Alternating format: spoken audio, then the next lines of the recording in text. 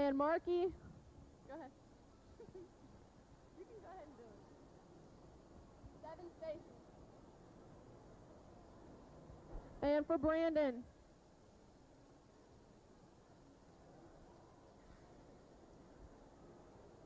12 spaces. 3, 4, 5, 6, 7, 8, 9, 10, 11, 12. Okay, this is how the spaces work. On the green spaces, you're safe.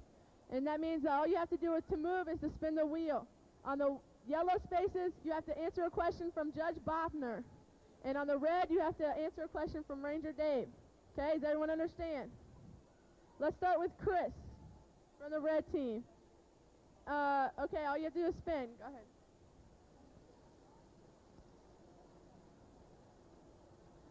One space.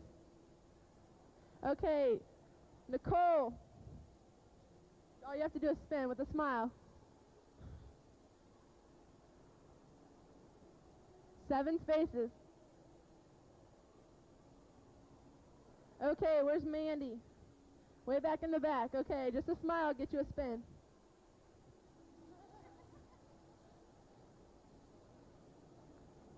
Okay, go ahead and move 8 spaces. 3, 4, 5, 6, 7, 8. Okay, and where's Marky? Okay, now you need to answer a question from Ranger Dave. Turn around and look at him. He'll ask you a question. Okay, Marky. If a stranger asks you to take a ride with him in his car, is it okay for you to go with him, yes or no? No, that's right. No. Very good. That's right. Okay, give him a spin.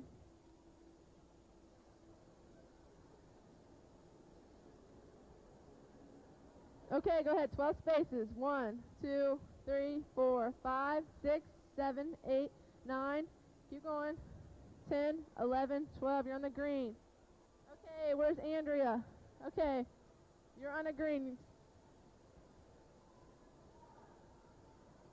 2 spaces. Put you on a red. Okay, where's Brandon? Okay, you need to answer a question from Ranger Dave over here. Okay, Brandon, true or false? Police officers are your friends. Are police officers your friends? True. That's true, right. That's right. True. Okay, give him a spin. 1 space. Okay, where's Chris? Okay, you're on a yellow square. That means we have a question from Judge Bopner. What do you have to say, Judge Bopner? Hey. Well, I think today we're going to do bike safety. Can you tell me, if you're riding down the street and someone walks in front of you, what do you do? If you're riding down the street and someone walks in front of you, what do you do? What was it, Judge Bopner? We can't quite hear you. What do you do? What do you do if you're riding down the street on your bike and someone walks in front of you? Do you understand? What do you do if you're riding down the street on your bike and someone walks in front of you? Do you have to move, or does the walker have to move? You have to move. Right. You have to move out of the way. Okay, give Chris a spin. Very good. 7 spaces. 1, 2, 3, 4, 5, 6, 7. Okay, that means next time you get your question right from Ranger Dave, you get to take the shortcut. Okay, where's Nicole? Right here. Okay, you also have a question from Judge Bopner. Well, let's do another bike safety. If you're going to turn right, what hand do you use for a hand signal? Okay, what hand, if you're going to turn right on your bike, what hand do you have to use for the hand signal?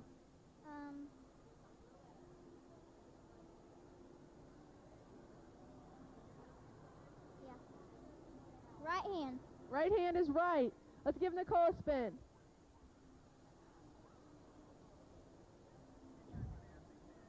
Okay, where's Marky? There, he's on a yellow square. How about a Judge? That's right. Speeds up your heart, makes you tired. Only drink it during the day. 8 spaces. 4, 5, 6, 7, 8. Up in the red area. Okay, Marky. Where's Marky? Where's Marky? Get Skippy. Oh my goodness, we gotta skip you this time, but we'll get back to you next time, okay? All right, Where's Andrea? Okay. You're on a green space. A smile will get you a spin.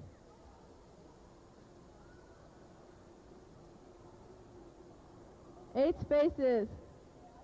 2, 3, 4, 5, 6, 7, 8. Okay, where's Brandon? Way back here. Okay, see Ranger Dave over there? You answer this question, you get a spin, okay? Okay, Brandon. When you go out trick-or-treating on Halloween, which houses should you stop at? The ones with the lights on or the ones where it's dark? You go to houses with the lights on or the ones that don't have lights on? The one with the lights on. That's Very right. good. You go to the houses Let's with get the a lights spin. on. Very good, very good. 8 spaces. 1, 2, 3, 4, 5, 6, 7, 8 on the dare square. Okay, Chris. You're on a red square. Ranger Dave, take it away. Okay, Chris. Now we know that not all drugs are bad because some drugs are medicine, but who are you allowed to take medicines from? Who's allowed to give you medicine? Your doctor. The doctor, Very that's good. right. Also your mom and dad, they can give you medicine sometimes. Okay, 12 spaces. 1, 2, 3, 4, 5, 6, 7, 8, this way. 9, 10, 11, 12. Okay. Nicole, back to Nicole on a red square. Ranger Dave, how about a question for Nicole? Okay, Nicole. Is alcohol considered to be a drug?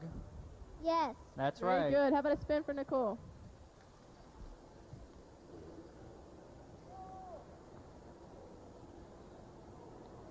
Six spaces. 1, 2, 3, 4, 5, 6. Okay. Where's Mandy? Mandy, question from Ranger Dave. Okay, Mandy, after you've been out trick-or-treating on Halloween, should you have your candy checked by your mom and dad, or should you just eat everything on the way home? Have it checked by your mom or dad. That's right. Very After good. you've been out, you should have everything checked by your mom and dad before you eat your candy.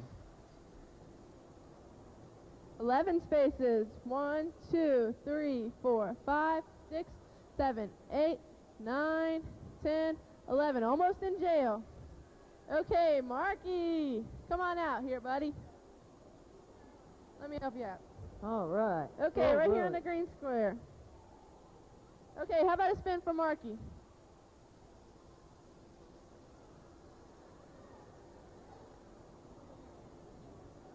Eight spaces. Go ahead and take 8 spaces. 1, 2, 3, 4, 5.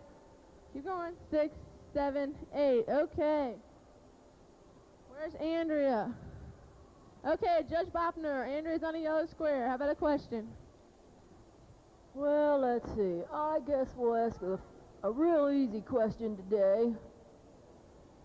What should you say to someone who is a friend when they want you to smoke cigarettes? No. Very good. Very good. How about a spin?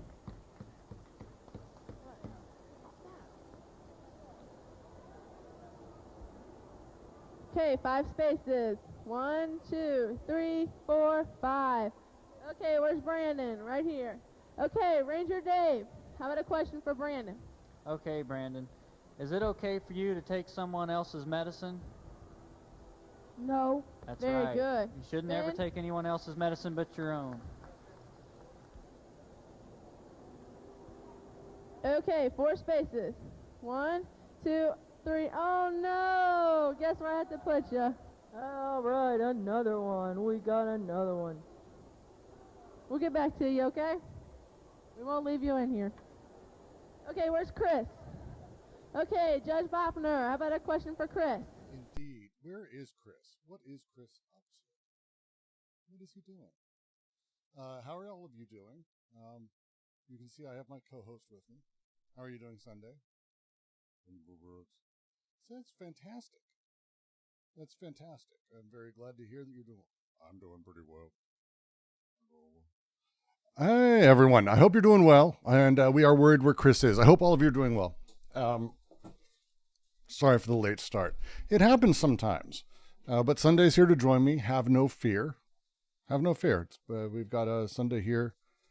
I'm loud now. Now I'm too loud. Wig. Which is it? Do tell me. Am I topping out? Am I blowing your eardrums? I actually could probably go a little bit louder.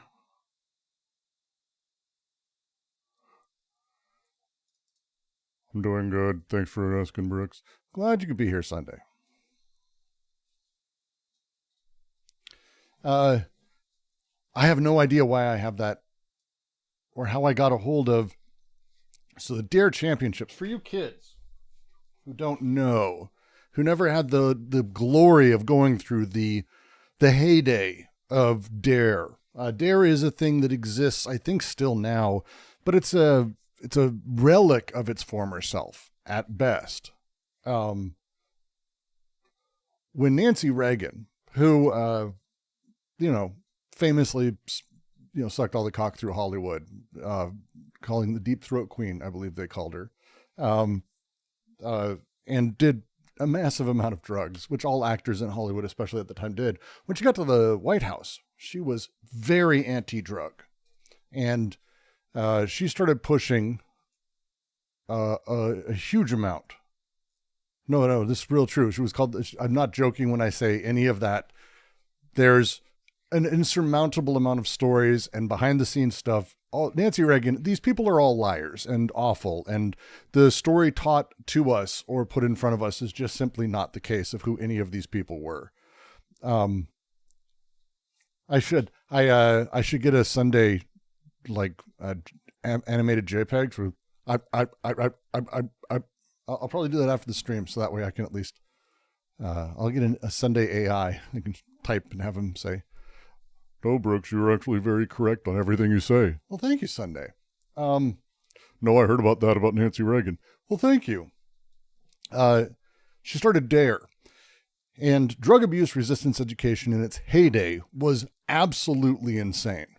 They're in a more hovering pattern, like doing it still, but with pot legal everywhere and legalization and decriminalization happening globally. It's more shifted, they focus a lot on fentanyl these days. But in my day, the heyday, it was fucking exciting. And I kind of want to just, before we dive in, because Sunday will be here shortly. He's dealing with some personal stuff. So don't give him any shit. Fuck you people. But I do want to take a second and sort of share what you may have missed. Because you may be just slightly too young to have gone through proper drug abuse resistance education. And this is the fun stuff. I think this is the fun stuff. Saying no to tobacco, alcohol, and drugs. This is what all of this looked like. This is like cross country. This is not a unique thing. This is what they put out, and they put out these pamphlets everywhere. And the lessons and the stuff that you saw in that video, the questions they're asking kids, they are insultingly childish, but they're meant to be. If you don't understand that, we need to have a conversation about how propaganda works. All of the questions are literally things from the DARE handbook. DARE handbooks were given out. I had a very small one. They're about 20 pages-ish. They had lots of graphics on the covers and pictures inside. This is the lessons this is the one for parents and for teachers. That's right, Brooks. You're very brilliant. Thank you. Oh, it's just very complimentary today. I don't know what happened. It's fantastic. But the setup overall really pushed towards what I consider to be some of the more absolutely insane mentalities when it comes to how we deal with drugs, how we set up, and how we discuss it. And all of the lessons that you're hearing in there, this is the DARE logo, if you don't know, and the officer's guide, the lessons of going through all of this, blah, blah, blah. Come on, get to the fun one, the good. Because a lot of the stuff is stranger danger was part of it, which, if you don't know, stranger danger is a huge, giant load of bullshit. My generation was raised in a time when we basically were taught never to talk to strangers because every stranger is going to rape and kill you. Never accept gifts from strangers because every one of them is going to rape and kill you. This is what everyone does, apparently. And then it turns out, statistically, the number of abductions, once you remove anyone related familial, once it's custody battles aren't in it, anything like that, and you actually talk about true strangers, like kidnapping a kid, there is something like 80 in America last year, which, like, if you don't understand how statistics work, that's statistically irrelevant. More people won lotteries last year. So with that level of like overblown fear, you can only imagine what the drug stuff was. And the drug stuff was, and again, this is what they did. This is how they did these things. One sec. I don't think I can actually rotate the page. We're just going to deal with, you're just going to have to be able to see it. Safest way to school. Draw a picture of your house and the way you come to school for kids. And then this is the safest way. And it would do this. And they would talk to kids about this, trying to get them around. Oh, is there a bad neighborhood? Where's the bad neighborhood? Because a police officer's giving this lesson. So getting children to narc on people was what this was for. If your child's kidnapped by sorry, Shrek, no. It's not that if your kid is your kid's kidnapped by a stranger, you should buy a lottery ticket. It's that that's your lottery ticket. The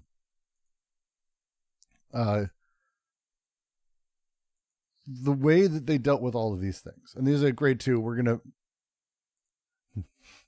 safe to taste, not safe to taste. I adore this shit so much.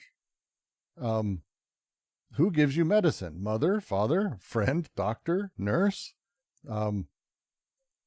I like this stuff. I've always found propaganda and the way lessons are taught to children fascinating. This is one of those things. You'll see me when I do my anti-Oedipus readings, and when I talk about D&G's work in schizoanalysis and the direction of it. This page, and I really wish I could fucking rotate it. One second. Let me see if I can actually rotate the page inside of this. One second. Transform. I might be able to. That'd be clockwise. Bingo. Okay. How do you fuck with kids really, really badly? How do you fuck with kids really badly? And like in a way that is going to ruin them in a lot of ways. So what this is about on the surface is teaching kids, hey, look, doctor said take this medicine. Who should actually give the medicine to Mary? Now, the relationships here are what is being defined, because the school doesn't have the ability to say, hey, who to you? And for me, for example, the answer would be Judy and Randy, mother, father, friend, Sunday here, doctor, Dr. Schrader was my doctor, or nurse. I don't remember any of their names. But these people and the positions and the relationships you have, it teaches you not an individual person. What if your friend is a doctor? What if your friend's a doctor, just as a thing? No, Steve is a doctor. He's also my friend. But the relationship is the big deal. The symbolic position that you're putting people in. This is how propaganda works first. It's a thing to watch when you're looking through all of this shit. It's a gigantic deal to realize exactly how this sort of works at that basic level.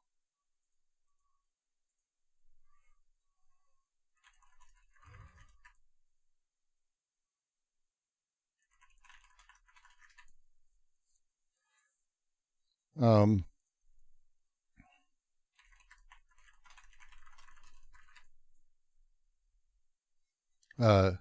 2 seconds.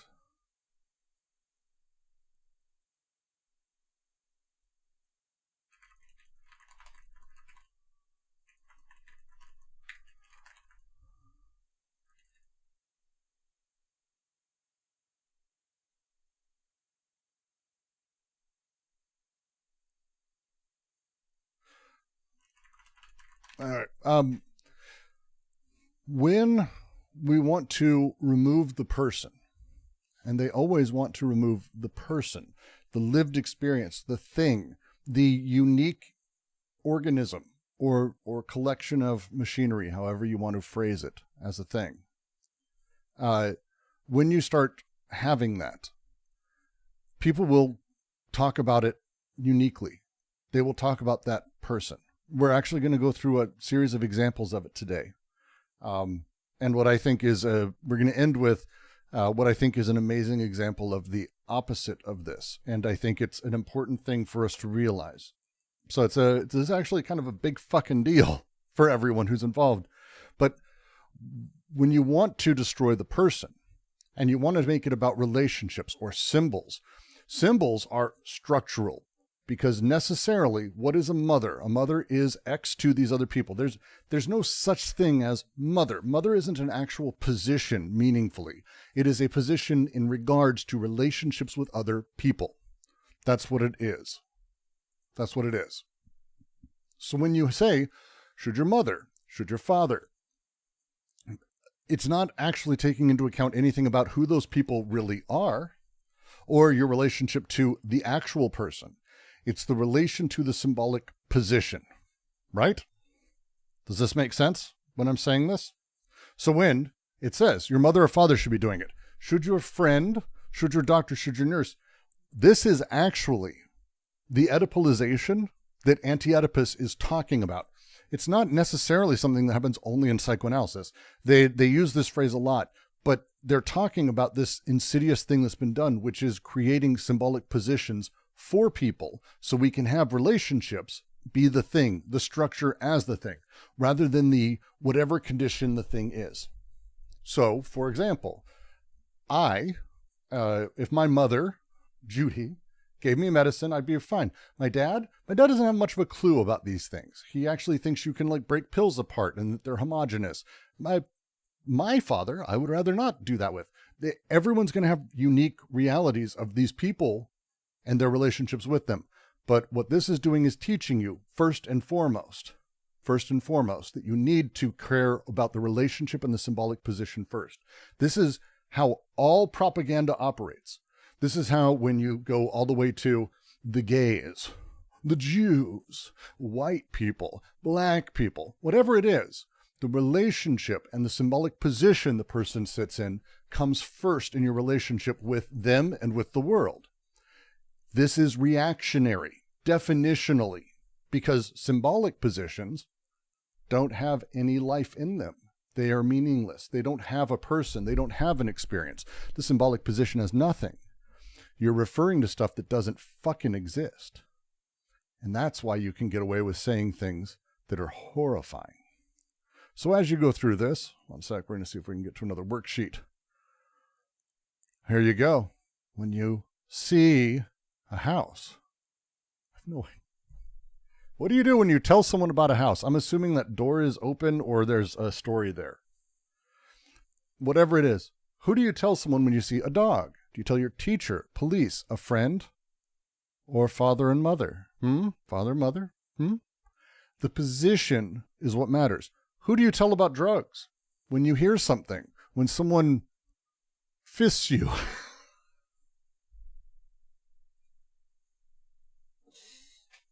I don't know what I'm gonna fucking die. I'm gonna fucking die. When someone fists your ear with drugs and a dog is involved in your house, I don't know who you tell about any of that. It's symbolic. Because again, both of these things, mother and father, there's no mother and father. It's your parents are two people. You name them. Name them in your head right now. You know them. I don't fucking know them. I can't name them. But I can generalize them.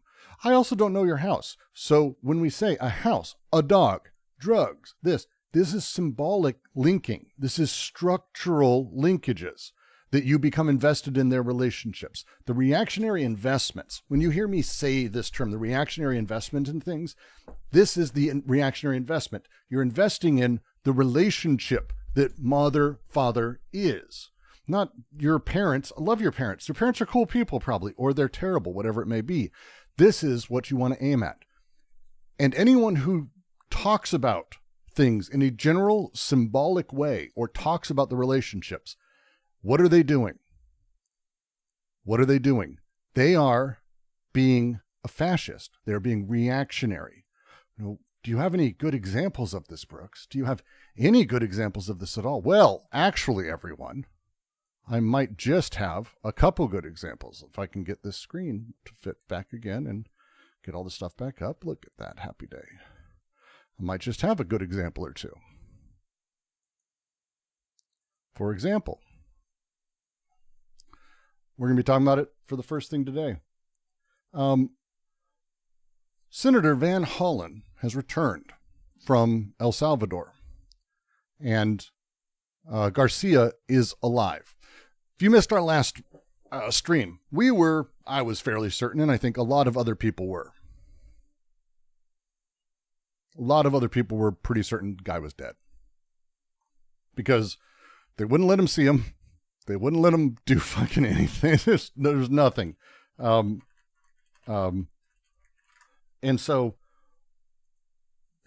when that didn't happen, I think everyone just went, "Oh, we're fucked. He's fucked. Everyone's fucked." But Chris Van Hollen sat with him, and they had water and fucking cortados. I think they had a nice coffee. Fucking as surreal. This is surreal on multiple levels. First off, he's alive, which is good. 2, they dressed him. El Salvador dressed him. 3, they pulled a man out of Seacot, that place that no one ever leaves. Remember? That no one ever leaves except for the people that they pull out whenever they decide to do it. Weird way that works. Oh my. Hey, certainly. How are we doing? We're doing good. I had a placeholder for you for a little bit. Yeah, I saw that. And it was amazing. You have been just so complimentary to me today and very kind and just saying how brilliant and attractive and wonderful I am in every way and how I don't fuck this stream up at all. And it's been very nice. And I just want to say I appreciate that. I appreciate the candor about how obviously fake that was. We are going over iDubbbz today, apparently. And by the way, this was Brooks's idea, not mine, believe it or not. No, I've been talking about the thing that will lead to that, but spoiler warning, that's the thing I've been talking about sort of heading to. Oh, well, if I showed up on time, I would know that. That's fair. But just sort of to catch Sunday up, we started with the dare stuff because I thought it was a great way to sort of lead into the way that the fascist, the reactionary, reduces people to symbols, symbolic positions, relationships, and that analysis gives us a really good way to see when propaganda is happening. Whenever we take away the real person, or whenever we add the real person, the truly lived experience, we actually are getting closer to what I would say is the revolutionary, interesting position in life. And a great example of that is this dude right here, Garcia, who is not illegal. He's not in whatever category we want to see him put in. And he's not dead. And he's not dead. We thought he was dead last time we talked. We did. And it was... and it was for good reason. Very good reason, actually. Like, terrifyingly good reason, to be perfectly frank. Yeah. Am I loud? Apparently I'm loud. You might be louder than me. Yeah, a little bit. Let me reduce a little. That's okay. I'm running a little quiet today because I didn't have anyone else to go off of. So I've just been listening to Wig tell me that I'm too loud, too quiet, too loud, too quiet, too loud, too quiet. But try now. Testing. Hello, 1, 2, 3. You should be okay. We're about balanced now.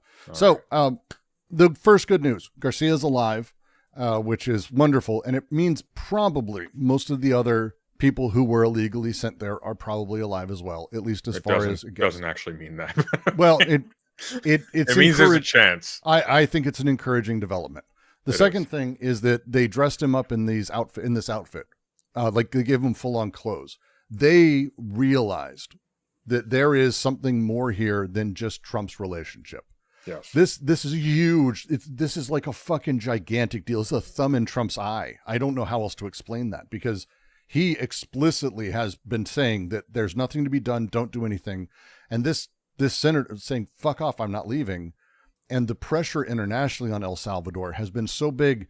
They brought this guy out. They brought him to a restaurant for a meal, and they gave him time to talk to the senator, which is insane. Like, just as a thing. And through all that, dressed him up, sent him out there, all that, pulled him out of Seacot. Like, this is the opposite, I think, of what I expected to be seeing last night when this story broke. Yeah. He's still there, though, and he's not getting out, which is insane to me. Like it's insane. I mean, it is, but again, these things exist in a certain time frame, and they exist in a certain place, and I think this is where we start having a conversation around what it means for us to like have and care about these things, right? You're echoing, Brooks. I know I'm gonna be echoing for you. Oh, not for anyone else. I'm just trying to readjust my audio. Give me a second. I'm trying to raise myself. Really fast. Just one sec, Sunday. Just 1 second. You guys can't hear it. I'm hearing just 1 sec. Just 1 sec. That's what I'm hearing over here.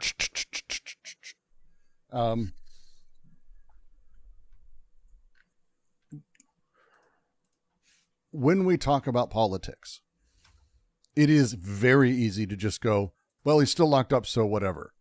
But this is not how politics moves. Things don't happen suddenly. They don't happen all at once.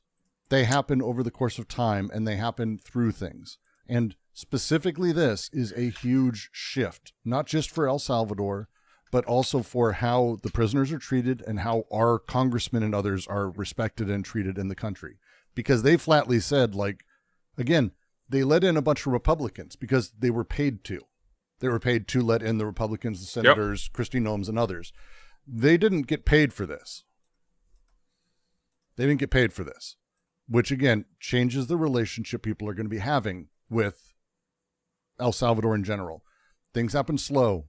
It's a horrifying travesty of everything that it means for us to be caring about unique lived humans. But this specifically is about returning to the person.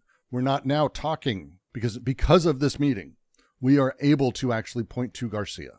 We're able to talk about him uniquely. We're not talking about his position in society as an illegal or a gang member, blah, blah, blah, blah, blah. Those are things that the Republicans will keep pushing back to. This is, hey, this guy, he got to meet with the congressman. He got to meet with American representatives, and he returned. The congressman returned, and he's going to be going back, and so will more. The pressure is real, and it gets things. Like this is a reality. Yeah. Sorry to be the Debbie Downer of this conversation, but you're not maybe unless what happens, which is what I suspect is going to happen, where other shit piles up, this gets lost in the shuffle, as things tend to do. That won't happen. You don't think so? No, this is too big of a story for too many people and too many setups. This is one of those things that has become, because it's not only where our judiciary is clashing with the executive branch actively. The judge basically said, hey, you're in criminal contempt and you will be seen as unless you deposit a hemp. Like, this is happening on multiple levels, in multiple places, multiple problems. But the question is, will there be follow through? Because if there's no follow through, then he's actually called their bluff successfully, which is he can actually just completely ignore the courts and do whatever he wants. And in fact, is right. Sure. But again, that's the kind of thing that, like, you won't be able to answer for 6 months. So. Yeah. So what it is right now keeping pressure. And there is pressure. There's an extreme amount of pressure on El Salvador from other countries in South America and Central America that are counter to their politics. They're seeing a lot of problems. And there's a lot of stuff. Again, El Salvador is not like a stable government. Like, they're the opposite of that. They're incredibly unstable, and they're basically propped up by gang violence and weird amounts of money and American hegemony. And as Trump loses that, as that weakens, as Trump is like, because again, it's multiple millions of dollars for them to house 200 people. If they're going to keep sending people, it's tens of millions. As that number increases, or as that number doesn't go up because they stop sending money, like, again. Or if it equalizes, if it finds equilibrium because they find a way to lower the number commensurate to the number of new entries. There's still that big old pen out back that we were looking at with the river of wine, right? Like, I've got a ton of questions about the economics of this thing. One of which is, if you have a building which is packed 2 to a bed, more or less from its opening, and these people are definitionally never allowed to leave, And how they're do you tortured for life. maintain vacancy? Yeah. Oh, because they are not even at 10% capacity, I think, right now. Is that so? Yeah, they're not even close to full. I don't even think they're at half capacity right now. We've only ever seen, and they've only ever done tours of the first 2 or 3 buildings. They have 40,000 inmates right now. They had 14,000 when they started. Oh, it has a capacity for 40,000. Hang on, where are we at? I thought we were only at like 15 to 20,000. I thought we were way higher than that. Let's see.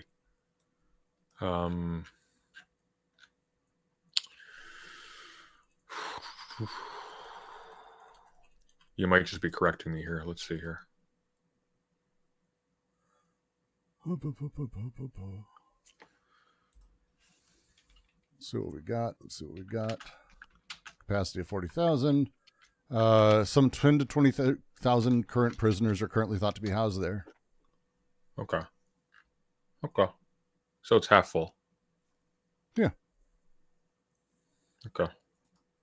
Well, and again, it's hard to sort of describe the size of it, the scope of it, and what it's doing and how it's doing it.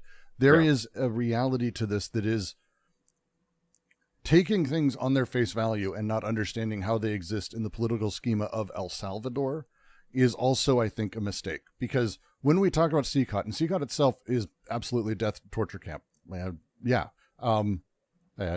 that thing that it is isn't just the nature of El Salvador, and they're just going to have a bunch of them and nothing else is good. Like, there isn't a momentum for Bukaki to continue to run his country this way.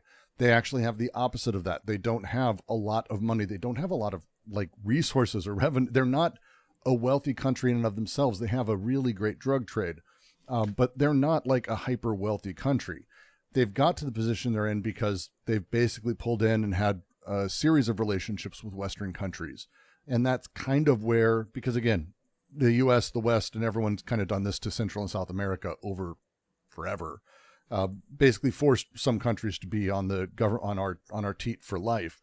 El Salvador is very much one of those. And as that becomes stressful for them with other relationships they have with other countries, which it is, it's not just our country, by the way, that's putting pressure. It's the entirety of the EU, other countries in Central and South America. This is not like a random thing.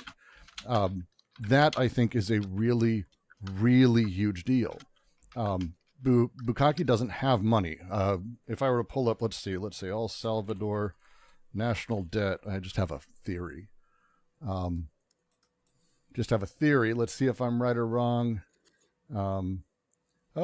Geez. Ooh. Oh yeah, no, well, this seems like I was maybe didn't realize how right I was. God damn it. Oh, come on, you stupid browser. Come on. There you go. Pop in there. I don't know if you can see my screen. Salvador is not doing great when it comes to their budget and debt as percentage GDP. They've basically been just spiking like mad. They're now at 95% in 2020 percent debt GDP. Evolution of debt in millions. You're talking about from 2015 on. It's exploded. They're very much a country in debt, and their per capita sort of earnings is not growing. Like they're in a bad place, and they don't have a lot of industry as a thing. So this is, hey, I'm going to bring in money. Hey, I'm getting rid of the drug problem. Hey, I'm getting rid of the gangs by also paying the gangs a lot. Hey, of I'm money. integrating myself as the human waste disposal system for the largest empire on Earth. Well, trying to. And that's like the other half of this is, I actually would question whether or not, by the time they get to the point where, hey, we're going to send you, like Trump was saying, tens of thousands of Americans and this horrifying illegal shit he's talking about. We were talking about, like, is Bukaki going to still be in power at that point? Because the reason they're doing this is because they can make lots of money. Because CCOT costs very little for them to incrementally run. If they get paid, let's say, $20,000 a person to run CCOT, it's not like in the U.S. where we have 2 people per cell. Some jails are overstructured. We have 4, 8 maybe. they don't have incremental costs per person. They don't have rights. They don't have yard time. They don't have food like we do. They literally just have a basin. Throwing an extra person in a room there, the incremental cost is incredibly minor. And I mean, you need to think about this like as a startup. The incremental cost is nothing. Bukele is very popular. He's got something like 80% approval rating as of 2 days ago. Yeah, but so does Putin. What is an approval rating in these countries? He's a strong man who's like made the opposite party illegal and imprisoned political opponents. Like,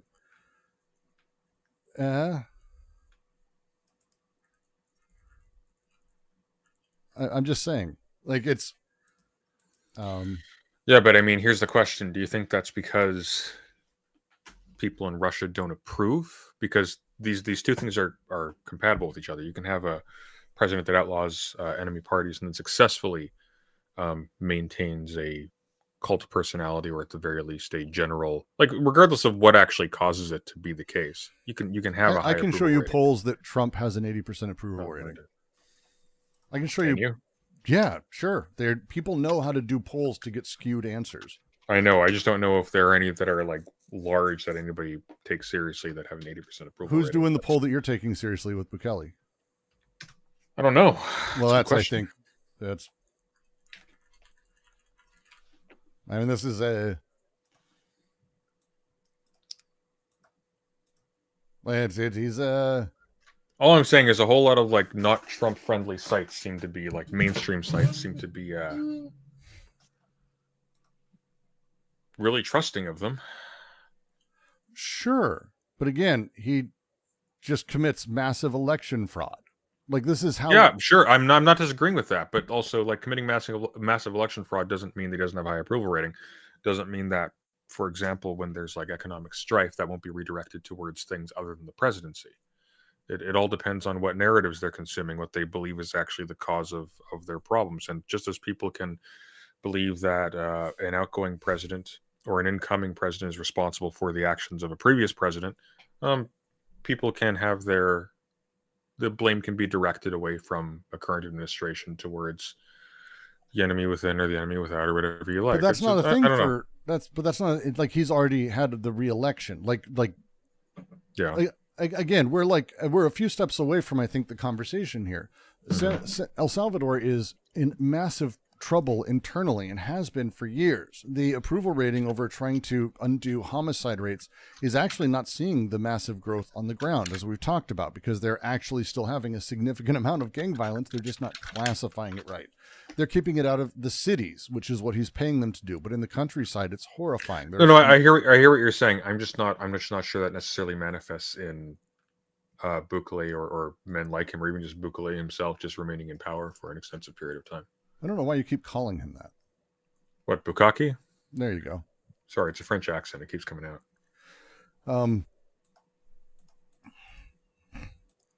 He's so awful that what he did when he was actually in the first time, when he sided with the gangs, he used them and paid them to help him get elected, and they used strong arm tactics to do so. The party that he was part of that helped raise that was... Have you guys seen what this crazy Bukake guy is doing? I've been saying Bukake is crazy. I mean, he's crazy. I can go with that. Can you go with that, Sunday? Yeah, I think he's more evil than crazy. Okay. Crazy, I don't know. Probably because these people are all crazy. Evil's a safe bet. I think I think they're all probably about the same. But again, when we start talking about sort of all of this, the big deal for me across the board is he is not in a stable position.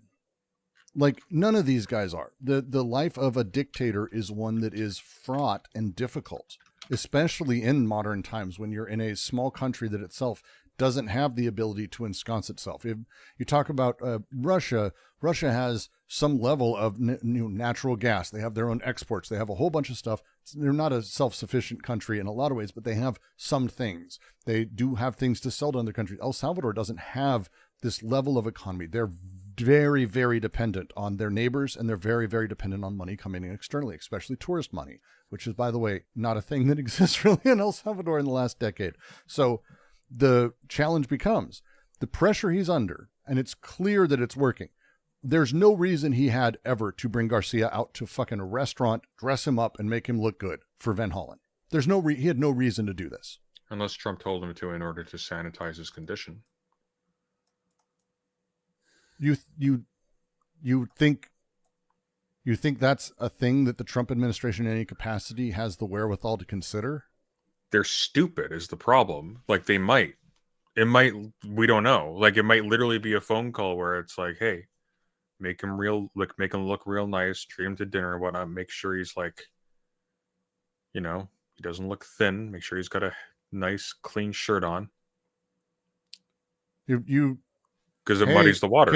Can you humanize the person we're saying is one of the leaders of MS-13 by having you don't need to humanize him. You just need to show him fat and well kept so that people who want to hate him see, ooh, this person I want to hate is comfy. Look, they were whinging about this.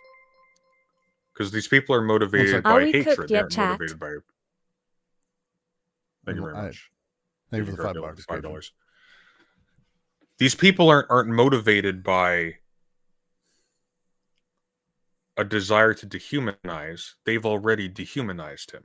They want a reason to dehumanize or to discount the people who are saying that he's being abused. I simply cannot possibly imagine that happened for like a bunch of different reasons. One is for all the reasons. Giving Van Hollen a win feels like a weird choice. If he perceives it as a win, that's the question.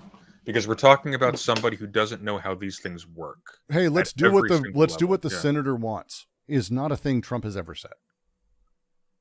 That's not a mentality he's got. Even if you're talking about pretending that he's playing that level of fifth dimensional chess, I'm just well, unless he perceived that not doing what the senator wanted and not allowing him to see the prisoner gave the people like us, for example, license to infer that the condition of the prisoner is probably very bad and that they have something to hide.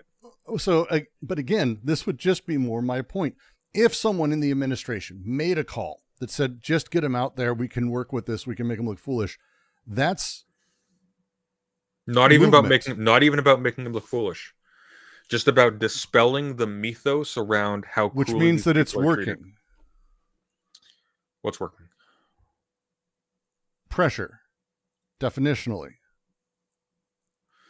Maybe. It depends if the pressure's been successfully vented or not. If the pressure's been successfully vented or not. How has it been vented? Because a whole lot of people are now going to be back so with, again, well, hang on, you were talking about this as a death camp, but look, here he is. He's well fed. He's not thin. Look, he's got a clean shirt on, so on and so forth. He's been there for 8 days. Yeah, it doesn't matter. These people aren't. People aren't rational. But again, like you're like 9 steps ahead. Okay. And maybe.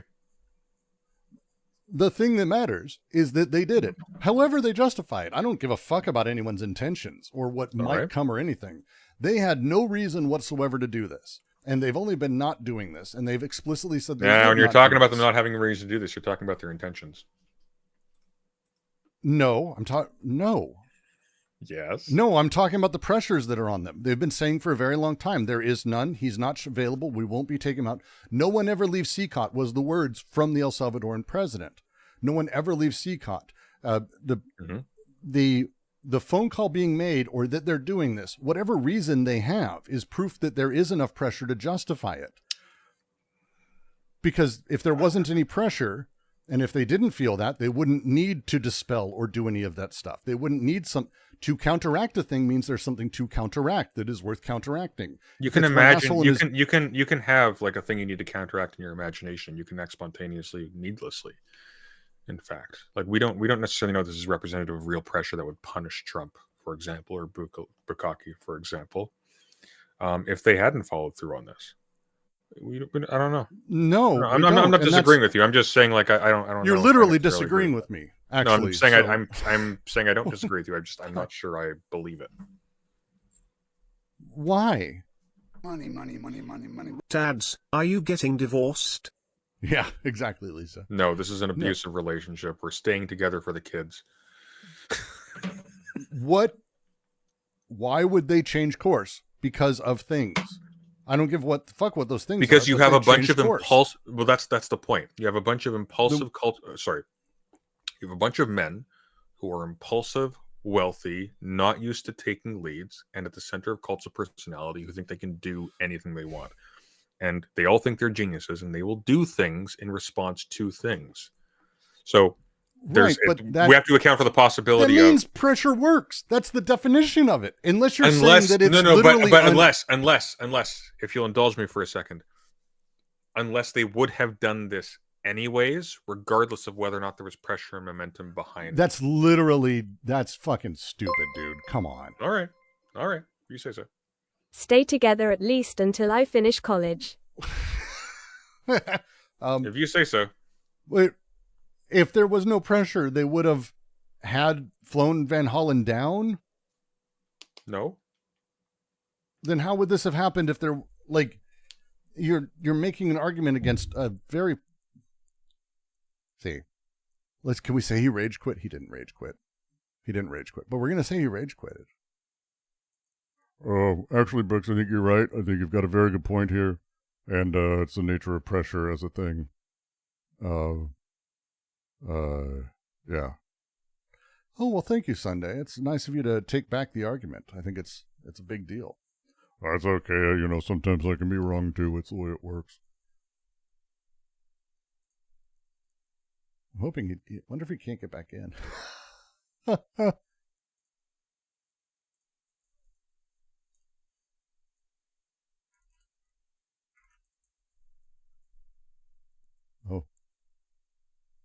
Oh no, his computer might have a problem. His Sunday would never say thing. Really?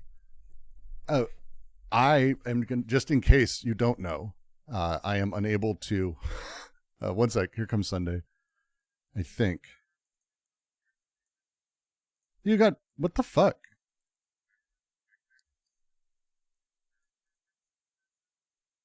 All right, one second. I gotta. 1 second. Discord. Oh. There we go. You get to see all my friends. I don't do that. I know.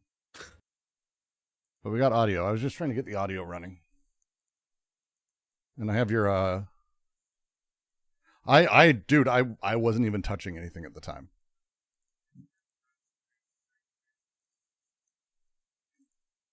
I'm the host, so it wouldn't probably drop the host from the call. I do have your face on screen, your logo. I have your logo on screen, which we can do if you don't care. If you want to share your camera, I'd be happy to share that screen too.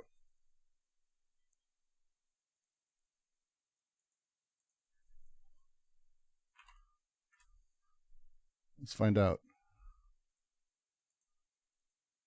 I'm in there. You're in there. There we go. All right, let's get up. What the fuck, man? Weird.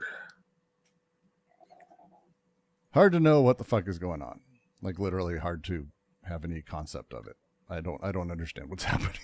Fucking I hate OBS. I hate all these. I hate software. I hate technology.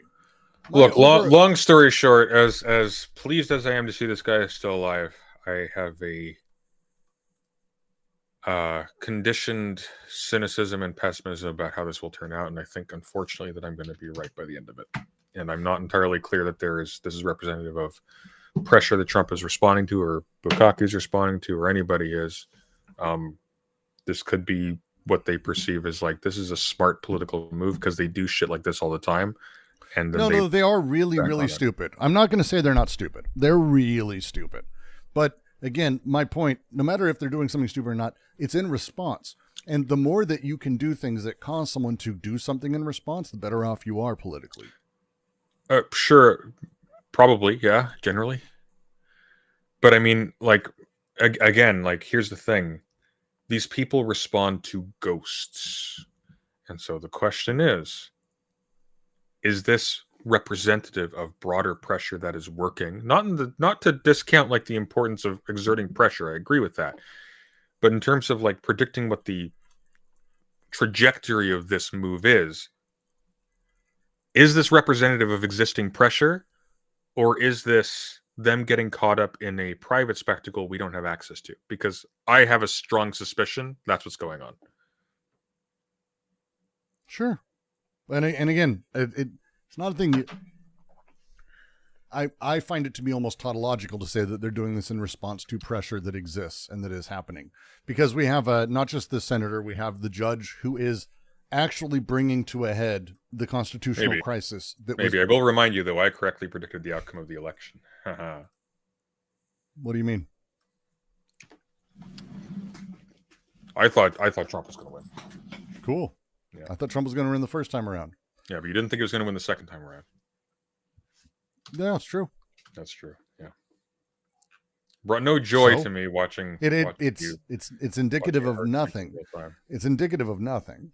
But again, the underlying thing here is that just that I'm right a lot. Just saying. It's okay. Fair enough. Would you like to take a watch and hear about the visit from? Yes, I would actually, please.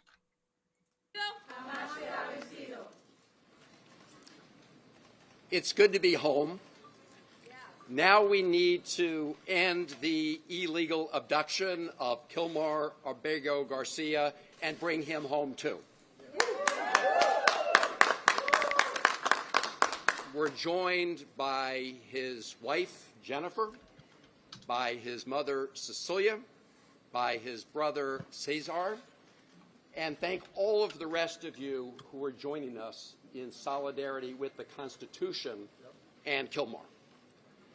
Look, I'm a little sleep deprived, and I want to be as clear as possible about what this is about and what it's not about. So I'm going to read the remarks that I wrote on the plane ride home. As the federal courts have said, we need to bring Mr. Abrego Garcia home to protect his constitutional rights to due process. And it's also important that people understand this case is not just about one man. It's about protecting the constitutional rights of everybody who resides in the United States of America. If you deny the constitutional rights of one man, you threaten the constitutional rights and due process for everyone else in America. The Fourth Circuit put it very clearly in its strong opinion yesterday, and I quote, "It is difficult in some cases to get to the very heart of the matter, but in this case, it is not hard at all. The government, in this case the Trump administration, is asserting a right to stash away residents of this country in foreign prisons without the semblance of due process that is the foundation of our constitutional order. Further, it claims, in essence, that because it has rid itself of custody, that there is nothing that can be done. This should be shocking not only to judges, but to the intuitive sense of liberty that Americans far removed from the courthouses still hold dear." They summed up the issue at stake perfectly. And that's why the Supreme Court, in a 9-0 decision, ordered the Trump administration to facilitate the return of Mr. Abrego Garcia.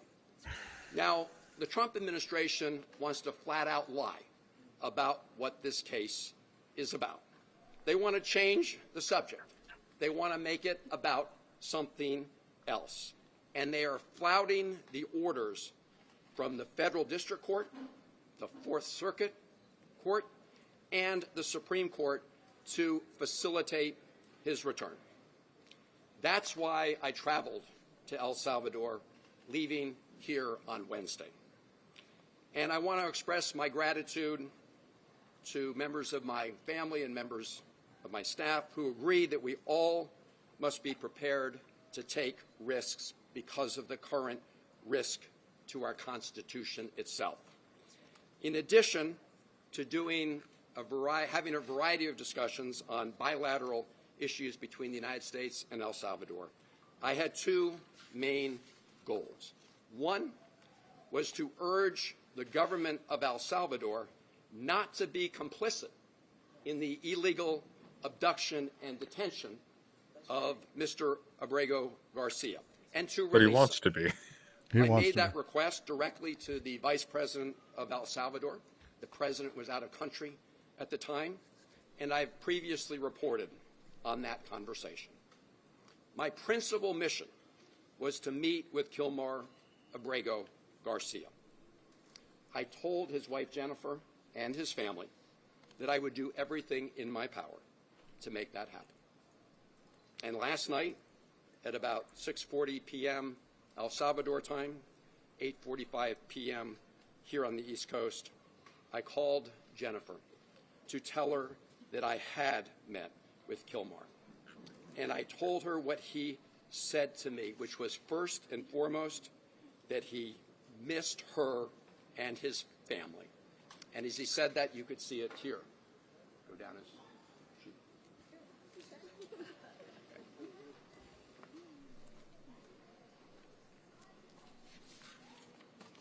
Now, getting a meeting with Kilmar was not easy.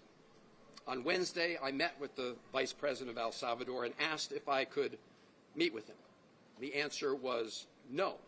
I asked if I returned the following week whether I could meet with him. The answer was no. I asked if I could call him on the phone. The answer was no. I asked if his wife Jennifer could call him on the phone. The answer was no. No to his wife, no to his mother, no to his lawyers. So the following day, which was yesterday, I decided to give it another try by driving to Sikot. Sikot is the notorious prison. They recorded this, by the way. Kilmar was taken.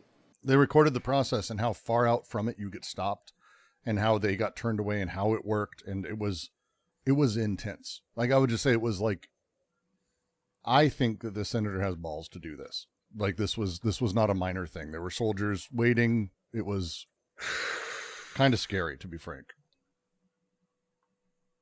It was kind of scary, to be frank. I don't know. I probably wouldn't do it. I'm not shaking my head at that. It's just like, okay, it changes the dynamic. I didn't actually know the details, so it changes the dynamic a little bit that he drove out there personally. Was this announced in advance? Like he? No, that was a surprise. That was a surprise. So is this pressure, or is this a gut reaction to a spontaneous action that could have political consequences? There is, well, I mean, here's why I'm sorry. There's a reason why I'm harping on this. There's a reason why I'm harping on this. There's a reason why I'm harping on this. When we're talking about political pressure, we're talking about there being a consistent momentum against or towards a thing. And this is different from individuals reacting to some kind of spectacle and figuring stuff out in real time, because we don't know what's feeding into that decision. With pressure, it's different, because now you're talking about if they do a thing, that pressure remains afterwards and continues to exert itself because there are all these different things that are working towards a particular outcome. But again, when we talk about pressure, I am not talking about pressure within the United States, and neither am I. Neither am I. Okay, well then, the number one pressure for me is China. What China would? What like pressure this would is be exerting on El Salvador to? Well, China's basically been building El Salvador's infrastructure for the last few years. Yeah, and they've been cozying up and becoming very close. And if you didn't know, Trump isn't a fan, and Xi isn't a fan of Trump, and there's kind of a huge trade war right now. And there's kind of envoys going back and forth that have been saying, and they've been saying, China's been very open, with us or against us mentality to people in those spaces. And El Salvador can't say, well, we're kind of... Wait, hang on. Are you suggesting that they let the senator who drove there spontaneously see the prisoner as a slight to Trump? No. That's putting a lot of very specific intentionality on it. Okay, maybe I'm misunderstanding you then. What are you saying? I'm saying, so again, yeah. The challenge of the way that you're phrasing this is that every single thing I've talked about has not been talked about as a generally ambiguous, amorphous force, but instead, China does this for this reason to this end. And that's not how politics works as a thing, in my opinion. Instead, the nature of where Bukaki is stuck, specifically just to talk about just some light version of it, is in the nature of how China's been building everything that is important to him, that he's able to show all of these people, I have this grand, amazing new library that's the most modern in the world. China built as a gift. I have an amusement park in a tourist area of town in a pier that China built as a gift. I have a new 50,000 person stadium. We mentioned it last time that China built at what is building as a gift. I think they broke ground like 2 months ago. It's not done. This relationship they've got and that Xi has and has been building, especially even with the new setup, this is at risk because China is not going to allow people to have friendly relationships in both camps. And so is China forcing things? No, I don't think Xi called Bukkake and said, let him see it. I don't think any of that. I think they're in a position right now where they're trying to figure out how to thread the needle. How do they not show themselves as being completely under control of America? Because if they do, they will have issues elsewhere. No one said this. They don't have to say this. This is how international politics I just works. don't know how much I would infer about the deep political motives of a response to a spontaneous action, right? Because the fact that this wasn't announced means that there wasn't planning, which means that there are so many different reasons why an individual might decide to do one thing. They can just turn him away. They can just turn him away. Unless they, for whatever reason, don't think that they can. And there are multiple reasons why someone might think that they can't. Yes? Like, for example, what if, hypothetically, the president of El Salvador isn't actually very knowledgeable about the demographic breakup of politics in the U.S. and just knows it as a bi-party system in which the other party had the presidency before and therefore has a tremendous amount of political sway. But I mean, that might be enough. Like, it might literally be enough where it's like they're intuiting what would be politically advantageous for their friends and for themselves, and they go, okay, we'll dress them up really nicely, we'll wash them down, we'll send them for dinner, whatever, and look. And he tweeted about it afterwards as if to illustrate. So for me, and this is why, again, I don't get why you're pushing back on this. You seem to be saying exactly the same thing. The spontaneous action is pressure. The spontaneous action can be resultant and responded to in a billion different ways. To give in to a spontaneous action, like they did, in a way that was quick and specific, and he's going to go into it, and actually like more than he wanted at any point. It's not like they brought him. They don't have restaurants. No. I'm hearing what you're saying. I will concede that it is a pressure, but to infer from that response that there is general pressure that they are fearful of, I think, is overshooting, in my opinion. Then why wouldn't they do anything else? That's an excellent question, but there might be answers to that. That's what I'm saying. Like there might actually be reasons for why they might not do anything else. Like, for example, a mistaken apprehension of the makeup of the United States, of the politics of the United States. It might be anticipating. So wait. So your first one is that they're mistaken about the level of pressure. Okay. So they're mistaking it that there's more pressure. So they did this because of the pressure they perceive. Yes, but here's the reason why this matters. That doesn't mean there is actual pressure. If they are mistaken about the amount of pressure, that means that they could respond with a spectacle to an expression of what they think is an expression of that pressure, and then fail to do so going forward because there is no thing behind that that's going to continue to exert that pressure on them, right? Because it's not actually there. That's a thing they could learn. That's a thing that might just not manifest in time because just nothing else happens like this in the future. Like all of this is possible. So to sum it up, your answer is probably nothing. Like, and there's no analysis behind that. There is an analysis behind that, but it's actually a little bit different than that. It's also happenstance randomness without. But it's not happenstance and randomness though. The point is that the nature of this spectacle is random enough that it would be a mistake, I think, to start inferring deep political and like a holistic political judgment as to why they were responding in the way that they did. When he was abducted, I was accompanied by a lawyer for Kilmar's wife Jennifer and mother Cecilia, Chris Newsom. About 3 kilometers outside of Seacott, we were pulled over by soldiers. You could see the rest of the traffic was allowed to go by. We were pulled over by soldiers and told that we were not allowed to proceed any farther. When I asked why, I was told that they had orders not to allow us to go any further. When I asked them if they knew anything about the condition of Mr. Abrego Garcia, they said no. And so much later in the afternoon, I was actually getting ready to catch a plane out of San Salvador back here later yesterday evening.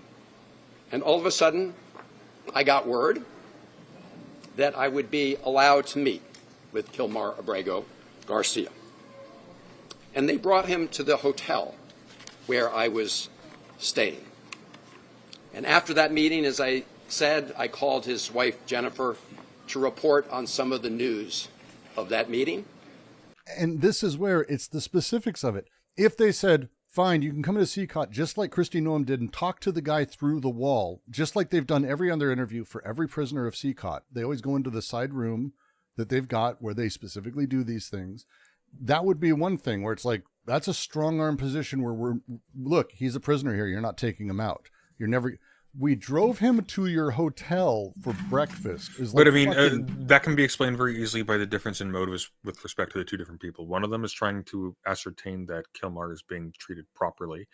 The other one is trying to ascertain that they are trying to demonstrate that they are putting criminals into dark cages where they belong. That's Kristi Noem.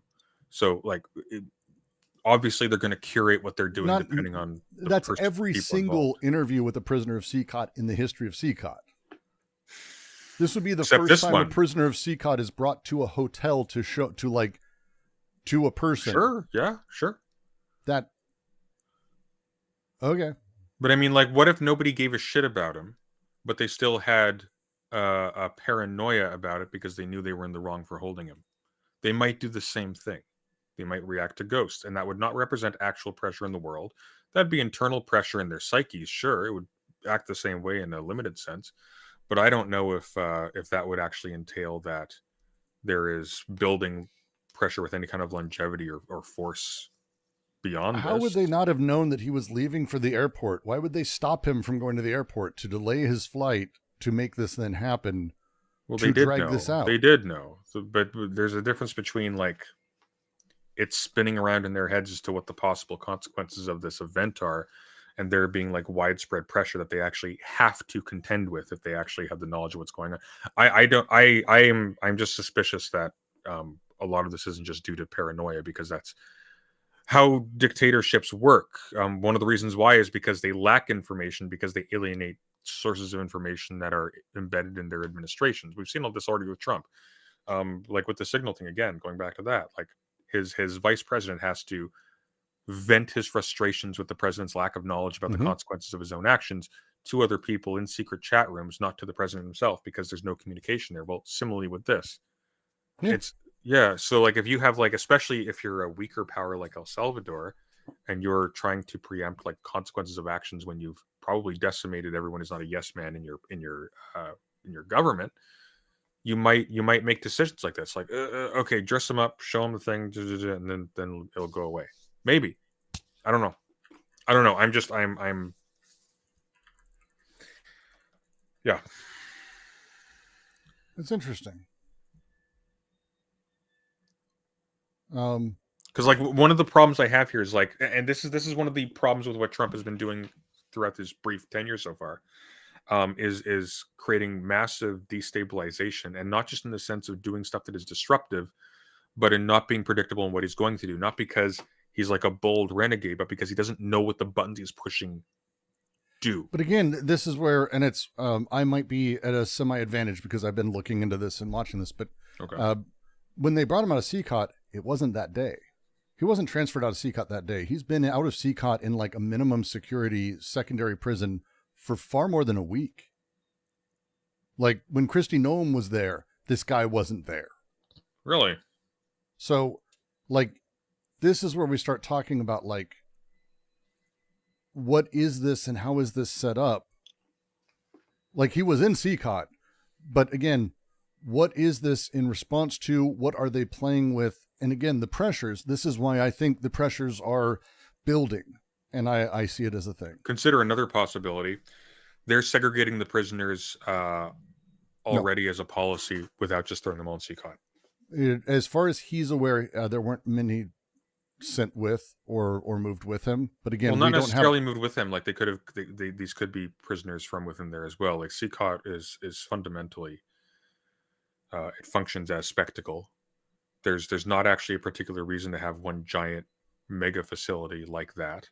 You could have multiple smaller ones. CCOT is meant to be an icon of control and terror. That's what it's for. So I don't know. There's a moment, you'll find photos on Bukele's X account of both of them with margaritas nearby. That's how much they were Bukaki's posing these things. Yeah, I saw those. And it's, we'll just say that's not the best look for the Trump admin. Like, this is where, like, again, sure, let's say it's all completely fucked, but then let's take it away and go, hey, look, we're spending millions of dollars to send an illegal immigrant to San Salvador in order to have margaritas in a hotel. I think that's a funny fucking thing to yell at Trump about. Yeah. But again, the pressure is fucking wild here, but we'll keep watching because there's a lot to this that I find fascinating. And now I'm going to report to all of you. This poor woman. And I don't know if you've seen what Fox News has done to her and what the president's family and people around him have been doing to her publicly. A few years ago, she petitioned for a restraining order, but didn't follow through. It was because they had a huge fight, and she was kind of worried about what might happen or if he might come back around. So she started the process under the advice of a lawyer and a friend, didn't go through with it. And that alone, they're saying, well, it's clear he beats his wife. That's how that works. That's what they're saying now, that he beats his wife and that she's a spurned woman who was beaten and that she's here only because she's an abused wife. This poor fucking woman. Like, she's got I believe they've got a 5-year-old who's actually got pretty serious autism challenges. I can't, my heart just goes out to these people just so much. It's so depressing. This is our fun Friday. So you and I arguing over is it really, really depressing Sunday, or is it only kind of super depressing? That's the fight we're having. Is it super depressing or only kind of super depressing? I get more and more depressed even as I watch this, to be honest with you. Wonderful that he's still alive, but here's the thing.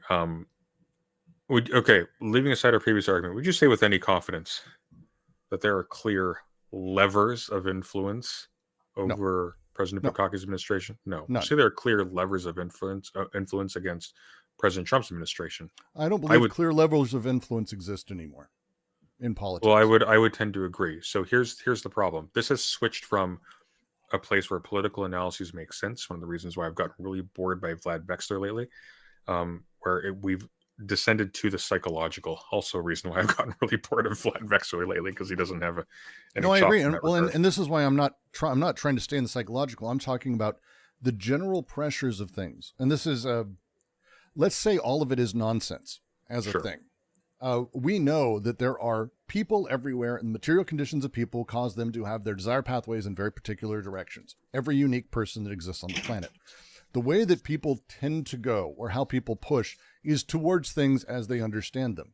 This creates force politically, whether or not it's intentional or not. It's a much more difficult force to sort of subsume. It's what capitalism does its best to subsume.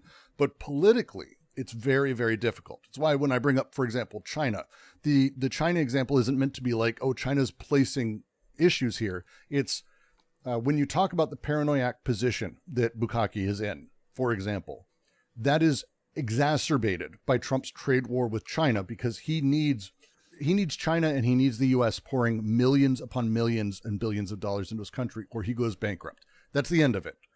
That's very much the reality of El Salvador.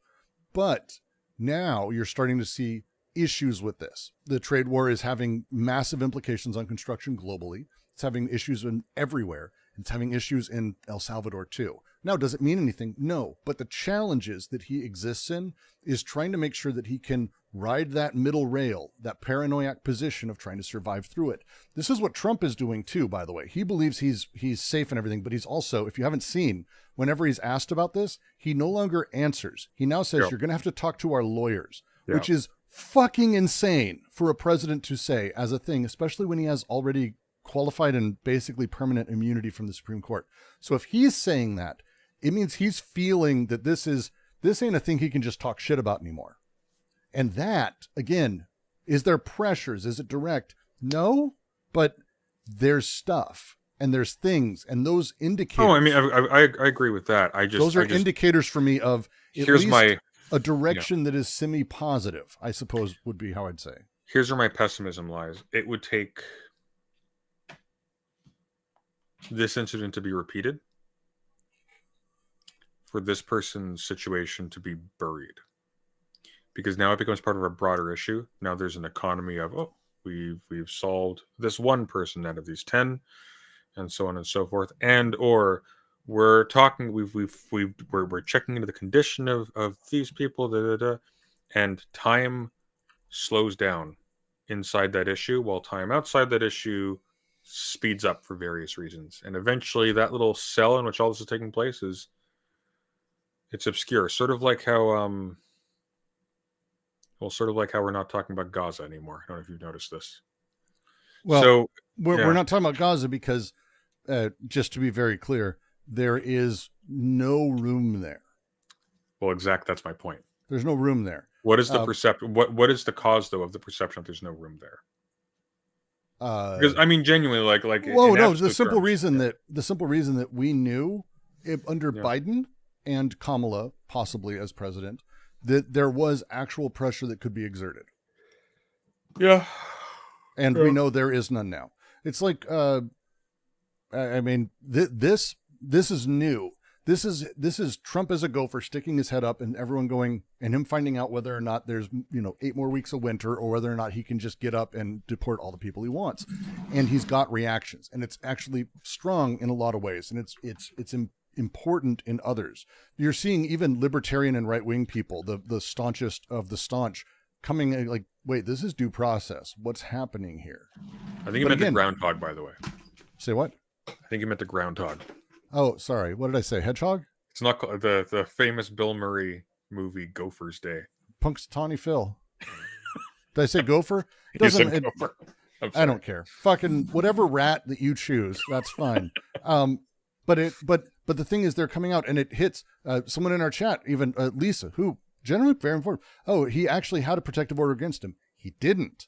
The statement by the wife is specific. She's like, I was in an abusive relationship before him that was really awful. He and I got in issue, and in case there was a thing that happened, I started the process of a civil protective order. I did not follow through. There was no protective order actually put in place against him. It was the initiation of one. There's a civil court process. There's a whole thing. They were able to work through it, and she got done. That thing has stuck to him so badly. It's the same thing as when I was talking about Dad's place, that, poor guy just wants to take care of homeless people. This is the trouble and the rebuking that is just completely trying to take this over. Again, returning people to their symbolic position that they exist in. This, I believe, does the opposite. It's an incredibly awful thing. You say, it looks dumpy. I think everyone in America looks at him and goes, that looks like the dude down the street. I think it's a very different way that people regard him. The racists on X and online, sure. But the average everyday people are going to be like, wait, and he's not covered in tattoos. His face isn't like, he doesn't have face tattoos. He doesn't have teardrops coming out of his eyes and a skull over the side of, he looks like the dude down the street. I would be very nervous as a Spanish American from Europe right now. Just saying, well, I'm nervous as an American. They're picking up people based on how tan they are. Yeah. Like someone in chat says, he looks like, I know Trump voters that look like this dude. And I think this is where we start talking about the miscalculations of this, sure. But the thing that this is, I find very fascinating how this is going to interplay with whatever they're trying to do. I think it's very, very fascinating. I think it's fascinating. Yeah. But yeah. Our discussion. When I told him that his wife and family sent their love and were fighting for Kilmar's return home every day, he said that he was worried about all of you. That was his response. How are you dealing with this horrible ordeal and nightmare for the family. He said that thinking of you, members of his family, is what gave him the strength to persevere, to keep going day to day, even under these awful circumstances. He spoke several times about your 5-year-old son who has autism. 5-year-old son who was in the car in Maryland when Kilmar was pulled over by U.S. government agents and handcuffed. His 5-year-old son was in the car at that time. He told me that he was taken to Baltimore first. I assume that was the Baltimore Detention Center. He asked to make a phone call from there to let people know what had happened to him. But he was denied that opportunity. He said he was later taken with some others from Baltimore to a detention center in Texas.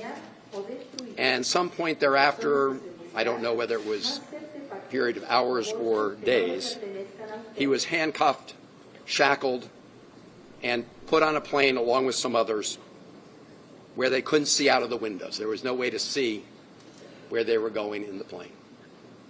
They didn't know for sure where they were going. They landed in El Salvador, and he was taken to Sikhat prison. He was placed in a cell with, if I recall correctly, and don't hold me to it, of about 25 other prisoners at Sikhat. He said he was not afraid of the other prisoners in his immediate cell, but that he was traumatized by being at Sikhat and fearful of many of the prisoners in other cell blocks who called out to him and taunted him in various ways. He told me, and this was yesterday, that 8 days ago, so I guess 9 days ago from today, he was moved to another detention center in Santa Ana, where the conditions are better. But he said despite the better conditions, he still has no access to any news from the outside world and no ability to communicate with anybody in the outside world. His conversation with me was the first communication he'd had with anybody outside of prison since he was abducted. He said he felt very sad about being in a prison because he had not committed any crimes. When I asked him what was the one thing he would ask for in addition to his freedom, he said he wanted to talk to his wife, Jennifer. I told him I would work very hard to make that happen. I told him that in addition to his family, that all of you who are here today were fighting to bring him home. I told him that his brothers and sisters in his union, the sheet metal workers union, were fighting to bring him home. That brought a smile to his face. I told him that millions of Americans understand that what is happening to him is a threat to their own constitutional rights. I told him about the decisions of the federal courts, the district court, the Fourth Circuit Court, the Supreme Court. And I think that in addition to knowing that his family was fighting for him, all of that gave him strength, the fact that all of you here were fighting for him. I want to say something about the Trump administration's efforts to change the conversation about what this case is about. Yep. This case is about upholding constitutional rights for Abrego Garcia and for every American. The President Trump and the Trump administration wants to say that those who are fighting to stand up for our Constitution don't want to fight gang violence. That is an outright lie. That is a big, big lie. I, for one, have been fighting against transnational gang violence, especially MS-13, for over 20 years. He actually probably really has. For longer than. Just to mention, there is like a real amazing irony that they're going after this guy as being one of the like, look at how soft he is on MS-13. Like, I would not have been the person to peg Van Hollen as the dude to do this. He's kind of a person I disagree with in a significant number of ways. So like, for him to be the guy, it's not like AOC. This ain't a Bernie thing. This is like, I don't think it's possible that they're going to be able to turn that in any other direction. His history is just exceptionally particular. Like, he's a weird Law and Order, anti-drug kind of freak, to be frank. Okay. Donald Trump ever uttered those words, MS-13. Over 20 years ago, I worked to establish a anti-gang task force, a regional anti-gang task force in the Maryland, Washington, D.C., and Virginia area. I did it in a bipartisan way with then Congressman Frank Wolf and Tom Davis. And we have made substantial progress in this region. We have a long way still to go, but those efforts have resulted in progress. So I say to the President and the Trump administration, if you want to make claims about Mr. Abrego Garcia and MS-13, you should present them in the court, not over social media. Not at press conferences where you just rattle stuff off. Because here is what the federal district court judge said about exactly this issue. This is Judge Zinnes. So she is the federal district court judge in the District of Maryland, where the case first appeared. This is a quote from her opinion. Defendants, and in this case, this is the Trump administration she's referring to, have offered no evidence linking Abrego Garcia to MS-13 or any terrorist activity. Yep. And vague allegations of gang association alone do not supersede the express protections offered under the INA, unquote. Yep. She emphasized this point, and I'm quoting, no evidence before the court connects Abrego Garcia to MS-13 or any other criminal organization, unquote. In other words, put up in court or shut up. On that, do you mind if we pause and talk about a thing that's a court ruling that happened yesterday that he's talking about, sort of hinting at now? Yeah. Because the Trump administration appealed the judge saying, you can't make us bring someone back.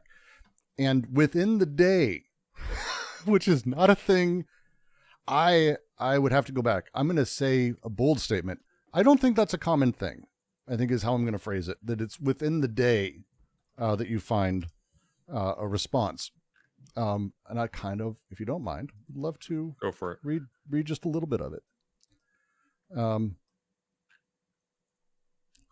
Upon review of the government's motion, the court denies the motion for an emergency stay pending appeal for a writ of mandamus. The relief the government is requesting is both extraordinary and premature. We fully respect the executive's robust assertion of Article 2 powers. We shall not micromanage the efforts of a fine district judge attempting to implement the Supreme Court's recent decision. This is the paragraph I love. It is difficult in some cases to get to the very heart of the matter, but in this case, it is not hard at all. This is a fucking federal appeals court. They don't write shit like this. The government is asserting a right to stash away residents of this country in foreign prisons without the semblance of due process that is the foundation of our constitutional order. Further, it claims in essence that it's because it has rid itself of custody that there is nothing that can be done. This should be shocking not only to judges, but to the intuitive sense of liberty that Americans far removed from courthouses still hold dear. Three-judge panel, they're not all lefties. You can just say as a safe thing. Fucking hardcore response. Like, again, they're doing it quick.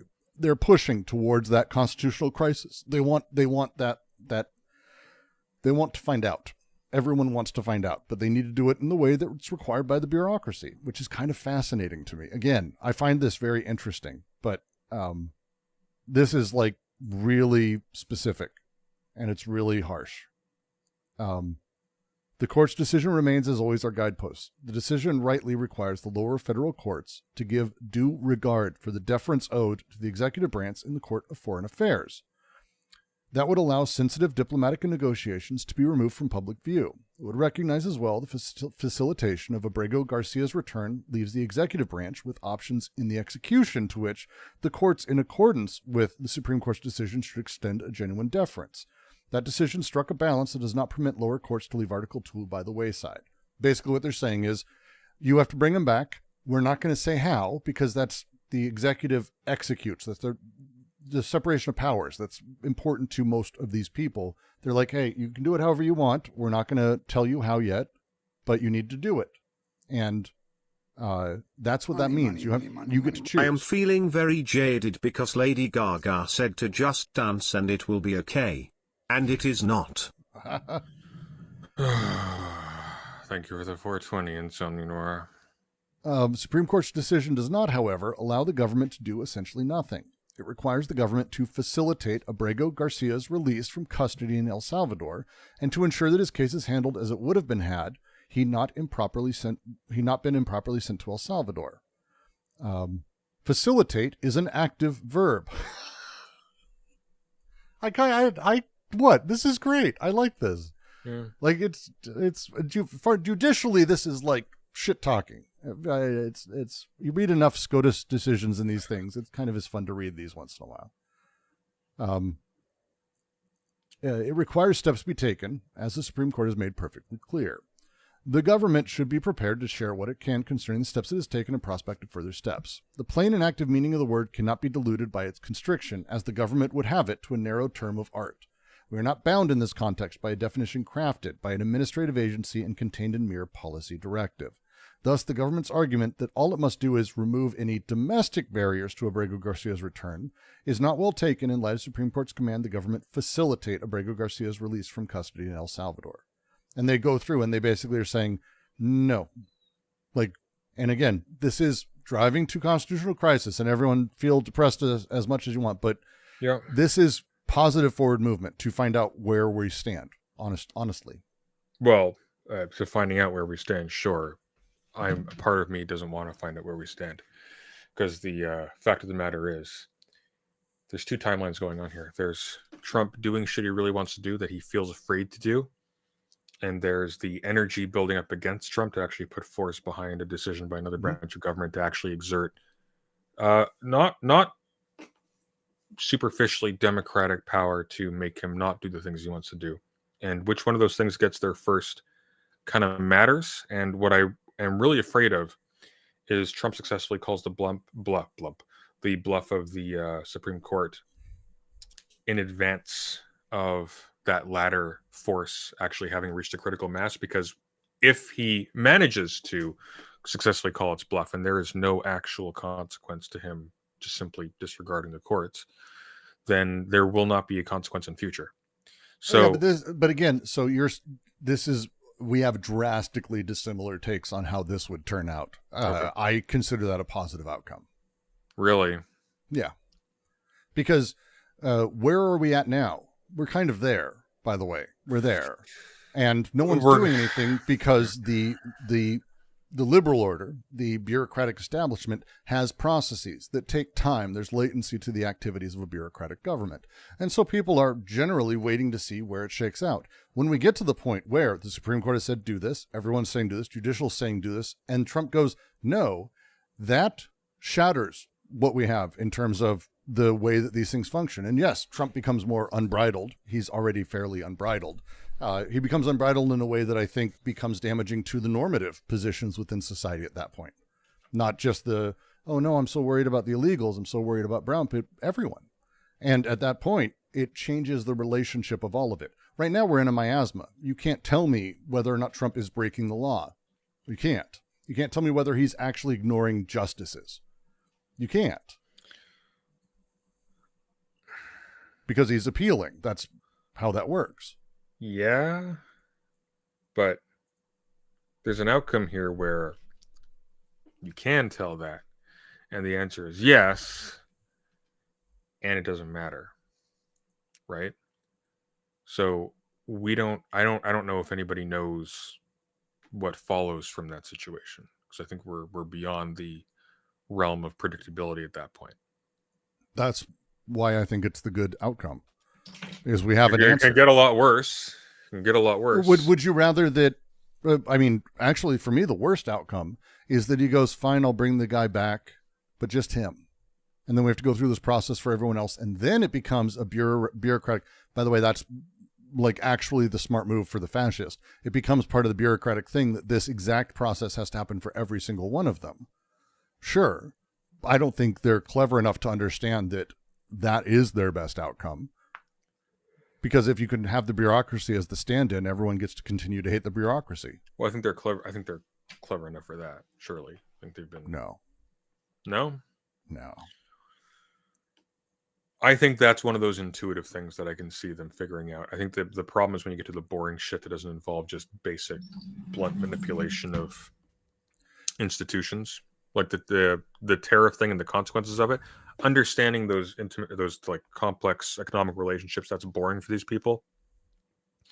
Understanding what power you can exert by cutting off flows, that's something they intuitively understand. So but see, here's where I disagree a bit. The giving in to letting this guy come back or bringing him back and actually facilitating it actively, which if they were smart, they would just do, and they would again force this through the courts. That act is so deeply unmasculine and cucked that it would actually undermine him inside of his own party and inside of his own power structure to a far greater degree than he is capable of understanding. And he feels that. He would feel that very immediately. The moment he gives in to the judges, who are the liberal judges in the liberal order, and he brings this back, as soon as he helps smuggle a terrorist back across the border, like all of that shit, this changes the way that the right is invested in him as a person and in his structure, fundamentally. Maybe, unless they aren't invested in him that way and he's just a vessel for something else. Like, unless they care about these things, but they don't care about them for Trump, they care about them for this other nebulous thing that isn't necessarily attached to Trump, because these people have all cucked out before very publicly, yes? Nope. One sec. Defiance cuts both ways. If Trump disregards the court, then people will disregard him. There are already institutions and states that are defying him now. This is, again, that's the line. And the line of resistance, the more clear it becomes, the better it is for everyone to actually force the hand of things to happen. When the states are like, hey, fine, we'll take it to the courts, which is what California is doing. It's what Maine's doing. Oregon, Washington, a lot of other states are like, take us to court. Fuck you. Like Harvard's doing that. The moment that they're playing that game of just not acquiescing and knuckling under, like the bitch law firms that all did that, or the Columbia University, or the states that just give in, the moment that it's like, oh, this just goes on forever, then it becomes a miasma on both sides. If he draws clear lines, they're just gonna be like, oh, then we're just not doing, we don't have to obey you either. And what are you going to do? You're going to take money from us? Fine, we'll stop sending. Like, it just devolves the entire thing. Yeah. And again, this is why this case particularly is fascinating in this sense for me, because this is the thing it's driving at, is fundamentally the idea of due process is the very thing he's undermining here, is ironically the very thing he's leaning on to maintain his power. Because due process is the appeals process, the court cases, going up to the, like, all the stuff he's doing to do the things he's doing in the legal sense, in the law firm sense, in the judicial sense, that Republicans have been working on for Roe v. Wade and abortion and blah, blah, blah. That's the very thing he's undermining here. And he's undermining it excessively. And yes, it does yield a dictatorial behavior where he can do anything, but without the rest of it, America's not set up to be China. We don't have a communist party around every corner, or a commissar who's like ruling every small village or group in the tens or hundreds or millions of people. We don't have that. We're a fucked up thing in a lot of different ways, but we're not that. So if Trump ever gets to the point where it has to be exerting true actual force in order to see his will be done, I don't know if people have the appetite for it, period. like the military. And hey, we're going to go invade California. There will be people who are super excited about that. And Tim Pool will be cheering them on and probably get a tattoo of someone who dies. And he'll be like watching the live streams on whatever. But most people, and that includes military people, are going to be really confused. And they're not going to feel great about that. And they're not going to be as gung-ho as they would be elsewhere. And the work hasn't been done the way that the Nazis did it to make, we have illegals, blah, blah, blah. They've done all this language. But the Jewish question in Germany was far different, and how it was treated and how it was regarded at large. Illegals are an issue. People use that term, but it's not like it's embedded in the underlying consciousness in the same exact way. Again, this is when I talk about pressures, these are all the pressures in the interplays. I don't know how it's going to turn out, but I know where we're at. I find to be incredibly unsustainable, period. And the question is like how it rolls the other direction when that unsustainability breaks. And when we actually have to find something new, how do we answer that? How do we answer that call? That's my thing. Yeah. We'll see. So, I mean, I know we generally agree. I think look, last week I was in a downer mood and you were trying to get me up saying there was actual, this happens to both of us. I'm in a slightly better mood today than you are. You'll be in a better mood than I am. We're not going to disagree, actually. Well, the disagreement here is actually pretty simple. It's a question of whether or not this is worthwhile for hope or if there's a bad way to come out of it. There is. Don't get me wrong, but I would have said that 2 years ago as well. And I think generally we need to be constantly wary, not worried, wary of what's happening, be aware of what's going on, and be steering as much as we can towards the stories of the person, not the position. Because I think that's one of the reasons this is working. Because the position becomes about, due process, bureaucracy. The Republicans don't want to get rid of that, because the moment you do, fun times on every side. Fun times on every side. The French Revolution didn't have a lot of due process, for example. I watched Mr. Peabody. You ever watched old Rocky and Bullwinkle? They rebooted Peabody and Sherman, which was a cartoon in there where you travel through time. Been watching it with my kid. It's a great way to sort of learn history. But we watched the first movie, and it didn't click with me how incredibly dark it is. The first place they go is to the French Revolution, and they meet Marie Antoinette, who loves cake. And it's like, beheadings are a thing in this fucking children's movie. This is the weirdest thing I've ever seen. But it was, the French Revolution happened that way. So did the American Revolution. Not a lot of due process there either. And these are things that keep them going. And there's a reason we have due process. It's important. It's very important. And every single person deserves it. Because Imperial France lost the war, but okay. Keep going. Sure. Well, they lost a war. They had, it was a bad day. Robespierre kind of ended up doing a couple things that were mean. It's not a great time. These things go bad. They went bad for Russia. They went bad for Germany all the times.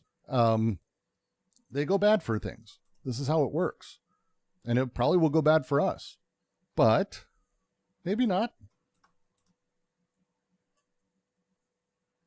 Maybe not.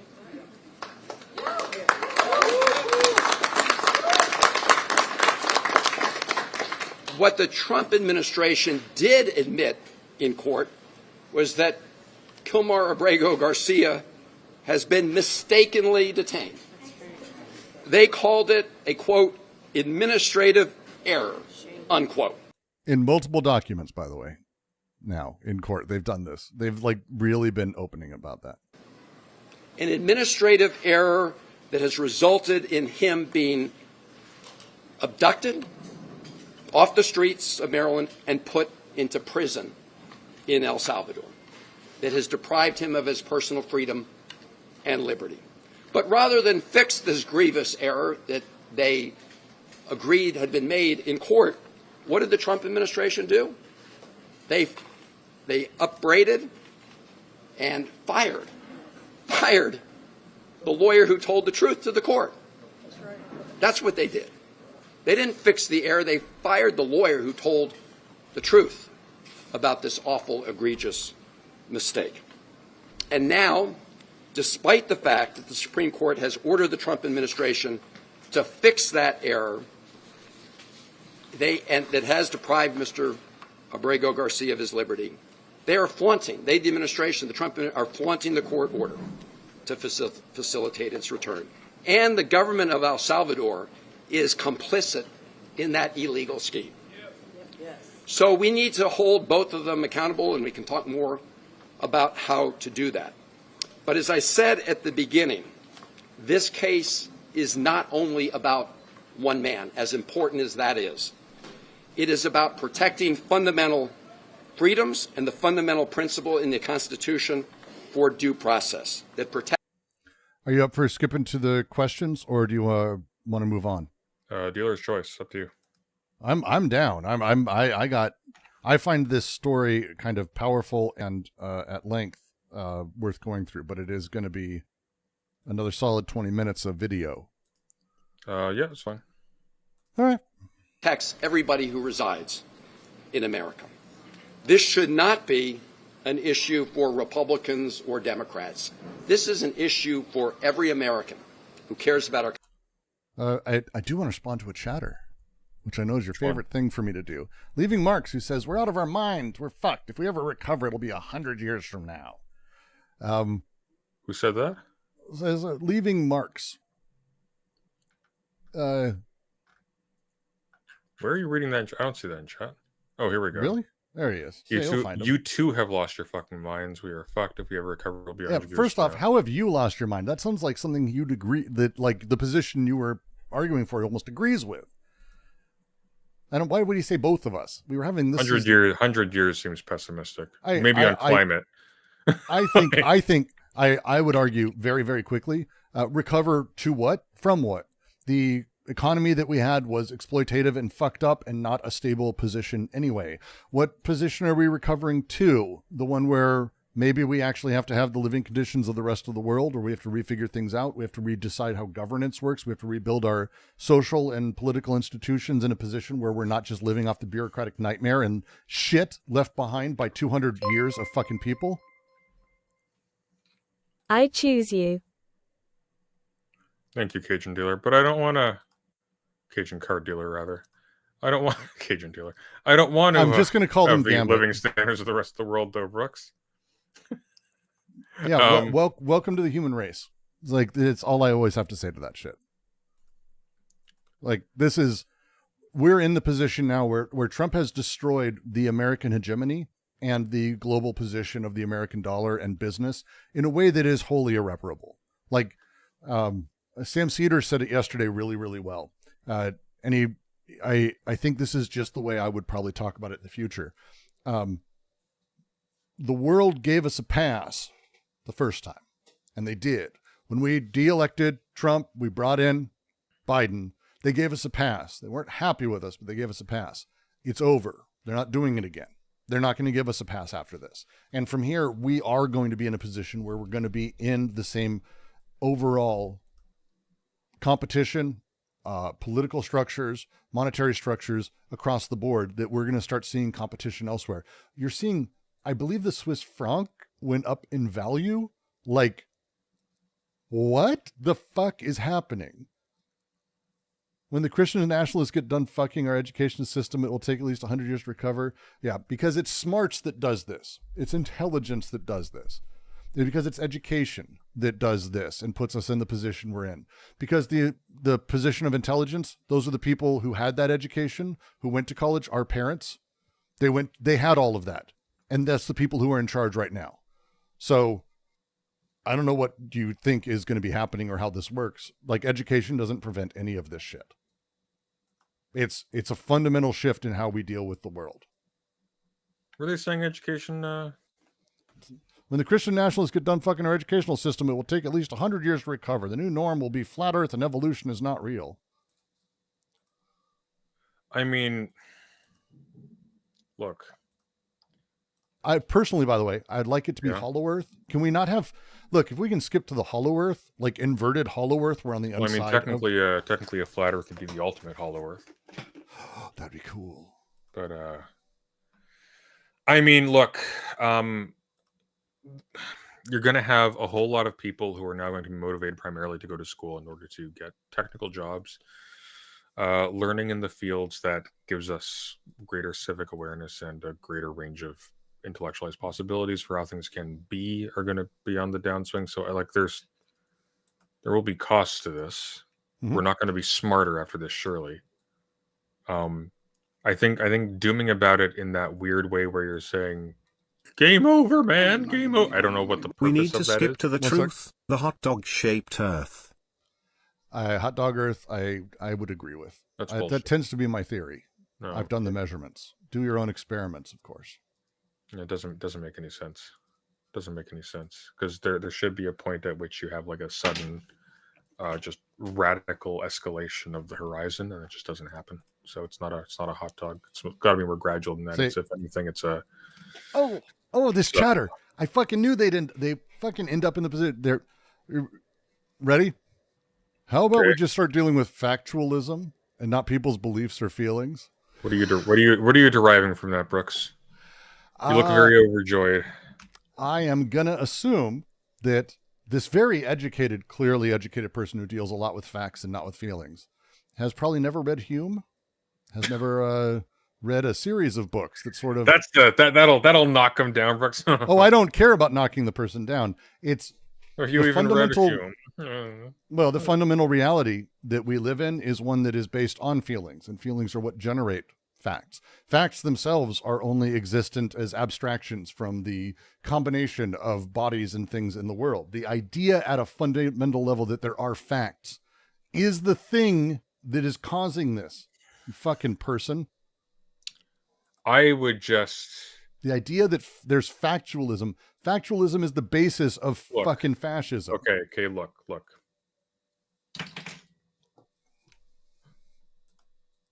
I'm going to avoid that argument for a second, and I will say, because I think I agree with you in essence. I would be very wary about assuming that your layman's pessimism is equivalent to having a fact-based approach to complicated issues like this. As the pessimist in this conversation, I think that's really dumb. It's at least as arrogant as assuming everything's going to be fine because you intuitively can tell. It's just no, it's not how it works. Look, if everyone understood the facts of the world, things would be better, because that's never yielded anything that sort of. Look, here's an encouraging thought. Okay, if a pessimistic attitude was 100% true, the immense trail of contingencies that were required to get us to this point, just to the bare fact of sentience, would not have taken place. Clearly, not everything in reality is stacked against us. It just looks that way 90% of the time because that's how our brains work. And again, facts. This is where you start having the fun. What's a fact? Well, what they actually mean is their interpretation of facts. Facts, elements that are derived from. But if you're saying interpretation of facts, you're still accepting the existence of facts. Because facts are themselves created on a plane of consistency through the usage of measurements and other things that place them in very particular spaces. For example, if I were to say that this room is 73 degrees, there is a fact there that room is measured at that temperature in this room. Those facts and those things together as an interpretation means something else. But the fact is that measurement in that very particular way sets it up. What is a temperature? Well, it's actually the movement of molecules in the room, which doesn't actually have any bearing on the reality of the room or the fact of the room, but that fact does exist. The fact, the measurement, the element itself does get created in sort of the scientific process of things, but the interpretation of those is what allows those planes of consistency to create larger strung together abstractions where we necessarily need interpretation to understand the basis of how everything works. And at that point you fall apart because there's no factual way to deal with interpretation. Would be something I'd say. No factual way to deal with interpretation. Correct. I am way too tired to try and tackle that right now. I probably. I know. Look, I know. Why do you talk this way, Brooks? Just talk like normal people. I can't. You should have, dude. I used to imagine me on stimulants. It's a bad fucking day for everybody. You're not on stimulants? I had a cup of black tea this morning. Nice Earl Grey. I don't know if I consider Earl Grey like a hard stimulant. No, I don't know if I would either. It's a very lovely cup. But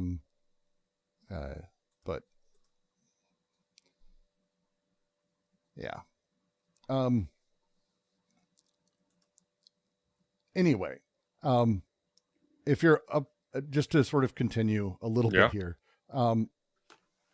because before we move into the next little thing here, the actual, like, Newsweek did a big thing on Abrego Garcia, and it's sort of about all of this because it's post this press conference, and it kind of goes through, and I'm going to skip a little bit through it, but I think the conversation around this is what's important to me, because how it's coming about and the lies that are being seen and how they're being seen and how bad they are. I think it's an interesting thing. So this press conference, he met blah, blah, blah, ICE officials admitted, and he just goes through. But here we go. What to know. During a press conference on Friday, Van Hollen said Abrego Garcia told him he had been moved from the CCOT mega prison to a detention center with improved conditions. While Abrego Garcia described the new facility as pretty far outside San Salvador, he didn't specify its location. According to Van Hollen, Abrego Garcia said he had previously been in a cell with 25 other inmates and was traumatized by being at CCOT, which, by the way, did you know that they never turn the lights off? I did.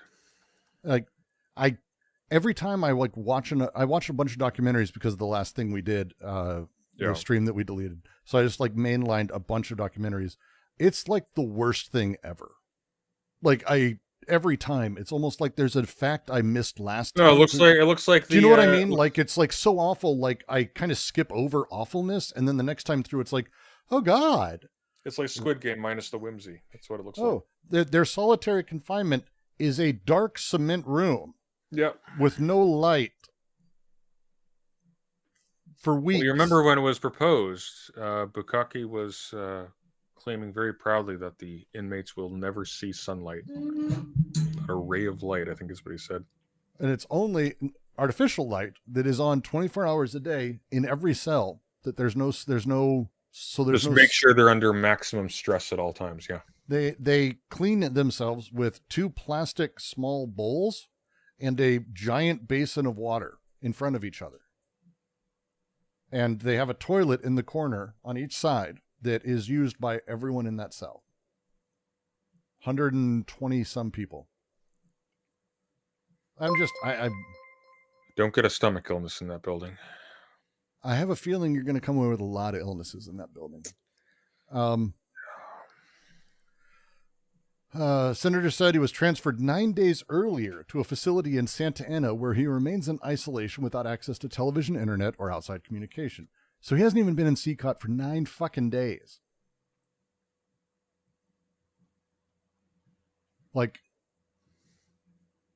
Right? That's weird, right? Yeah. How that feels like it would be big enough news. It's like, wait, he hasn't even been in fucking CCOT? He was there 11 days ago. 9 days. What the fuck? Here's a crazy thought. Would he know if he was in CCOT? Oh, yes. Yes. Okay. Oh, yes. Oh, yes. I've been able to see all of the rooms. They've done multiple tours, mega tours, pre-opening tours. No. We would be able to see if he was in CCOT. My question to you is... They don't have holding cells that are like what he describes. You misunderstand me. I'm not questioning whether or not...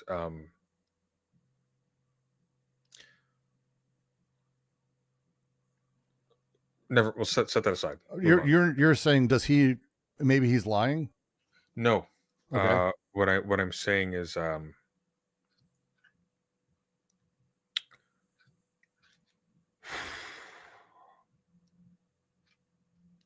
maybe they're not sending everybody to CCOT. Maybe maybe it's more dispersed and more complicated than we're aware of.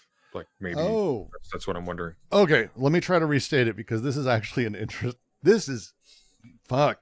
So what if they were never actually in CCOT? What if they were in a different El Salvadoran hellhole for the first couple days, and then in that another hellhole for isolation later, and actually never went to CCOT meaningfully, because there is another CCOT. Because that's kind of a term they use because they call all these criminals terrorists, by the way, which is weird. So there's a CCOT like in downtown, which is like a transfer station. If you watch The First Prisoners, there's a documentary on the first prisoners of the new CCOT, and it opens with a whole bunch of images of like them on a soccer pitch or an indoor soccer pitch, and them like pulling them out and then driving in buses to the new CCOT.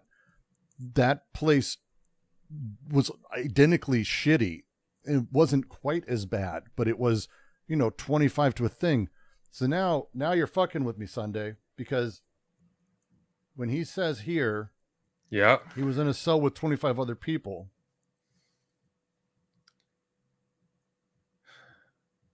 I actually don't think that's possible if he was in the other CCOT. Because only 25 people? That would be all. So wait, was he just held with all the people who went with him? That would be more people than went with him. He went with 20, no? How many went? I thought it was like 20 or 22 or something. It wasn't 25 other people. Unless I'm misremembering, which is possible. They've sent multiple people there. 238 migrants. Right, but I thought he was in like a block with maybe, I guess. I don't know. Well, that's what I'm saying is like, so who are the other 25? 25 out of 238 would make sense. And then again, but it's also a possibility? Not in CCOT. CCOT doesn't have a small room. No. Nightmares. Hey, slow down. Here's what I'm wondering.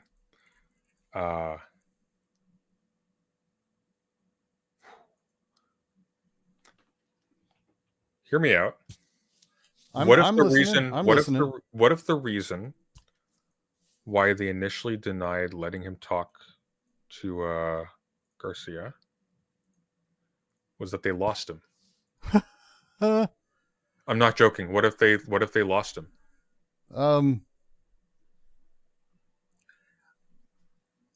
Or no, but in all seriousness, I actually am going with this. Yeah. I actually have a more depressing modern capitalist business answer. Okay. What if it's not that they lost him? What if they're putting him in the cheaper prison so that they can make more money profit off the money they're getting and lying to the U.S. government about where they're putting them? Well, let's square this circle. What if they put him into a cheaper private prison and lost him? Yeah, it goes together. See the picture here? I've got it on stream. There are no cells in CCOT that only have 25 people in it. No. And it's a particularly They have no small cells in number. CCOT where you would infer there are only 25 people in there, even if there were only 25 because of the way it's shaped. You'd be like, there's 100 people in here. But there's an additional factor to this, which is like the freedom that they give CCOT inmates who are gang members. I would be surprised if they put non-gang members in because there would be no purpose. They would be annoying. They would be a political nuisance, and you can probably keep them alive longer, and so on and so forth if you keep them separate. And why wouldn't you? They have other prisons. CCOT it carries a lot of people, but they can hold people in other buildings. This looks like a concentration camp. Everyone who sees this goes, "Wait, what?" It looks like hey, you don't need to see that. You look at it from the outside, it looks like a concentration camp. It looks from above, it straight up is. It looks like what's that appendage to Auschwitz called? Shit, my brain's not working. Dachau? Dachau? There was a bunch. Yeah. It's got that same, it's that same design. The large campus it has looks like, you would think it's like, oh, it's got a big yard. They probably spend a lot of time outdoors. No. It's just a long expanse, large desert of gravel, so that snipers can hear footprints, can hear footsteps in the dark. I think you're gonna you won me over on this one. I'm gonna actually, I got to tell you, man, I can't foresee that him being in a room with only 25 people is possible in CCOT. Like, it makes no sense that they would have this room. These are the only rooms they put prisoners in, by the way. No, they're big. They're big, like they're like hangars. Like they're huge. Like these, yeah. They're huge. I don't want to look at more videos and everything because it fucks with my brain. But like, this is 120 to 150 people ish go in here. Everyone has 0.5 meters of space to themselves.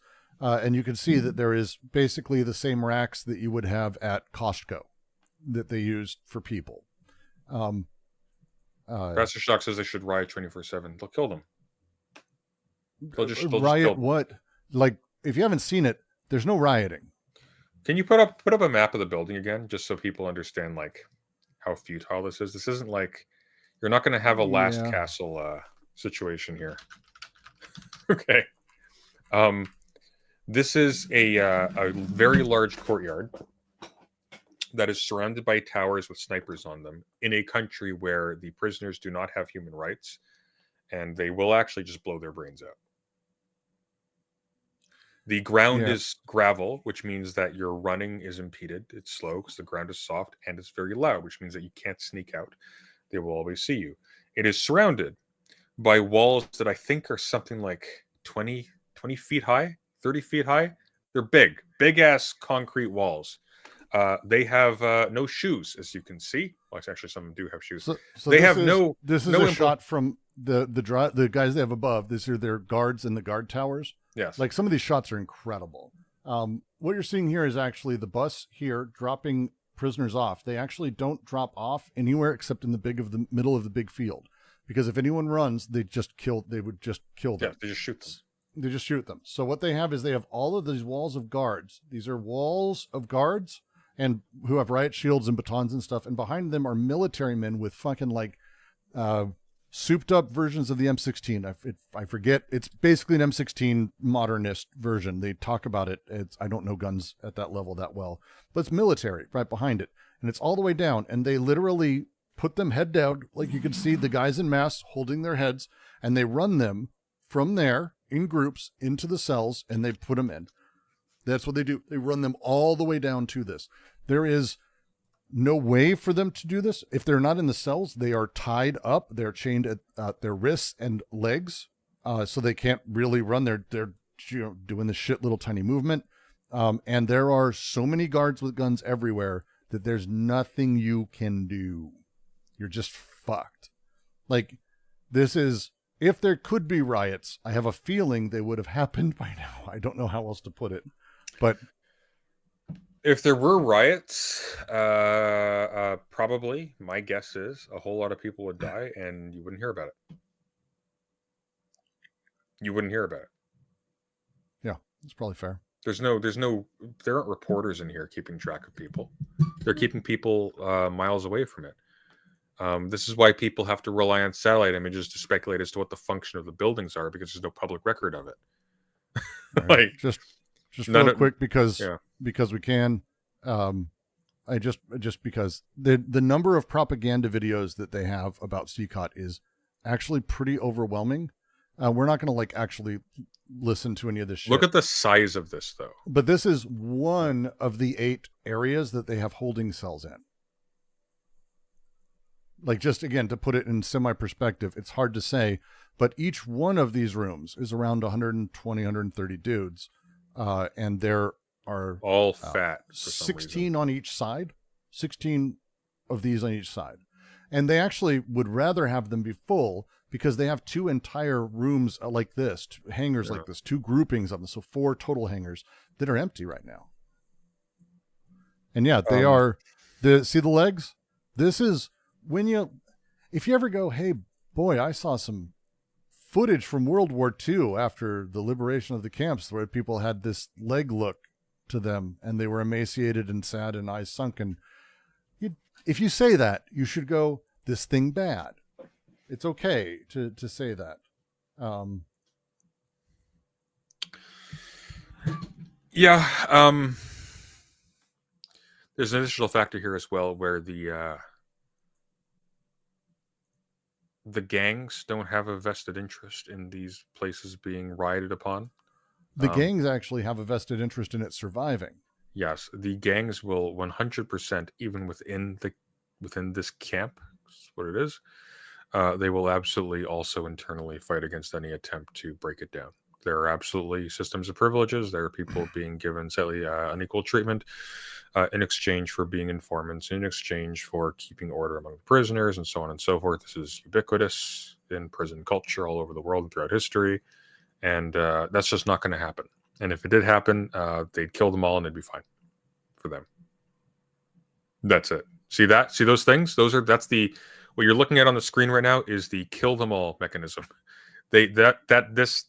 This place is equipped specifically to be able to, at a nod, make itself completely vacant. And it's hard to describe, like for me at least, it's hard to describe the level of which this propaganda is not sustainable. And it's why my argument keeps coming back to the number of people and military people in this prison to serve people who will do nothing for society and are never going to. This is not going to ever be a work camp. Like they're not going to get that working here. I don't believe there's this many guards on a normal average day. I don't, as a thing, because that feels insane to me. But again, there's also not 25 people in these rooms, right? Like, It's fucking insane. It's so fucking nuts. Also, here they go. They're putting on the handcuffs so they can open the door. Yeah. Just so everyone can know, why don't they riot?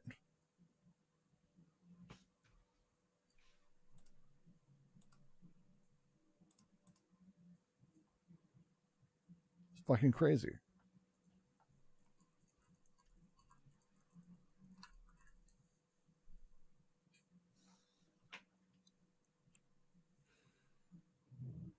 Also, here's something else to keep in mind as well. Those large rooms, there's a reason for this. They anticipate riots.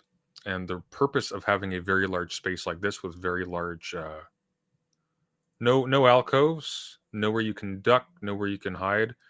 The function of this is so that men entering from one end of a very large room or from the other can very, very easily, without obstruction, shoot very large numbers of people very fast. This is also, by the way, why... Also super easy to clean. James Scott... That's a big squeegee. James Scott... Well, I mean... It's easy to clean because it's concrete. But James C. Scott talks about this, where it's like the authoritarian states really love having very wide highways. Why? Because it means you can move lots and lots of military men very, very quickly, and riots and protests can't fill up a lot of space very efficiently either. We've all seen 300. Okay, so we all know roughly, even though it's a butchery of history, how a smaller force can use a narrow terrain in order to equalize the amount of force that a much larger force can project on it. And essentially all of this, the way a prison works is it is a inverted siege. That's how it functions. And its entire design is to make sure that a very large number of people looks very small from the vantage point of people who are pointing guns at it. That's it. Yep. And just because every time I see this, it fucks with me. This is what the punishment is if you are unruly. This room. Looks like my job. Yeah. It's only a cement slab. That's the light. That's the one light you have. Dark. Yeah. Not that he's holding. Did you see the hole in the ceiling? That's the light you have. That's not a light. That's an air hole. It is a hole. Correct. It is a hole for air, but it's also the only source of light. And that's, you go there for weeks. And I would guess you probably don't go again. Well, you probably come out crazy or you kill yourself. You ever not had any human contact for weeks? I haven't. You go crazy very, very fast. There's a reason why they do it. It's a form of torture. I mean, the guy, I think, when I've watched too many of these, but in one of them, the guard who was the guy giving that tour specifically is one of the main guys there. I think he's the warden. he says, we do this because this is how we break them. And he says that, like, this is how you break them. It's like, wow. Cool. Like, he's just saying the thing. Like, I kind of appreciate that. But it's like, oh, just saying the thing. Thank you. Continue to just say the thing at least, right? Man. I like that transition you got going. That's smooth. I'm working on it. It said, when we're watching a thing, the video nice and big looks good, and then back to reading, we're on each side. I'm trying to figure out how to make it a little bit better, but because it's I like the both sides thing, but the video ends up being like mostly the bottom half is shit. So I'm trying to figure out how to do it.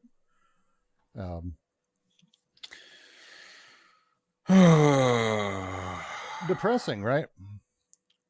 I mean, look, like somebody in chat was saying, what does the world become? And it's like, I don't know if you watched the History Channel in the last 20 years, but it's become what it's always been.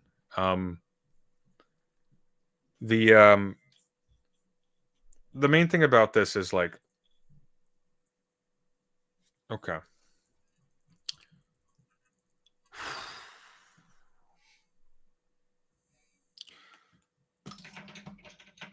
The reliance on compromised international bodies in order to maintain the system of control that Trump seems to want to erect, and compromised by economic reliance on China and so on and so forth, and increasingly it will be a disability to rely on the United States as its economy becomes more and more chaotic and isolated and so on and so forth.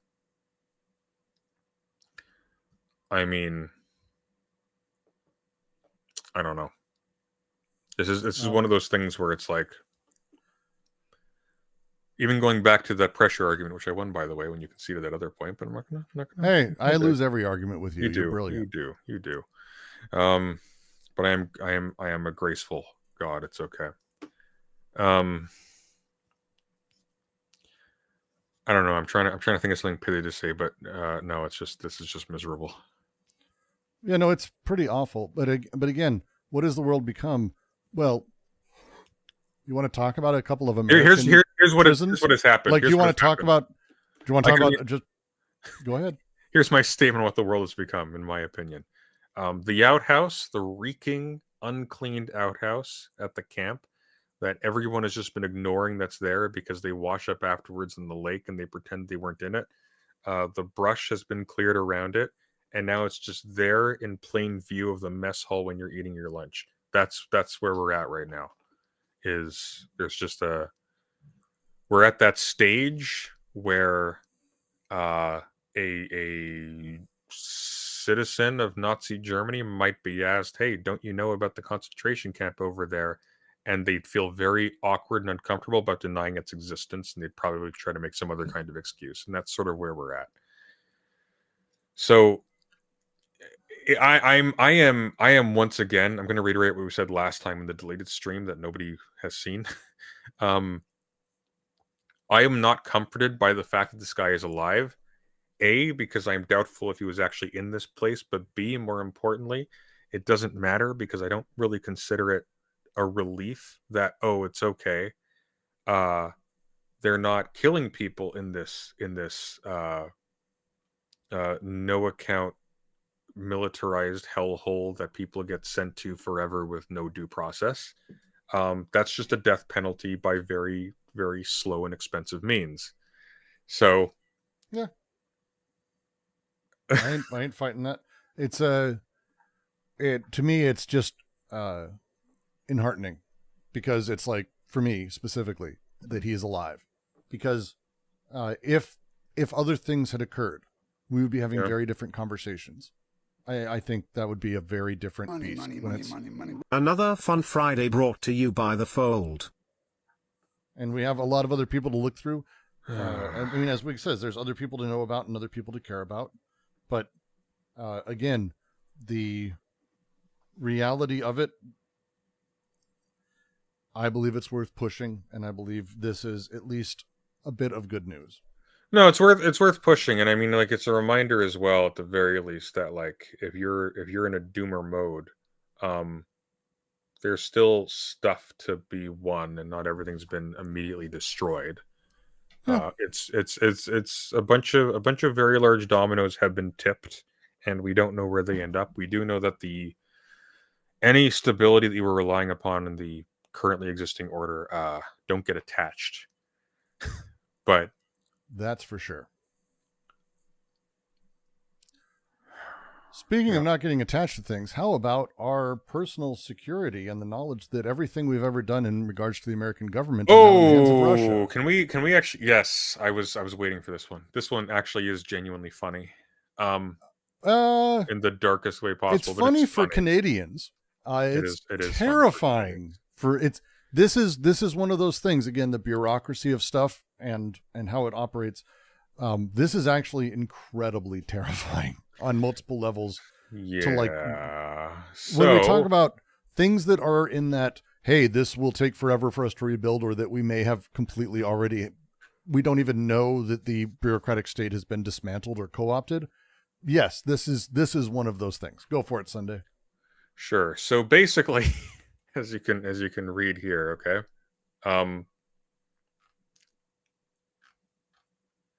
This is just crazy. So DOGE demanded root access. Remind me which. Let's talk about Linux. Department of Government. Sorry, this was yeah. Let's talk about national. Sorry, this is the National Labor Relations Board. A whistleblower with the National Labor Relations Board told Congress that DOGE pulled off a covert cyber op inside a federal agency. Basically, what happened was DOGE demanded access to NLRB systems, and immediately after getting it, people from Russia started logging in with information that they could have only gotten through the DOGE goons. So that's it. That's the story. It's pretty excessive, to be very specific, because there's a little bit of tech talk in this, and it's actually kind of a big deal. When we talk about root access, root is one of those things that you don't give access to. Even, by the way, your computer, you shouldn't, if you don't know this, but admin isn't even the top permissions. If you've ever had approve installation, you have to hit yes. You have to, that's admin.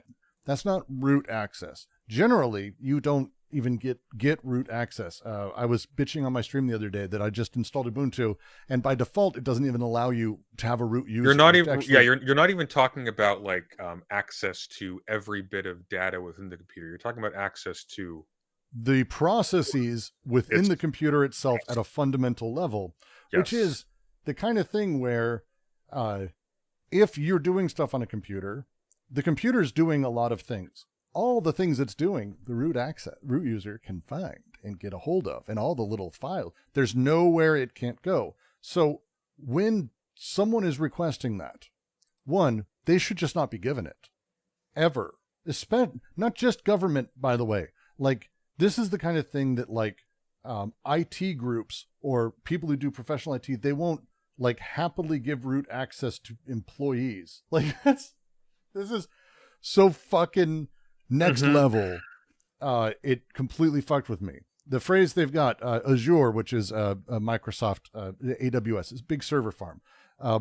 Basically, they were given tenant owner privileges, which is the top of the top of the top for their cloud infrastructure for the government, for all of the National Labor Relations Board. National Labor Relations Board, to be specific, if you've ever been a whistleblower, if you've ever complained about your boss, if you've ever filed a issue with anything ever with a company, all of that is kept pretty well under lock and key. It's actually very important to the process that there is an anonymous process where you say, hey, my boss, he punched me in the face the other day. He steals from us every day. I saw this happen. Not having that public is really, really important for people because it keeps it safe. All of it that has ever been filed ever was given access to DOGE. They had full root access across everything. The first thing they did was what every hacker does. When I say hacker, I mean, bad piece of shit human. They disabled logging. Okay? So just, the logging keeps track of what happens. Again, everyone outside of root user doesn't get to do that. They disabled logging in general. So no one knows what is happening anymore. And there's no record of anything they did. There's no record of anything they did. They demanded account creation then with no record keeping. So they wouldn't have logs when they created accounts. So they could create accounts that no one would ever know about that would have full root access. Which is insane. Insane. They then ordered security controls bypassed, and they disabled tools like Network Watcher. There's a bunch of different tools like this that just keep an eye on what's happening, that just watch packets and say, here's coming from here, here's coming from there. They disabled all of this, so no one would ever know what they were doing in any capacity. This is what you do if you're trying to invade a company or take over a server or hack someone. That's all this is. There is no good faith reason or positive reason that you could be doing any of this. None. Zero whatsoever. This is all malicious. This is only black hat. Period. Only. And then data started flowing out. 10 gigabyte spike in outbound traffic. Exfiltration from NextGen, the NLRB's legal case database, which is intended to be very private. All of the information from their legal case database with no inbound traffic. This wasn't syncing a database somewhere or sending stuff over. It was just taking everything. Unusual ephemeral containers and expired storage tokens. Again, they disabled all these checks. He was watching. We luckily had a dude who was watching. The National Labor Relations Board. By the way, it's not just the NLRB. We just have a whistleblower for the NLRB, but we should assume anywhere DOGE is in access, this is what they did. There's no reason to think otherwise because what they did is a completely untraceable thing that we have proof they did here. They absolutely did it in Social Security. They absolutely did it. Absolutely did it in Social Security. Basically, what you have before you is one of the most egregious, actually, I would say the most egregious act of espionage against the United States in its history, period. They downloaded software like Requests IP Rotator and Browserless. These are malicious programs in this sense that allow them to get around any sort of external tracking as well. So no one can know what's happening. They anonymizes, changes data, and they downloaded just random tools off fucking GitHub, which is, again, insane. First off, insane they don't just have a USB key that does this. How bad are these fucking hackers? This is not difficult shit to do. You don't have to download off GitHub, like fucking junior level. Like, this Big Balls, right? Isn't that his name? Big Balls? Big Balls. Like, what a terrible fucking computer guy. Like, that's how stupid these people are. They're shitty at their thing, even trying to be Mr. Robot. They're shitty Mr. Robot. They're Mr. Robot at home. It's unbelievable. Within 15 minutes of the DOGE accounts being created, attackers in Russia tried logging in using those new credentials with correct usernames and passwords. This is not possible unless they were given them. They say there's two options. Perhaps the DOGE device was hacked. No. Immediately, by the way. With the right password. They were hacked. That's what they required to believe. Immediately, someone in Russia was trying to use the credentials that were created 15 minutes earlier with no traceability. So, in other words, and this is where I'm like, it's not that the DOGE device was hacked. That's not possible. There was no logging, no recording of any of these information except in their thing, who they sent to other people. There's no reason to believe any of this. Multi-factor authentication, they disabled it. Fuck. Someone downgraded the Azure conditional access rules. MFA was off for mobile. This is an insane decision to do across the board. This is particularly done if you know you're going to have someone logging in who doesn't have access to the two-factor authentication shit that they need. So if I have, for example, I have on my phone Authy. Authy is, by the way, what all of you should download. Free app, fantastic little thing, and it lets you do two-factor authentication on pretty much anything. You should never use SMS in general. But I have this on my phone. If I gave you my login, like this happens, my wife will log into my accounts. She'll call me. She'll be like, I need the code from your device. But if she can't, or if I don't want to be bothered with it, I would just turn off multi-factor authentication.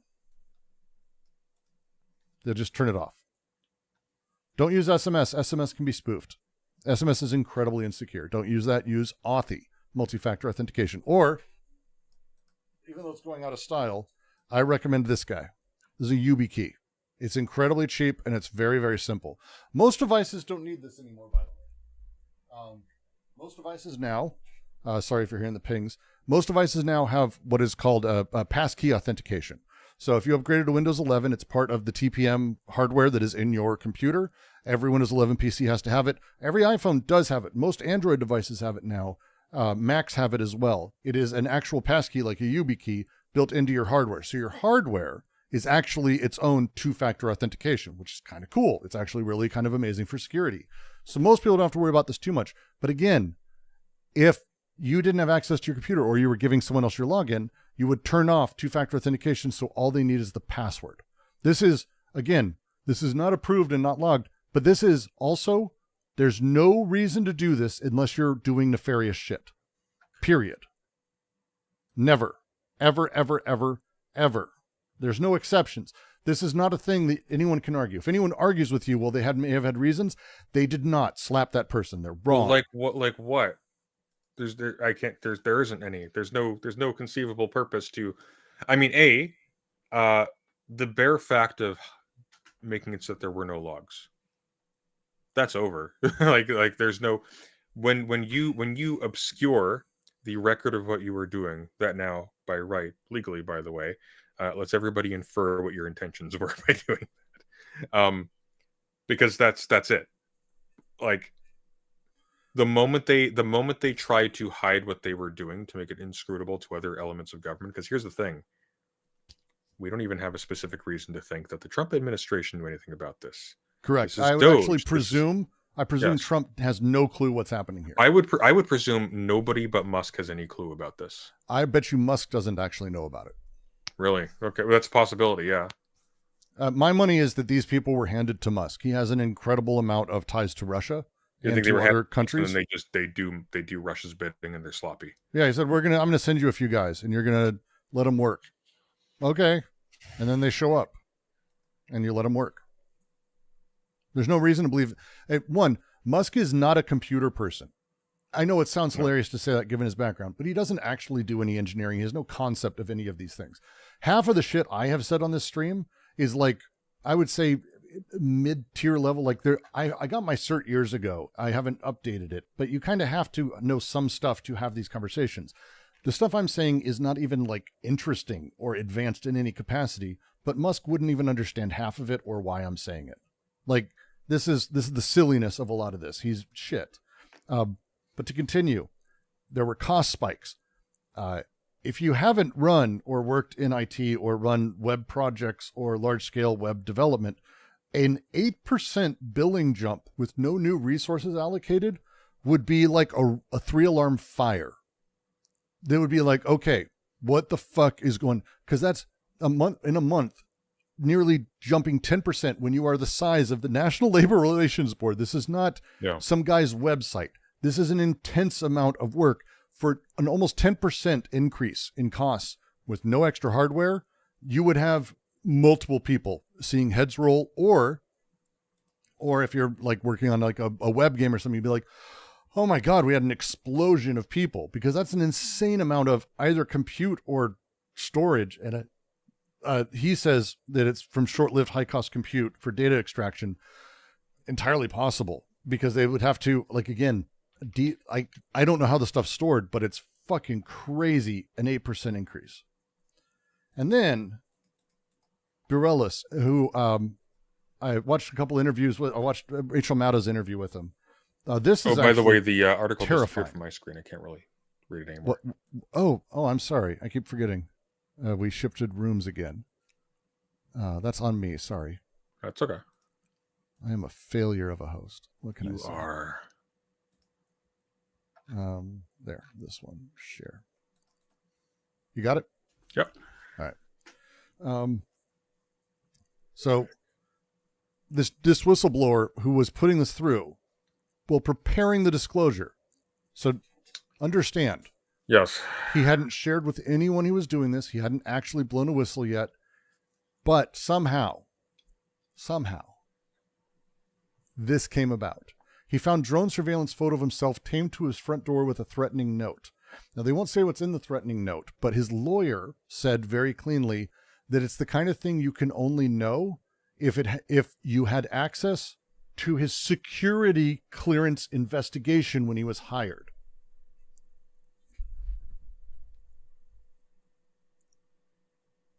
When you enter the government, you have various levels of security clearance. Every level of it is investigated by the FBI. You, as a person, are investigated by the FBI. They talk to your family, they talk to your friends, they learn about your history, and they find anything about you that can be fucked with. And often they find minor things, but they will not hire people if your security clearance doesn't pass. It's actually a big deal. My longest friend, Mike, he did IT work, and then his company ended up working for ICE before he ended up leaving that so he could work at Blizzard, which, good for him, big upgrade. But when he got that government job, they went through it. I got interviewed twice. My ex-wife did. My parents got interviewed about Mike, who I was my roommate. And anything that was said in there is kept insanely confidential. And it's all stuff that a person may say, or they may have talked about. It may be expunged records from when you were a child. It may be your brother's expunged records from when he was a child. Anything that may be possible to fuck with you with goes in this file. And they had access if you're a billionaire, or if you're a foreign entity of some kind that wants to be able to blackmail large parts or significant parts of a hostile or competing country's bureaucracy or government, that's incredibly valuable information to have. Or if you're a president who wants to do that, because there is also, of course, the real possibility. This is just how you get compromat. Yeah. This is compromat. That's all this is. It's fucking. And again, it's compromat in ways that are really lame. Like a friend of mine who ended up, it was a big deal, but it was when my uncle, this is actually kind of a fun story. My uncle, when he started work at, he ended up going to Iraq. My uncle was in the Army. He retired as a 4-star general, but they would continually be doing this every time he was new hired or placed in a new position or a new thing. And we'll say some of the stuff I'd said publicly on television and radio became an issue for him. And I had a conversation. That stuff even comes part of it. But again, when you go deep into it, if you have a friend who you've known your whole life, or your wife, her brother at 16 was charged and then had it expunged with sexual assault. But had it expunged. No one is ever supposed to know about it. It was supposed to be gone forever. That thing can now be used because it's now known by actors who want to put pressure. It doesn't take a lot of pressure to make a person do very minor things. Insomnior, thank you for the 10 gifted memberships. I did not hear a notification for that. Oh, really? Weird. Yeah, the membership dono thing didn't seem to go up. Is but that's we heard sounds before for donos, for not for gifts. We had that problem last time, and I went through it and I reset it, and it's still not doing it, I guess. I figured it out the other day on my stream, so we'll go through it later. We'll fix it up. Goddamn stupid things. Well, they heard it. Wait, they heard it?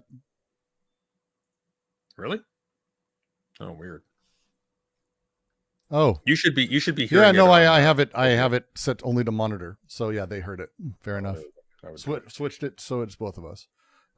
They heard a sound. There's not supposed to be more. It's just supposed to be the cool sound with a little couple birds. So to say again, this is where it gets scarier because again, the National Labor Relations Board doesn't have access or maintain your file that the FBI has for your security clearance. That's not a thing that the NLRB does. This is how a bureaucracy works. Other places do. So if they have his security clearance information, that means they have it from doing this elsewhere. And that they could tell he was doing stuff and poking where he shouldn't be, which means they're tracking all of these people at that fucking level. Which is not happening by 6 guys at DOGE. Which means, by the way, that people are probably being recommended for downsizing based on their threat in that capacity. It means something much worse than that. What are you thinking? 6 people from DOGE are not capable of watching that many people.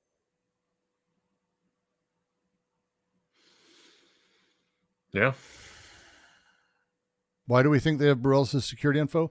Because the lawyer said that the threat taped to his door explicitly used information only people who had seen that would know.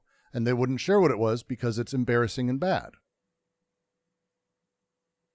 And it might not even have to do with him. It might not be something he did. It might be a family member. It might be But anything. the lawyer was explicit. He was explicit that that's what it was.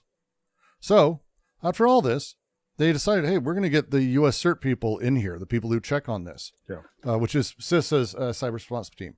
Senior officials said, nah, we're good. Thanks. Which is kind of terrifying. Yeah. Yeah, So it is. That's the thing. This is...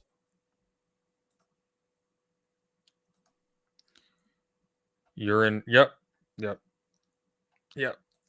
So we should assume that multiple bad actors, by the way, there's no reason to think that this is purely China or Russia or a handful of corporate oligarchs, probably corporate oligarchs in league with Russia, given the oligarchy there, and a handful of other countries have access to not only all the National Labor Board info, which is all the complaints anyone's ever fulfilled in any capacity at any job, every company that's had every complaint filed against them, whether unfounded or not, all of that, as well as work histories, as well as unionization attempts or places that people have filed secretly for possibly going for unions.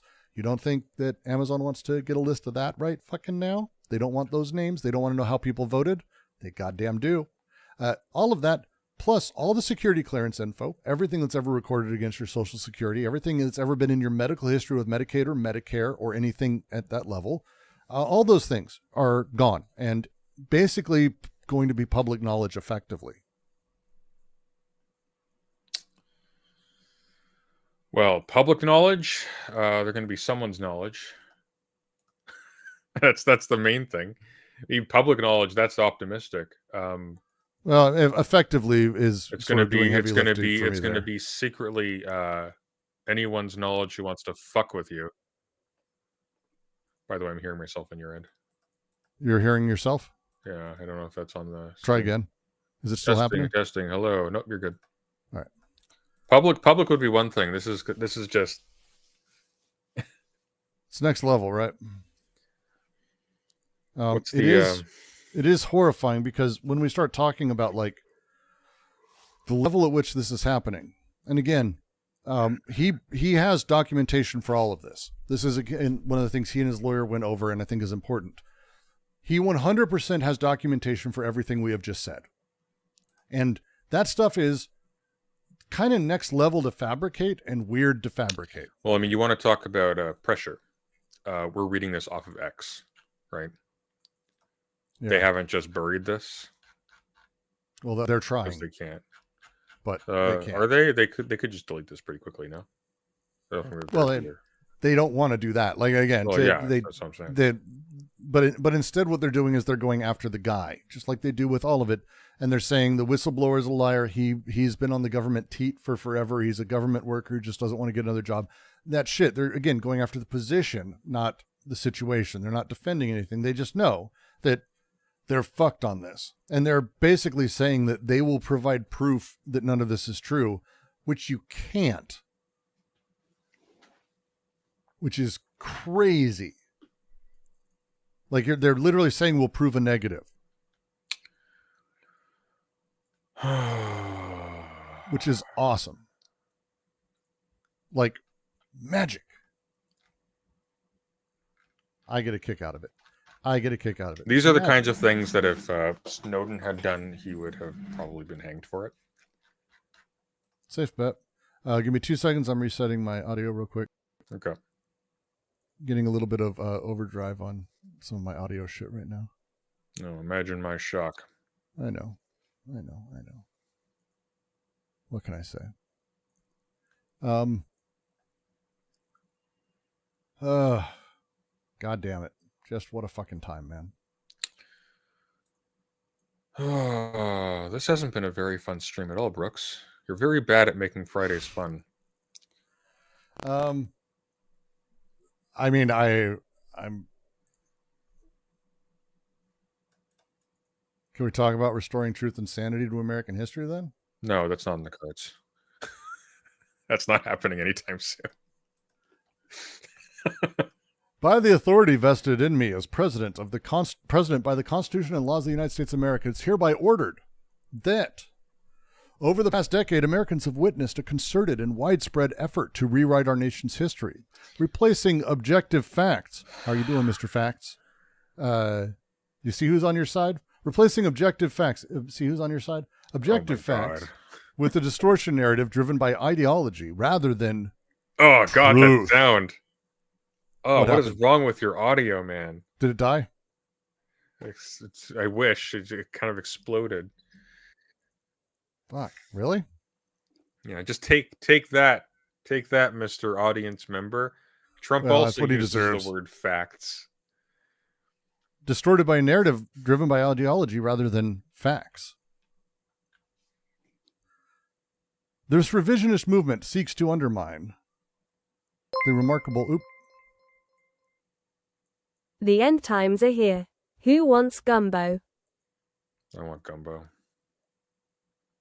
Yeah, just the audio just sounds terrible for me. Apparently, everything's fine. IRL, so just Interesting. screw me, I guess. Interesting. Give me 2 seconds. Take your time. Let's see. Why would Trump it be uses a having lot of issues words. Does that here? mean we can't use those words now? Yes, exactly what it means. Not allowed facts anymore, okay? Something like that. You specifically, though. Yeah. Oh, somebody else said just crackled. It just crackled. It just crackled for me too because I'm changing things. It's going to crackle for a second. God damn it. All right. Is that crackling for you Sunday? Not at the moment, but it will.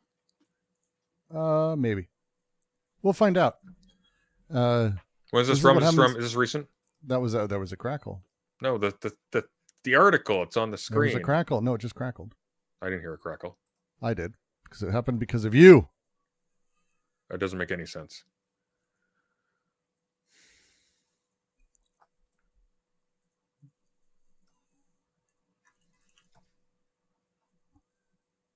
We get a request. So here's. I think at this point I want to leave it to the audience. So do we do a poll or do we do by super chat? This is how we do it. We are going to take a 10-minute break. During that 10-minute break, you will have the opportunity to donate a super chat with your choice of one of two things that we will cover. One of which will be the iDubbbz Ethan Klein hit piece thing. The other one will be something else. So in 10 minutes, whoever has donated Something the largest else. super chat, whoever has donated the largest super chat with your preference, we do that. Can we at least say what the other thing is? So that way it's not like Dealer's choice. Dealer's choice. Okay, it's between whoever donates the largest gets to pick. One of the informal options is iDubbbz. Yeah, I think I don't look. I was reading, and I just because it's worth taking a second on, just because it is reality. Trump is trying to rewrite the White House by having J.D. Vance take over the Smithsonian Museum and museums in general to rewrite how they tell history. Why would you take over the museums for that? How stupid are these people? Nobody relies on the museum. Museums are entertainment. The order he signed behind closed doors puts J.D. Vance, who serves on the Smithsonian Institution's Board of Regents, in charge of overseeing efforts to remove improper ideology. We have taken over the History Channel. But basically, it's some of the language And is the in there. zoo. Sorry, go on. The executive order hints at the return of statues and monuments of Confederate figures. They're going to be bringing back.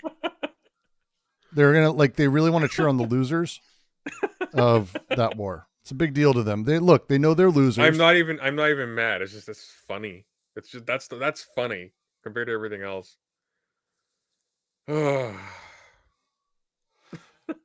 Trump singled out the National Museum of African American History and Culture, which opened in 2016. He said, "Museums in our nation's capital should be places where individuals go to learn, not to be subjected to ideological indoctrination or divisive narratives that distort our shared history."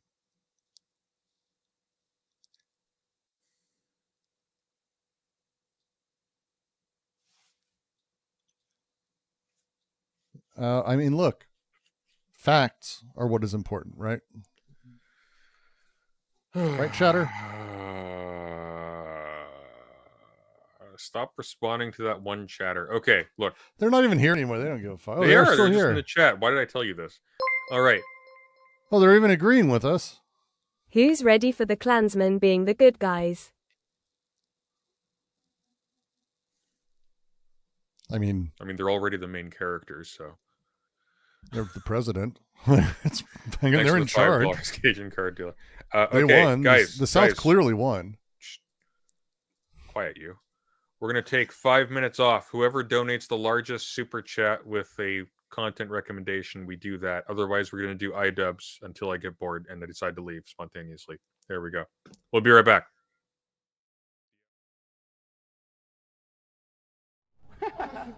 Sorry. I messed up. All right, everybody give me a boo. Boo. Sorry. I'm going to have to take those points off the board. I know, I got your hopes up too high there. Okay. The cold shoulder is a form of arthritis. Okay? You clicked in too early, so we are going to redo the question for Rex Ralph. Here we go. The cold shoulder is a form of arthritis. At the end, it looks like it's Charla. False. False is the correct answer. There we go. See, you got the points back anyways. Okay. Remember to stay off the trigger finger a little bit there. Allow me to finish the question. All right, another true or false question. Playing sports can be an alternative to drug use. At the end, for Rex Ralph, it is Sanchez. True. True is the correct answer. Drugs, which are given by doctors, are called, at the end, for Rex Ralph. Chris. iDubbbz. Prescriptions. Prescriptions, that is correct. Another fill-in-the-blank question. And this one's a long one, so listen carefully. A person who is pushy, who does not respect your rights, and wants everything his or her way, exhibits what kind of response style? At the end, for Whitaker, Neil. Aggressive. That is right. Yes. How many kinds of peer pressure are there? At the end, for Whitaker, Clinton. 4. Yes, that is right. 4 is the correct answer. Okay, back and forth action. I like it. True or false? Only old people die from cigarettes. 4, Rex Ralph. It is Allison. False. False, that is right. Way to get on that buzzer. I didn't know who did it, Damar, so I went with Allison's, okay? Okay. All right, here we go. True or false? A force or influence which acts upon you to do something is peer pressure. Clinton for Whitaker. True. That is right. All right. Another fill-in-the-blank question. The different choices you have in a situation are known as, for Whitaker, Sylvia. Alternatives. Alternatives, that's right. Okay, when you say something nice to someone, you give them a, for Rex Ralph. Compliment.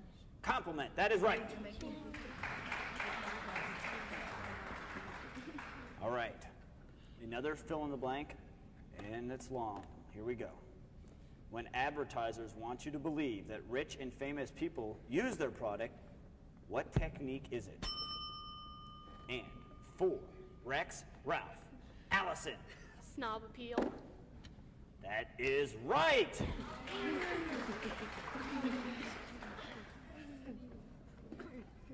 The advertising technique used to attract. Let me repeat the question here. The advertising technique used to attract people's attention is called, Clinton for Whitaker. Sex appeal. Sex appeal is correct. Okay, true or false? Broken record is a way to say no. For Whitaker. Sylvia. True. That is right.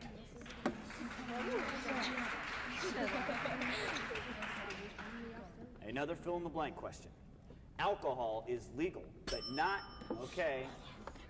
You clicked in too early, and now this gives you the opportunity, Whitaker, to answer freely. Okay.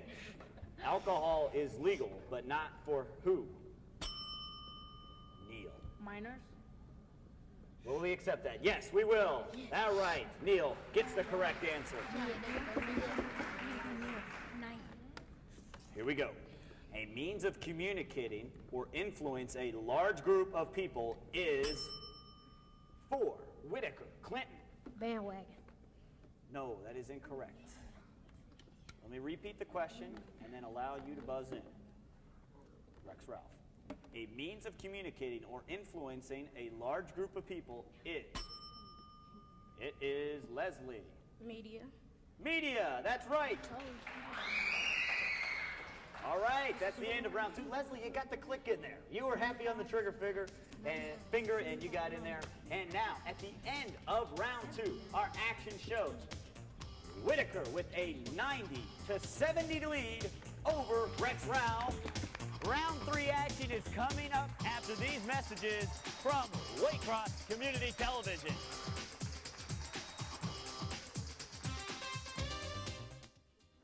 Pizza on the run. This is Chris. How may I help you? This is the TDD operator. It took an act of Congress to order this pizza. I have an order for pizza. An act that guarantees people with disabilities access to everyday things, whether it's getting into a building, getting a job, or just using the telephone. Olives, green peppers.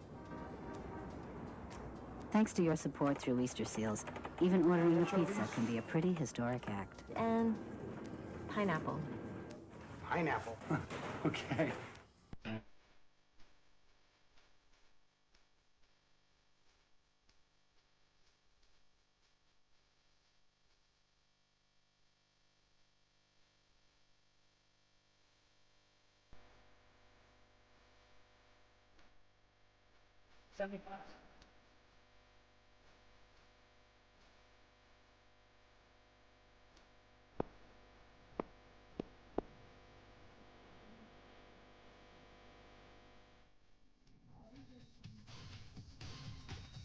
Welcome back to the Dare Challenge. Round 3 action is about to start. Whitaker leads this game 90-70. Round 3 action, though, means that we double the point value. Dubs. Brooks rarely ever covers YouTube drama. Are now for a correct answer, and this gives Rex Ralph an excellent opportunity to get back in the game. Only down by 20, so that's only 2 correct answers. All right, here we go with round 3 action. The winner of this game moves on to the semifinals. Here we go, and we're going to go with a lot of speed here, so get ready on the trigger finger, and here we go. Round 3. A drug which is sold in stores for everyone to use is called what? Okay, Rex Ralph buzzed in too early. I'm going to repeat the question for Whitaker, and they can answer freely. A drug which is sold in stores for everyone to use is called what? Okay, it looks like Sylvia for Whitaker. Over the counter. Over the counter is correct. True or false? Alcohol is the #1 abused drug in the U.S. Okay, it looks like Clinton for Whitaker. True. True is correct. True or false? Being arrested is a passive consequence of smoking marijuana. For Clinton for Whitaker. True. True, that is correct. Laws are made to keep you. For Whitaker, it's Chris. Safe. Safe, that is right. Looking nervous and avoiding eye contact with others is what type of response style? Okay, you clicked in too early, and that is Rex Ralph, so I'll repeat the question for Whitaker. No whispering now. We must answer the questions by ourselves. Looking nervous and avoiding eye contact with others is what type of response style? Okay, it is at the end for Whitaker. Shayla. Passive. Passive, that's right. The wrong use of a drug is called, it looks like 4, Whitaker, it's Clinton. Drug abuse. Drug abuse, that's right.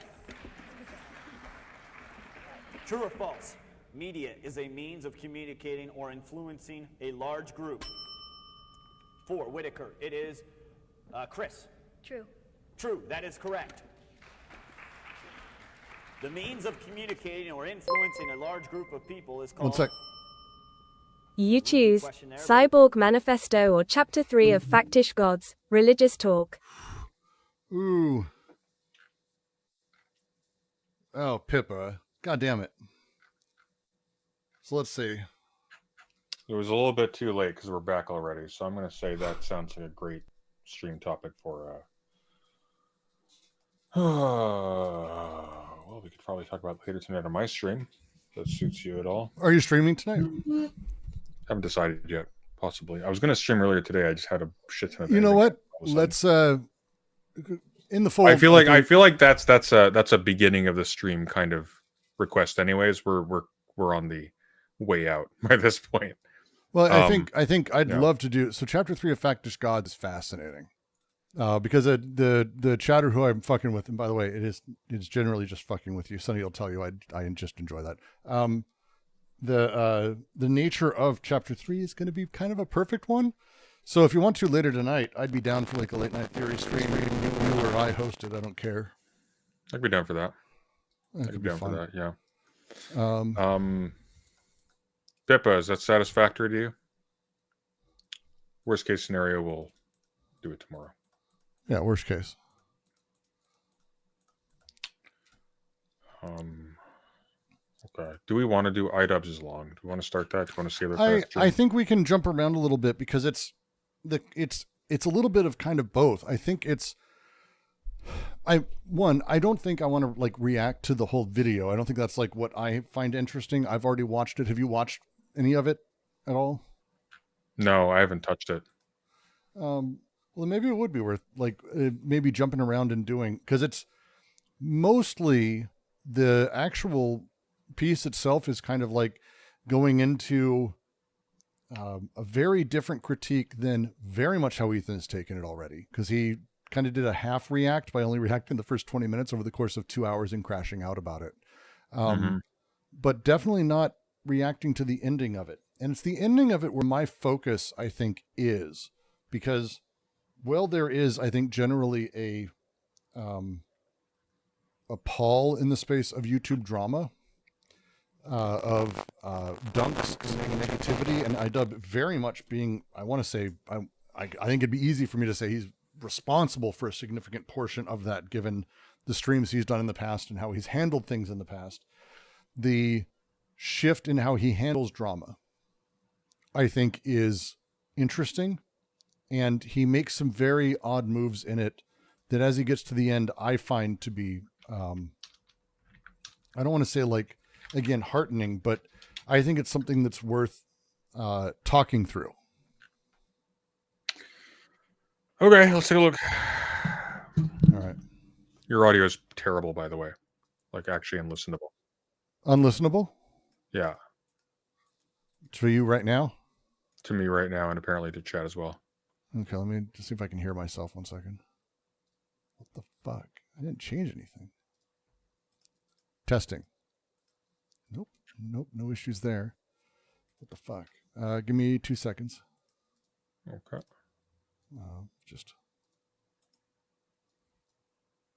I'll just see what I can do. And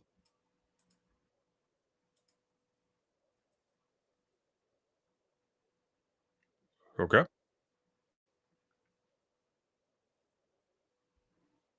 And put back into place.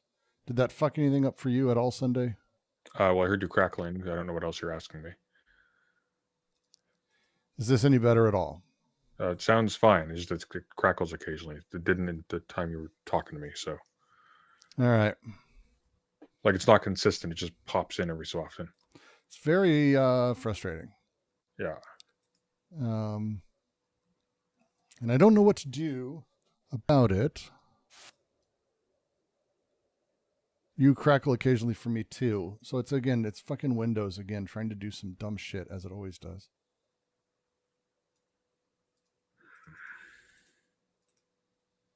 Give me just a second. If you want to talk, go for it, because I'm just going to be rambling. Not really. My thought is, look, we're hitting the 3-hour mark.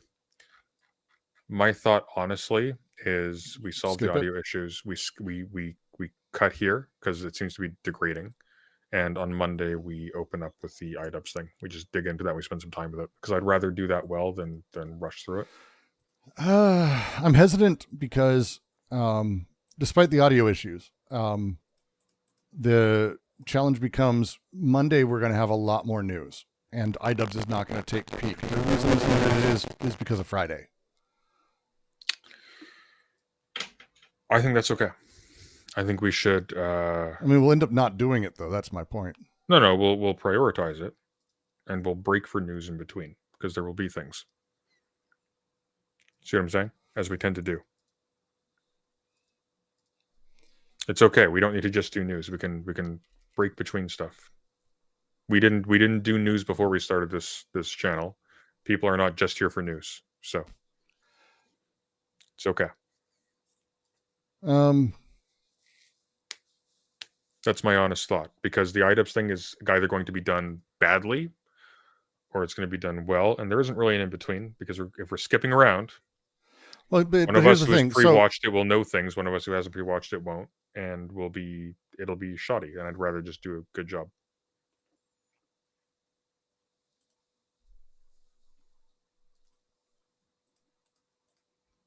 That's my thought on it. I'd rather take time and have like an actual like good segment where we dig into it. And we can, if it takes an extra hour or so to do whatever news coverage you're doing, that's fine. It's not just up to me. You have a say in this. I'm just saying, we've been going for 3 hours. To do this well is going to take at least an additional 2. And I'd rather start fresh on it. If we're streaming tonight or tomorrow, we're definitely going to want to.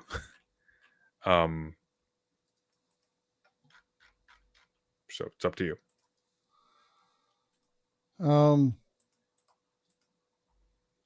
I mean, look, if you're not into it, it's not really my own. Like, a negative becomes a decision for both ultimately. So I'm down with that. Do you just want to end the stream out then now and just be done? My thought is I'd rather like close out now, and then on Monday we can go a bit longer and we can take some time on it and actually dig into it. And by that point there will be some developments on that as well. Like, the fact of the matter is we didn't cover a lot of news today either. We covered really just two things. A lot of news. We covered 2 things specifically. There's a whole lot going on we can always cover. That's not like we're always going to be selective. We spent a lot of time on the CCOT issue, which is important. We spent a lot of time on, not as much time on the I mean, we went through the whole DOGE thing. Yeah. Those are kind of the 2 biggest news stories. We went fairly in depth. I'm happy with that. Yeah.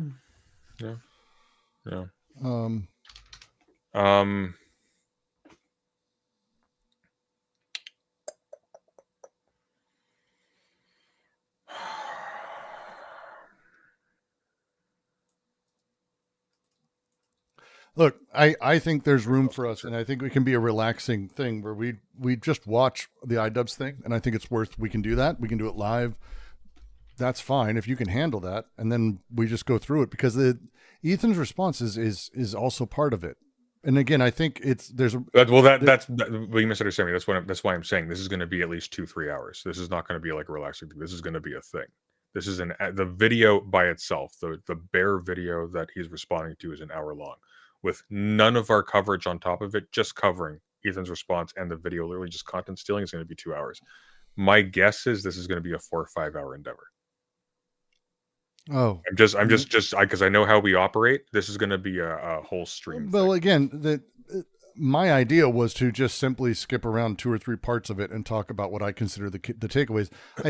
I don't find the iDubbbz thing, just to sort of go slightly into it, because I think it's okay to do a little, is he did a content cop, which he's done in the past. It's been a while. He did it on Ethan, who's kind of doing a weird crash out and throwing away friends and taking people, like screaming about people. You're not my friend. You're not with me. You're not supporting me. Why are you not? Blah, blah, just like kind of all that. And iDubbbz just kind of goes to the point and says, look, all this stuff you're saying that like I'm betraying you is like because I follow a person on Twitter or I didn't see this post or whatever. And there are these excessive things that are like that Ethan's taking. And he goes into kind of, this is a crash. This is stuff you do. You've done this. You're shitting on Hassan for, you're doing all these things. And then he brings it around. And I like this to a point of empathy where it's actually, hey, actually, this is tough and I get the position you're in and I'm been there myself. And I think it's important we understand Ethan's in that place and that we not throw him completely out. This isn't about getting rid of Ethan. It's not, his normal content cops are kind of like, extra, let's throw someone out of the group, like making someone effectively an untouchable socially. Most of his stuff has always been like this takedown, dunking, awful shit. Whereas this is, I think, a very different beast. And it ends with him, even at the point, 2 tears, where he's talking about his own, the way he also has experienced some of what Ethan's going through. And I think the reality is the vast majority of it is not anything that's worth watching. And even Ethan's response is not. I think maybe for your channel, because you tend to do more deeper dives and thoughtful through all of it, I'm not necessarily saying that. The thing I think that's interesting to pull away from is that we have what is a definite reactionary React streamer taking what I consider to be the leftist angle. I'm going to be honest. A major factor contributing to my desire to do this on a different day with more detail is also because every other sentence is exploding into my ears. Look, I can if you give me a minute, I can probably fix that. It's just, it's tough to do while we're also debating to do this, or we can just not do it. That's fine. You're fighting on it. If you didn't want to fight on it, you just go, okay, we'll do another day. But you're fighting on it. I don't know what you want to cover here because I haven't seen this hour-long video or the response or anything around it. Fair. All right. So if you want to cover it, we can. I'm not saying no, but like I'm just telling you, like I have no capacity to navigate this. I don't know anything about it. I don't know who iDubbbz is, except that he's apparently not done this for like 8 years. And apparently he says a bunch of shit about Ethan and probably pads it out by being empathetic at the end. But let's be clear, that's a poisoned blade. People do that specifically so that the person they're criticizing look terrible. That's why it's a spectacle. There's no such thing as kindness on this platform when you're doing a hit piece. So I'm going to be immediately cynical right there because I'm correct to be so. But no, right. Yeah. I mean, if we can, I'm not saying no, we can do it. I'm just telling you, if you think this is going to be like a 30-minute to an hour thing, you're dreaming. I think that as we go, you are going to be able to say, can we skip ahead? You're going to be able to say that multiple times because it's just kind of like a lot of revisiting. Reminder, advanced polling for the Canadian federal election is today, tomorrow, and Sunday. Yeah, Don't forget to vote.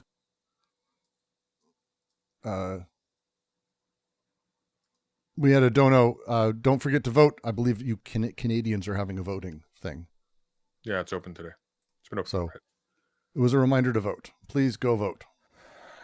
Don't vote for. Remember, if you're voting in Canada, because a lot of Canadians amazingly don't know this, do not vote for the NDP or the Liberals. Vote for whichever of them won last time in your riding, because Canada is not a two-party system, and the best way to get the Conservatives out is to have a not Conservative party win, not to have the Libs or the Dems or whichever one's your favorite win, NDP for Dems. Not that anyone here is Canadian anyways, but just saying.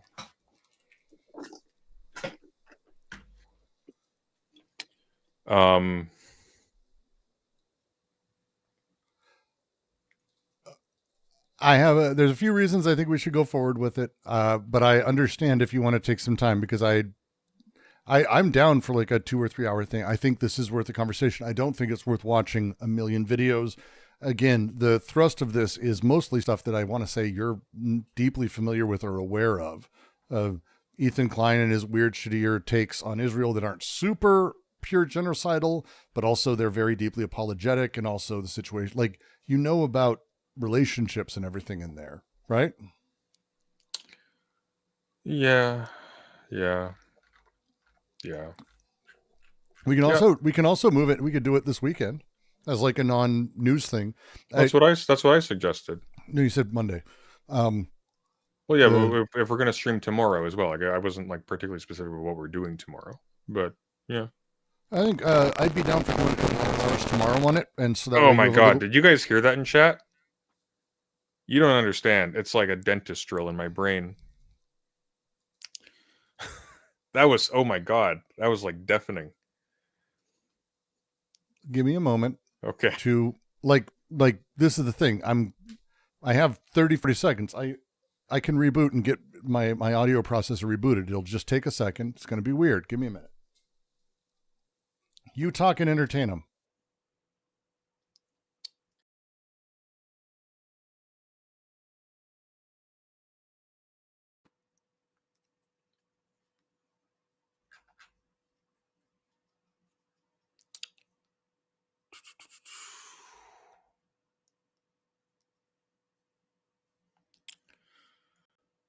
Did you see Ico cover it? Ico started turning during it. Turning in what respect?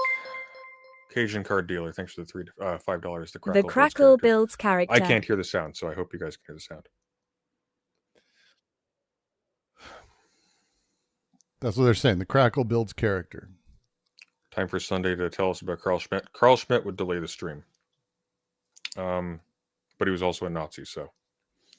Is this any better Sunday? I don't know. It doesn't. It's not constant. It's just it explodes. I know, but we'll find out. Like, we're gonna find out. It's like, yeah, it's fine for the 3 seconds it told you to ask me that. Well, I rebooted, which resets the timing for everything, and I've got new things to research on why this could be wrong, because why would the crackle be on a timer? Well, so it seems to be that this has to do with my very unique processor. Because it's got Newman nodes on it. Someone popped a little note, and I've been researching it while we're talking here. And so latency over time, which again, as memory gets used and as things are done over large periods, this would affect it. So when you start reaching the upper thresholds of that, or the memory allocated, and you start running into those things, you'll continually run into it more and more. Did any of that sound awful or painful as I just rambled there? Nope, you're good. That seems like. But just because I said that, it's going to start exploding again in like probably. All right, look, I'll tell you what. Zip to the part that you thought was poignant, and we'll talk about that. And then we'll go over it in depth later. Fair compromise? You wanted to zip around anyways. Yeah, unless we you can didn't, do and that was a lie. Well, I zipping to the part specifically, kind of, if you don't have a lot of background, but yeah, we can do that, I think. Yeah, well, we'll do the ending of it. You know what? Because it is, I think it's a worthwhile conversation to have, because as someone, and you're familiar with drama YouTubers, are you familiar with drama YouTube? Is that a thing? Am I familiar with drama YouTube? Yes. I have some passing familiarity with drama. You have some familiarity with it. I think this is where we start talking about maybe there's something a little bit more had or found as a thing.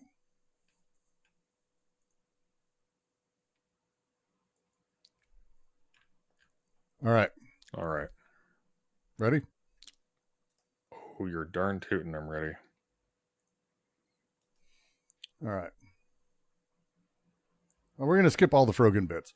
We're actually going to skip the vast majority of this. If we're calling him Bukaki, we're calling Frogan Frogert, okay? I insist. It's not even out of animosity. I can't hear that and not think Frogert. You what? Never mind. Continue. Could you hear the audio from the video, though? I think so, yeah. All right. I agree. All right, guys, I'm going to tell you a story about Ethan Klein. I know some of you have been following him, but there's a lot of people who might not be familiar with the background, with his podcast, with what's been going on over the past couple of years. This looks like the slap chop guy if he was in CCOT. Sorry, keep going. So iDubbbz is the person who's been doing the Creator Clash thing, the boxing match amongst YouTubers or whatever, doing it post sort of a weird turn he made, because he used to do really, really edgy content. He's part of that very like second wave of YouTube edgy content. He was one of the guys who like said the N-word a few times. Like that was his thing. He was one of those, that era, you know, the era. That is a very inappropriate image you have on the screen. What? It's Ethan. Never mind. You'd paused it at a different point at one point. It's okay. Keep going. So iDubbbz, we'll just say, was curated and built a community that was deeply reactionary, right wing even. And he very much had a weird, I don't know how else to put it, like a religious experience of sorts in some way, and broke to the point where he lost his hair. No, he has been espousing significantly more progressive ideals in a lot of ways, like in a really strange shift. And so the way that sort of he's been doing things lately has been not doing content cop. He hasn't been doing much content, I think, at all, actually. That hasn't been his push. Instead, he's very much aimed at sort of other types of content and trying to change his audience. He doesn't want them around anymore. He's outright said it a few times. It's kind of incredible, actually. His wife was doing OnlyFans and stuff, and there was like a whole bunch of controversies and conservatives dogpiling him. Like these are things like that sort of were talked about in general drama communities. But iDubbbz has kind of made some weird moves, and to the point where I've taken notice of him. I kind of sort of knew of him at one point, but he did like a really interesting video with Sam Hyde, which was like a documentary of visiting Sam Hyde.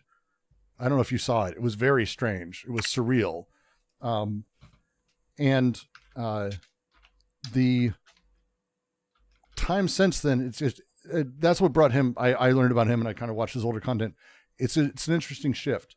So here we have him doing content cop. Supposedly he's part of, again, this old crew of this other type of content, the more edgy stuff that people sort of are driven to hyper reactionary sort of things with, I think is a safe bet. So here he is, and that's kind of the junior version of the setup. And then you'll see in the chat people having all kinds of opinions on every single person and everyone involved and hating this person or whatever.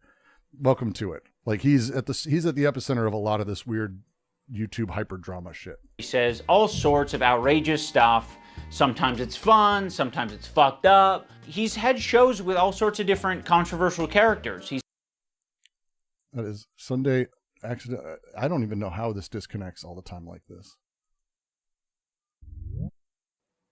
There he is. It disconnected me, I think, this time Sunday. You froze for a moment there. It disconnected me. Can you hear me? Yes. Can you hear me? Yeah. All right. Weird. Very strange. Back to the feed. He's had a show with Trisha Paytas. He's had a show with Hassan Piker. In doing so, he's gathered a ton of different audiences. Now, in his podcast with Hassan, Leftovers, they would mostly talk about surface level progressive shit and make fun of right-wingers. And you're telling me he didn't flick their dick once at least? Oh, that's 100 shavers, you trans women. I say, oh no!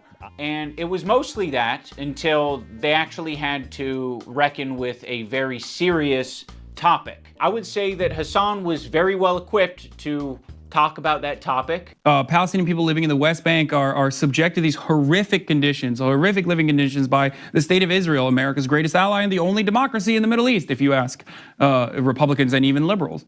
Well, that dance he invented was so kick-ass. So he starts going through and he documents out kind of this shift that happens with H383 and Hassan. You knew about this. Please tell me I don't have to tell you about that. No, we covered that together, remember? I know. That's why I'm really hoping. So he documents all of it and goes through it. And he's like, this crash, this happened. They broke. And then he's like, I was staying out of this until this editor who used to work for me tweeted about Ethan's wife.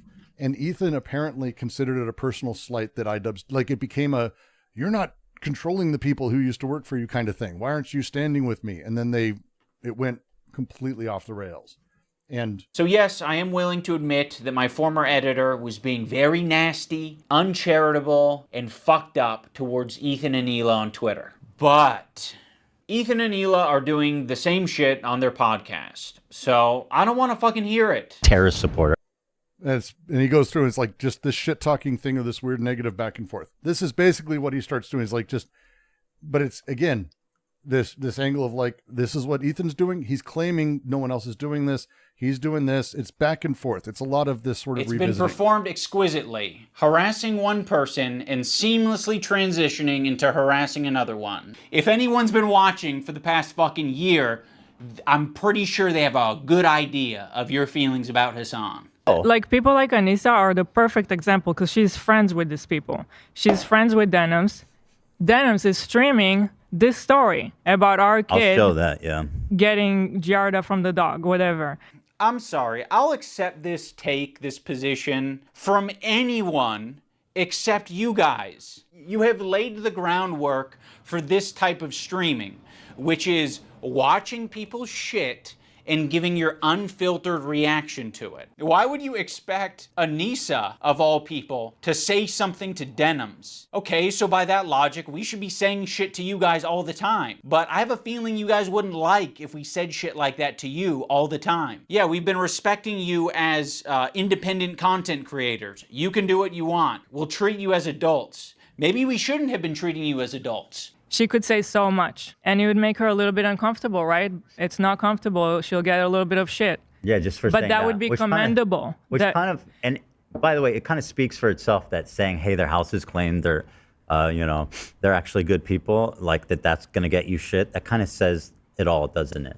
There isn't a single person that I respect who would give a fuck if I publicly said that Ethan and Hila are great with their kids, Ethan and Hila didn't kill their dog, and Ethan and Hila wipe their asses or don't have giardia or whatever the prompt is. No one would care. The only person who would care is me, because I'm like, why did I tweet this out?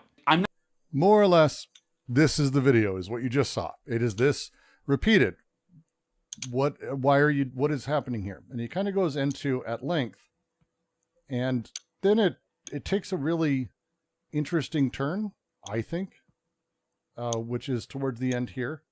It's the last couple minutes, and I think we'll watch it. If that's okay. That's fine. It works for you. 10 out of 10. I know what a perfect apology is, lady. True. You fucking don't. On you. There's this incident on the podcast where they were reacting to Cutie Cinderella, and Ethan was laughing during it. So that ended up being a pretty important wake-up call for Ethan. He made an apology video directed at Cutie Cinderella, and it was graded by a professional psychologist, Dr. Kirk Honda of Psychology in Seattle, and Ethan got an A+ rating. In terms of a public apology, this is A+.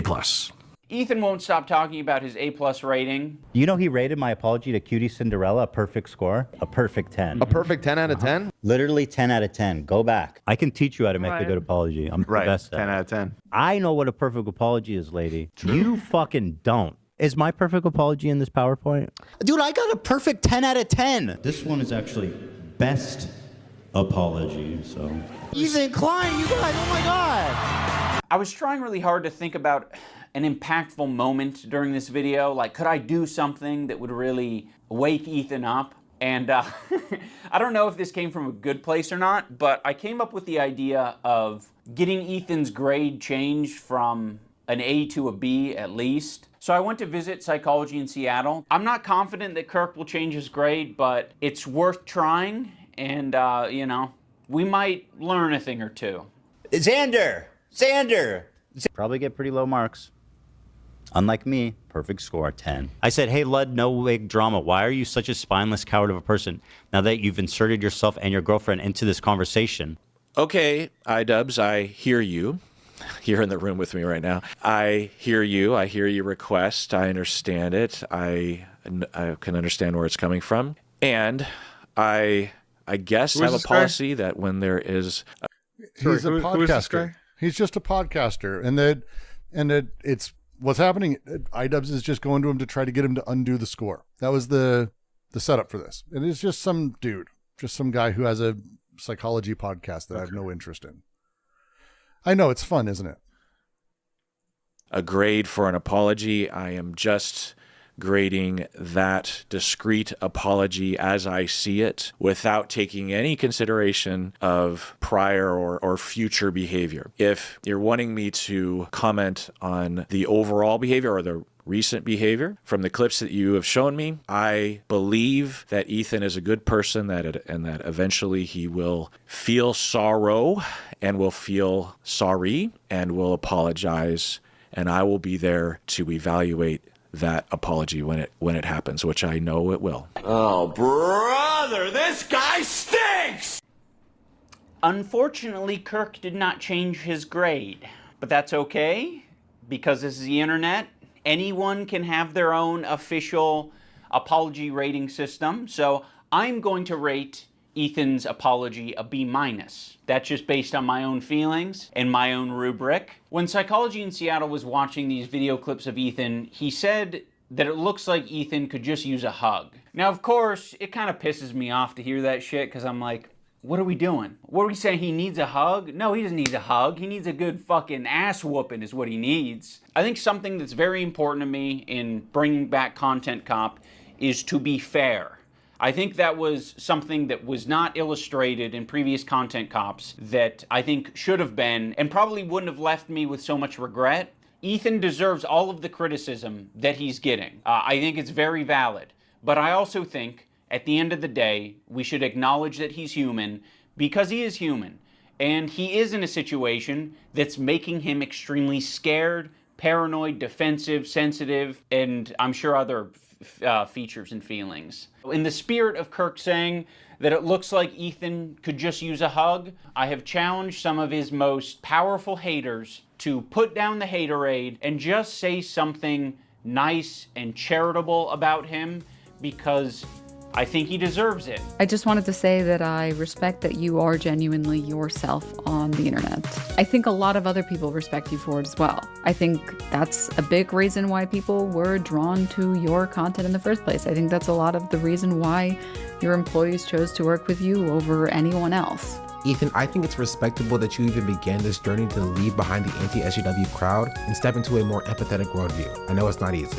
Ethan Klein, I think that when you are being goofy, when you're being silly, when you are being lighthearted, and just having fun with your friends, I think that is when you're at your best. So I'd love to see more of that. That'd be sick. I will be reading my letter off because I don't want to sound robotic. H3 used to be the sports for good that I used to watch. I hope that one day gets back to what I remember. You were one of the inspirations for me to start creating content, so all this has stung. I hope you really hear this, and I wish you the best. I think Ethan Klein rocks a buzz cut pretty good, and I think he's got a good choice of facial hair. I think it's really cool what he did 8 years ago, fighting that frivolous lawsuit. That was pretty. Yeah, this guy got his Twitter account banned because he wouldn't stop calling Chud Logic a pedophile and saying he hopes they all get melted together in a big iron pot. Fucked up and fighting it, he changed YouTube for the better, and I thought that was cool because I thought it was like he was fighting for free speech. Like here's my fundamental problem with this. Yeah, it's all very sweet and everything until you realize that they're all doing this because this is a stunt by a much larger YouTuber. Nobody believes this. This is bullshit. Nobody cares. They'll eat each other alive. They none of this is real. If I got asked to do this and I managed to put my face up there, even as someone 100 times my size, I would have the opportunity to expose myself to 100 times more my size yet. That's it. These are none of this. I'm not touched by this. I find it actually just really cynical and dark. Interesting. I hate everything about this. It's spitting in the face of sincerity and kindness, actually, and wearing its skin. Dynamic of Ethan and Neil, I'm like, fuck, it's really hard to be a couple online and see people attacking your partner, and it's like, okay, if you come to their defense, if that doesn't always help them, right? Sometimes that makes it worse for them. And I have been kind of slipping into a very unhealthy place where it's gotten worse and worse, and I get criticized more and more, and I get more defensive and more hold up, a feeling of almost infallibility that I could take anything on. It led me to make a lot of mistakes, and then when I was criticized for those mistakes, then I would act extremely defensive and nasty and not really processing them in a healthy way. That's really the brunt of what I wanted to show. And I'm fascinated at your take at it. I know too much about this, and I frankly... You know too much about what? I mean, the bare fact that this is being done as a spectacle changes the whole thing by itself. Can things be done that aren't spectacles? What can be done that's not a spectacle now? None of these people would send a private message saying any of this, which is what they would do if they actually gave a shit if this was real. This would be precipitated by actually an overture in which they would humanize the person to their face, not to a third party to make themselves look good, at the behest of a much larger creator that they can then benefit from being a touching component of a production. Interesting. So they would send a DM in the very same space that you're talking about. You think that if they were sincere, they'd send a DM to someone who probably would use it against them publicly. I mean, why would Ethan be less cynical, or why would they not view the same interaction with Ethan as equally cynical? Why is this attached to a video that's attacking Ethan in the first place? It's very simple. Well, that's the thing, is it's not really attacking Ethan, not in that sense. But it is, because at the end of it, it's diminutizing him as well. It's turning him into a thing that is broken and sick and an object of pity. Okay. Yes. Okay. So what this does is a it takes person. a cross-section of all the people who he is currently in conflicts with, conflicts in which they have been equally acidic towards him, justifiably so in my opinion. And it makes it so that he cannot reply without looking like a complete asshole. No, there's a lot of ways to reply without looking like an asshole. But there are. Not really. Not really. No, not if you're in a critical key still, because this escalates very easily. Because lest we forget, he's the pro-genocide guy. That is the contention here.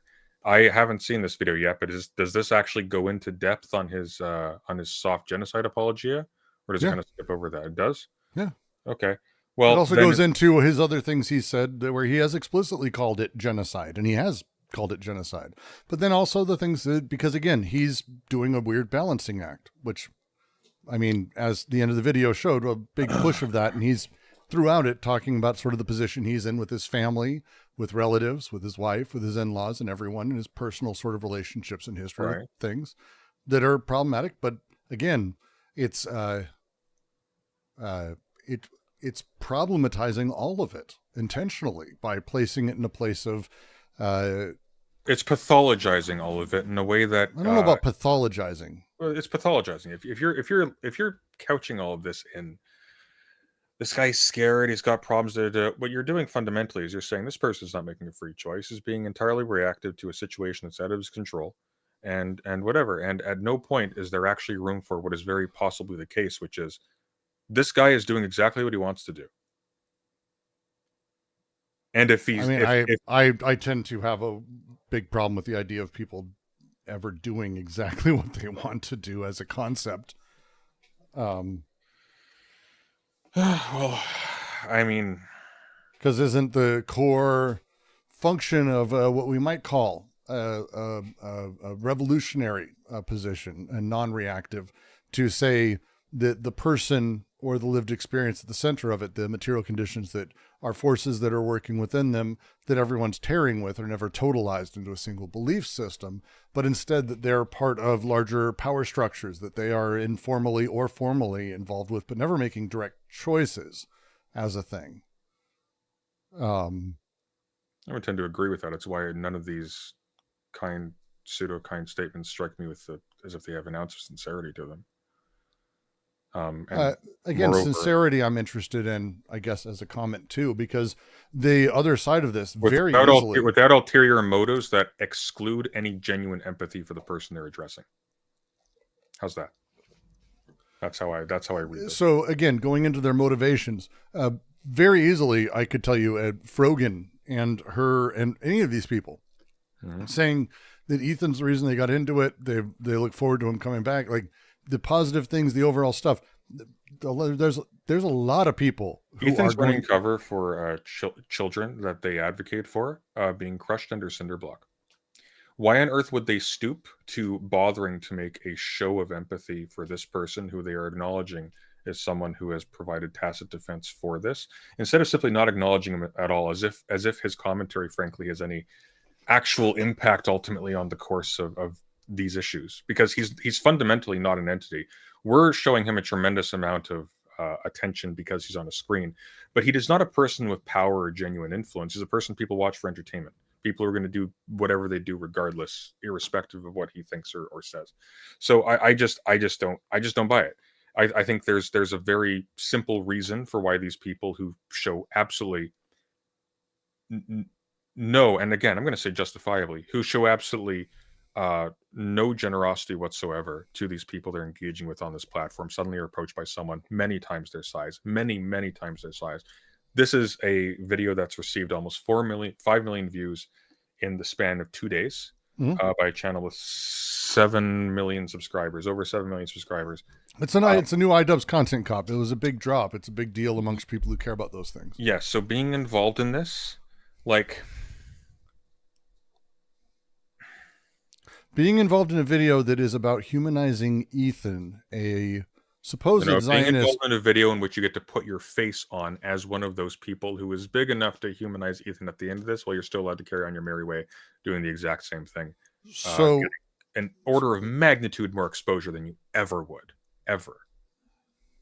Like, really, we're just completely discounting the obvious, like, cynical use of this. I understand the drives towards all of that, the attraction towards a video in a multitude of ways, aside from the fact that they get to do something with iDubbbz, who probably is another person like Ethan that inspired a lot of them. I mean, of course these are people who probably grew in a space where iDubbbz was a person to be emulated. And so to be able to justify working with someone who recently, as just, like a year or two, was effectively verboten in any semblance of progressive communities online, I think that would be something that most of them would jump at for a multitude of reasons, let alone success or cynical or whatever.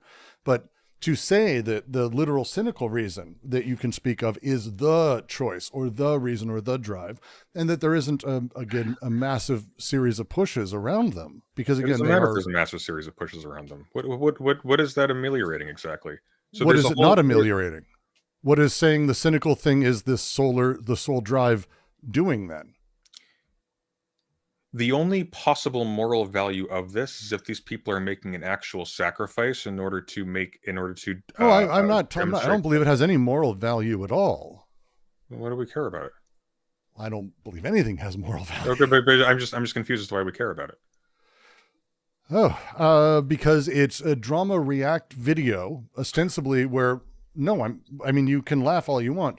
That is ostensibly, and the discourse around it is about that last few minutes, that it doesn't end with simply we need to get rid of Ethan, never talk to him again, we don't want him around. But it does end with that, Brooks. That's just not the end of the video. That's my point. That's where exactly it ends. How does it end like that? Because that's where this is going to go next. That's how this goes. This hasn't ended. The video ended. The video was framed to end that way. And then afterwards, people are going to respond to the video, and then people are going to ignore the video and move on and do what they were doing before. The video doesn't matter. Like you're acting like there's a world inside of this video. There's not. There's not. This is some guy with there is. The things that people seem to have taken away from this at large, and again, that's kind of the thing that matters to me, is the shift in forces, the shift in intention, how people are looking at it, is not laughing at this as a fucking Ethan done. What you see actually funny is on the extreme right or the Zionist side of things, they're doing everything they can to silence this video, because it's a weird hand reaching across the aisle moment to Ethan. As much as it may not seem like that, I think that's how a lot of people are taking it, that it's, hey friend, chill, wake up. The video. How are people trying to silence the video? Well, I mean, there's it's anti-Zionist. It's anti-Zionist. He explicitly No, says but like that, how is it being silenced? Though you said they were trying to silence. there reports of things. Again, this is I'm talking about drama, and we're talking about stuff in like 2 or 3 days. No, I'm hearing you. But I didn't know you meant there's capacities and work being done to try to change what it is. Reporting it in YouTube. He's already gotten a whole bunch of death threats. Like there's stuff where it's about silencing, and it's very much squarely in the. Because he says in here that Judaism is not the same as Zionism and that you can't conflate them, and that Ethan knows this. And again, in the video, he even plays where Ethan is saying that Israel's committing genocide, because Ethan has said it many times. Ethan's also laid cover in other ways because it's a complicated issue for him personally, and he's shit with words because he's not a great communicator or a poet. And so then he pushes himself, and then people react, and you have people like Bad Empanada and others who go after his family and do other things. Bad Empanada is not great. But again, the whole thing is about sort of the structure of the building of this weird crash out moment. And it's not a takedown of Ethan, or at least not how I watched it. And I think a lot of other people saw it the same way, but instead hey friend, can you fucking relax for a minute? Can you chill, wake up and relax? That's how I saw it as a video. And I found that interesting from a person who, if you go back and you look at his other videos, are clearly not interested in the person at the center of it. It is clearly about getting owns and wrecking and destroying him over and over. iDubbbz is that dude who just likes mocking and laughing and joining in that edgy shittiness. To have the opposite here, where it's not even laughing at Ethan or mocking Ethan. There's very few times, and he doesn't go like, this is how stupid Ethan is, which is something he absolutely does all the time. This is how silly, Ethan, this is why you're fucked up. This is how confused you are, all of it. I was stunned, but that's maybe just me. Hang on, let me see something quick. But it's fine. Again, it's the very cynical side of it. I think is a fair take. Are you sure that there's coverage of the?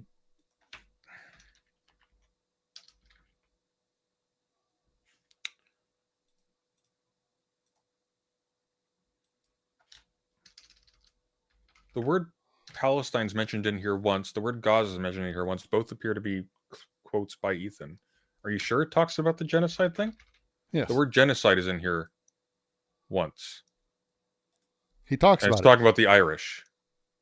I don't know if he uses the exact word. I know that, look, even in the response though, like literally Ethan's response video, he says that it is a genocide. Like Ethan has said it many times. This is not even the point of the iDubbbz video. I don't think he said it recently, has he? He said it yesterday in the reaction video to this, where he said it's absolutely a genocide. And he said, but also because he lived in Israel, it's a tough position for him to be in. And he's not educated. He doesn't know politics. He's not prepared for these things, which is the brunt of the iDubbbz video, was basically saying that Ethan is like not meant for this, and that he's crashing out over this, and this shit's more complicated. And ultimately, and however people feel about this, at the core, iDubbbz like, he's a friend. He's a good person. He's crashing out, and this is fucked up. And this is a chance for you to wake up and not continue to be this fucked up person. I find it to be an incredibly empathetic take. Now, if it's done cynically, that actually almost makes me happier, which sounds fucking weird, because if it's cynical that you're going to be doing videos that are about empathy and talking about the humanity of the person, and that becomes the new trend, I'd be fascinated to see where that would take things. Because if cynically you're doing it, that is already a trend. That is already a trend. That's a thing people have done. Show me. It's a thing people have done. It's not super common, but it's a thing people have done already. The strategy, and it's not like, look, most of the people, I didn't recognize some of them. One of them played Captain Olimar from Pikmin. I don't. If the goal was to make him go, oh, okay, I can calm down. I should stop, wake up, think a little bit, and chill out. Why aren't there people who are like friendly to Ethan at all, like involved in this? Like, why is it just enemies? Because shock value. No contrast. Yeah, it's no. Again, you are literally building a narrative now that simply doesn't exist meaningfully except as a guess. Because I could just as easily say the reason is because the situation of us versus them puts people in a position where they won't work with iDubbbz who's doing a video that content cop on Ethan. So if he hit up one of them or any of them, they would simply say no and fuck off because it is an us versus them, you're my enemy, I'm on Ethan's side thing, which is what iDubbbz talks about and is literally going against. And I think is the important thing to be doing. It is not an us versus them thing. The position of being anti-genocide is the position. Every other position is one that there isn't another side on. That's not how that works. There are people who are in some way supporting the genocide, but they're not supporting genocide. They're supporting the situation, the systems that encourage genocide. There's a very small percentage of people who are literal Nazis going, I like crushing babies' skulls. That's not actually how most of this exists. Most of this is, yeah, well, that's the price of things, which is what the Bidenistas and the other people do. The extent of being happy about it is a different beast. But again, we all exist in a place where we are necessarily impotent politically. I'm not grandstanding. You're grandstanding. You're doing the thing. So it's okay. Continue. What thing? You do the thing. You go on to speeches and you. I mean, I talk. Yeah, it's okay. It's just, look. These people don't matter.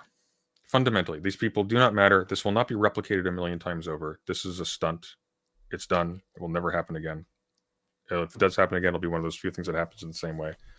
And I don't see a point in dwelling on it. This isn't real. None of this is real. This is all fake.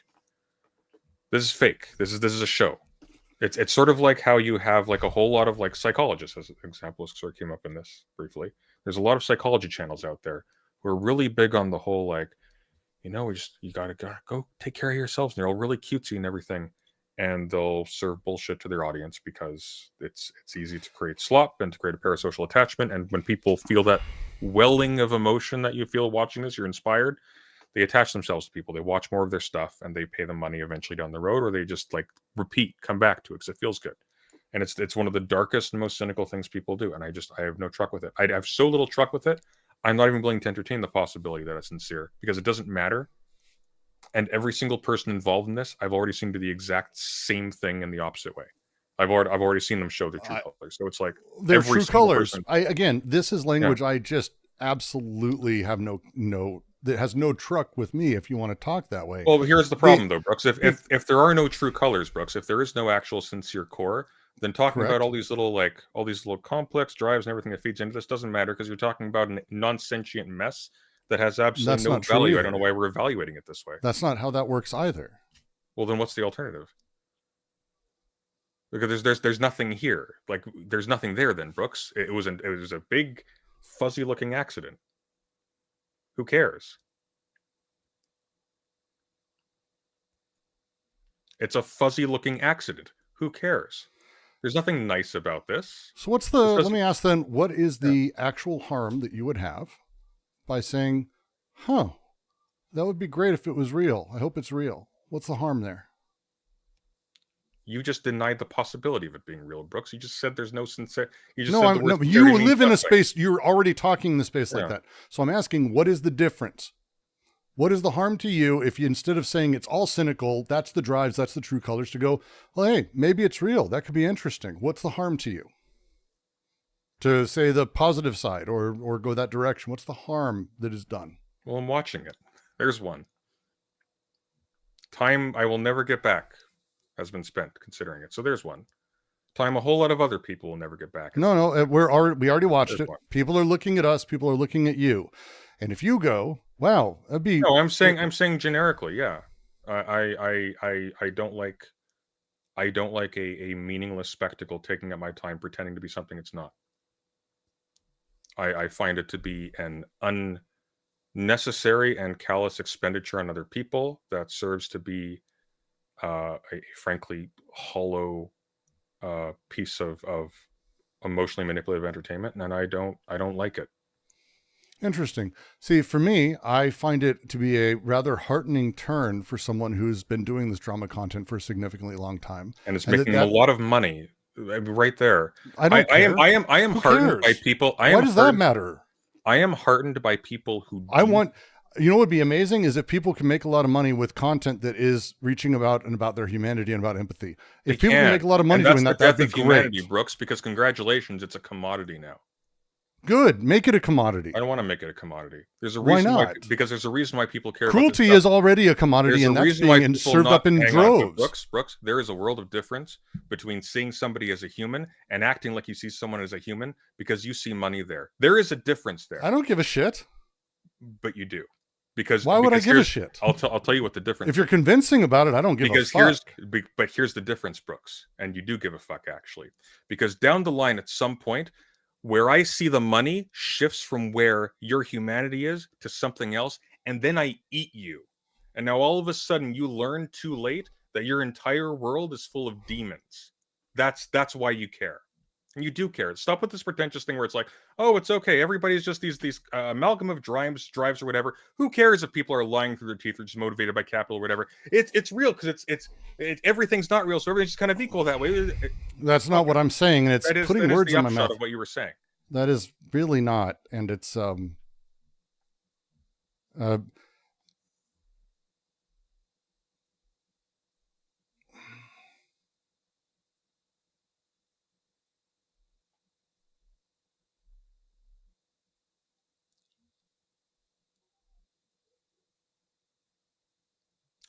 I take your point. It's perfectly possible. No, don't do that. Perfectly possible. Don't do that shit. Okay. Don't do that shit.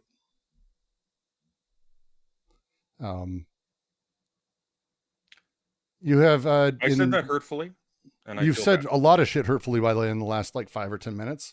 And I don't think you intended it, and I think you're in a mood. It wasn't targeting you. No, it was at me, and it was about me, and it was very much directed at what I was doing and claiming who I am and what kind of person I am. One particular part. Nope, there was a lot of it. Nope. You can go back and rewatch. You can feel free. Well, why don't we? But I will tell you right now, it was not cool.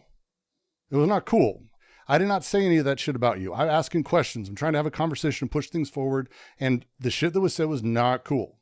It was not cool, and I get it. You're in a tough place. It's been a long day for you today, and I don't know what happened. And I'm not saying that that's like the reason that you're like this or anything, but it's contributing. And hey, it's tough. I'm in a sensitive place right now too. I'm having a very tough time. It's been a very long month. Do you know what I joked with you? It's my time of year. Do you know what my time of year is? I joke. It's my period of sorts. I'm aware of your time of year. My time of year. In 2 days is the 26th anniversary of a rather horrifying thing that I went through. Okay. And no, this is important. I'm sharing but this is where I'm going. This is where I was going with the previous thing. You want to have a heart to heart and you want to like resolve things or talk through things. You don't do it in front of an audience because the moment you do that, different dynamic. Why? Because we're not talking to each other now. We're framing ourselves for the camera.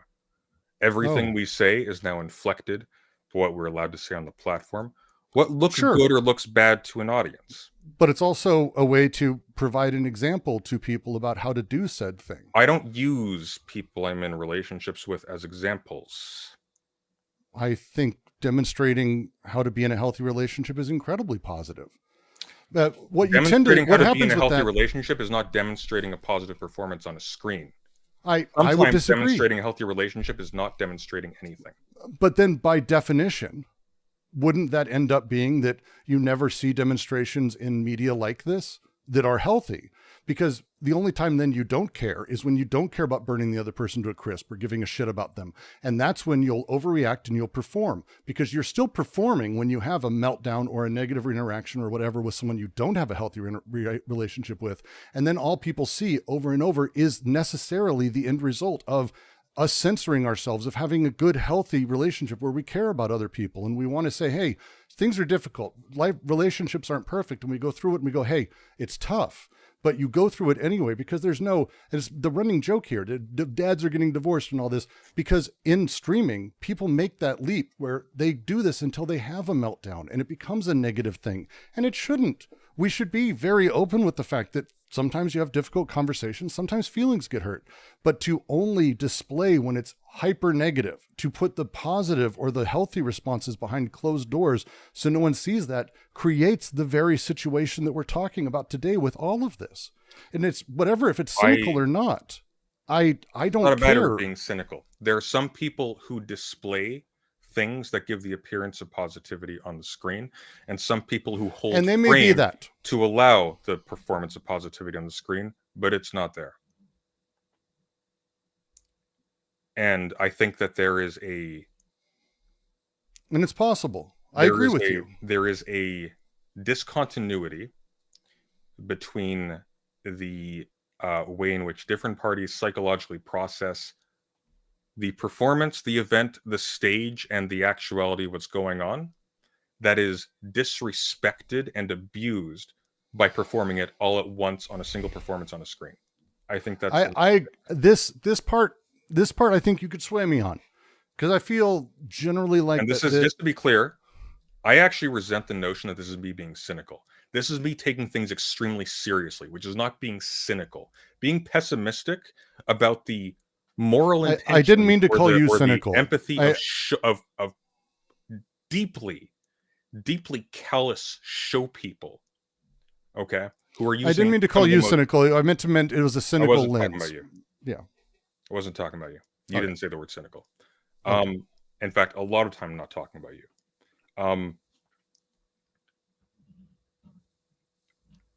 When I said you were grandstanding, this is what I meant.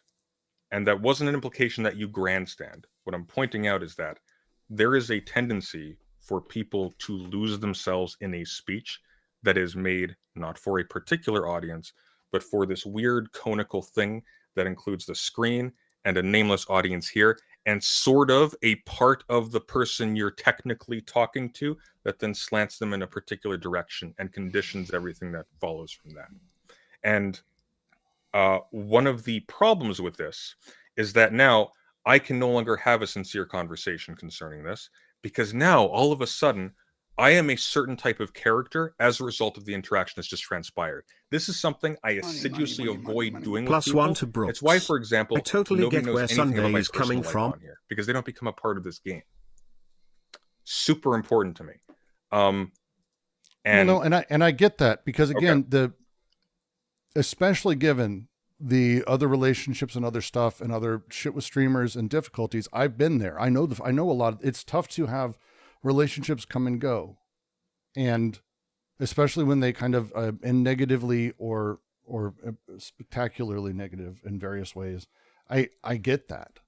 I very much do. But I would argue again, I don't have the implication when you say someone's grandstanding, and I get people do that, is there's an implication on the person when you say, oh, someone's grandstanding.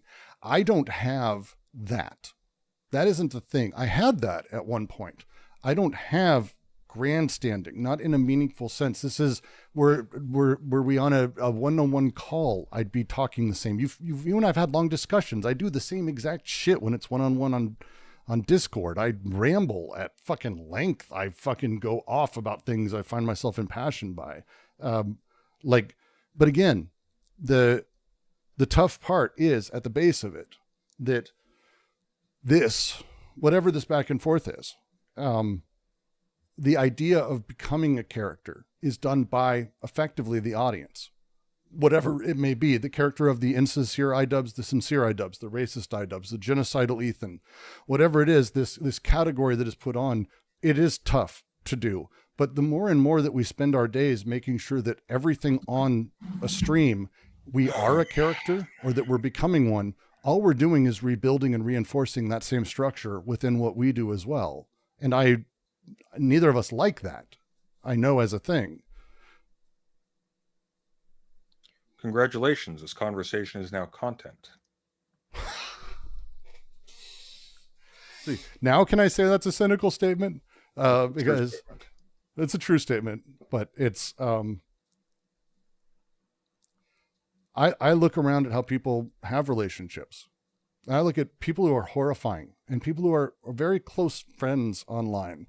And especially in the last couple of years, you've introduced me to a lot of drama content. It wasn't my bag. Drama content was not my bag. And I know names of people that I would rather never, ever fucking know again. And I always kind of treated it as friends. Like, I'll say something negative and like we just go off because it's like talking shit. It's not. People take things very, very much to heart. It becomes a I am playing a character, and that character is in an ever-evolving, morphing play of wars and battles and words where my group is against yours. And I've been watching it happen over the course of the last couple of years. It's been really disheartening for me. And this I found interesting because it seemed the opposite. If it does commodify in some way empathy, sure, but it doesn't seem to do the I'm on this side, you're on that side. Instead, hey, this is the side. This shit's genocide. This is this bad. I get what you're doing, but you're in a bad place. You need to stop crashing out. That mental space is one of I think. I'll tell you what cynicism is. Rotherick says something kind of useful here. You know how this becomes content if you keep up the cynicism and refrain from engaging on a real level. I'm going to show you what cynicism is. Cynicism is I concede in a way that is very heartwarming. Oh, how mature. We had a really nice resolution. Everyone's happy now. There's a nice positive outlook. And I did that as a contrivance in order to end this in exactly that way. That's cynicism, just so you know. So you did that? No, I didn't do that. Do I sound like I'm doing that right now? No, I thought that's sorry. I thought you literally just said that's what I did. I'm sorry. No, not you. Or not no.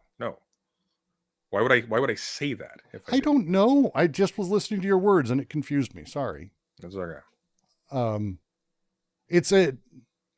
It's the difficulty of online spaces is this, because we necessarily are disconnected. We're not experiencing the real lived worlds of each other. We're not seeing anything but that which is put forward. We're not seeing anything but that which is in our profiles or we put on stage. You're 100% right that everything is a performance. Well, it's not just a performance. It's then consumed also by other creators and is extended as far as possible for that purpose. It's when I say it's content, don't take me to mean that, oh, congratulations, this is all just a spectacle. No. This is now an artifact. This is now a thing that now gets used as additional fodder for other people's content. This doesn't end. There's no human resolution to this. The medium destroys the possibility of that. Somebody asks, can nothing be genuine? Not on here, it can't. Definitionally not. That's what the medium is. I can't even see you. Your name's on a list. None of you have humanity to me. I intellectualize that you do. I think of you that way. But what do you think I'm thinking of when I think of you that way? There's an amorphous 1,000-headed list of names, not even real names. That's not real. None of this is real. We can have conversations of real interest. We can have conversations that are real and private. I can have conversations with any of you individually that are private, that are real. This is definitionally not real. It's filtered and refracted through way too much. There's just no way. It doesn't work that way. Well, I think that's interesting. Because then it would, because again, just at the base level, it would then reinforce the idea that there is only reactionary internet. Yeah.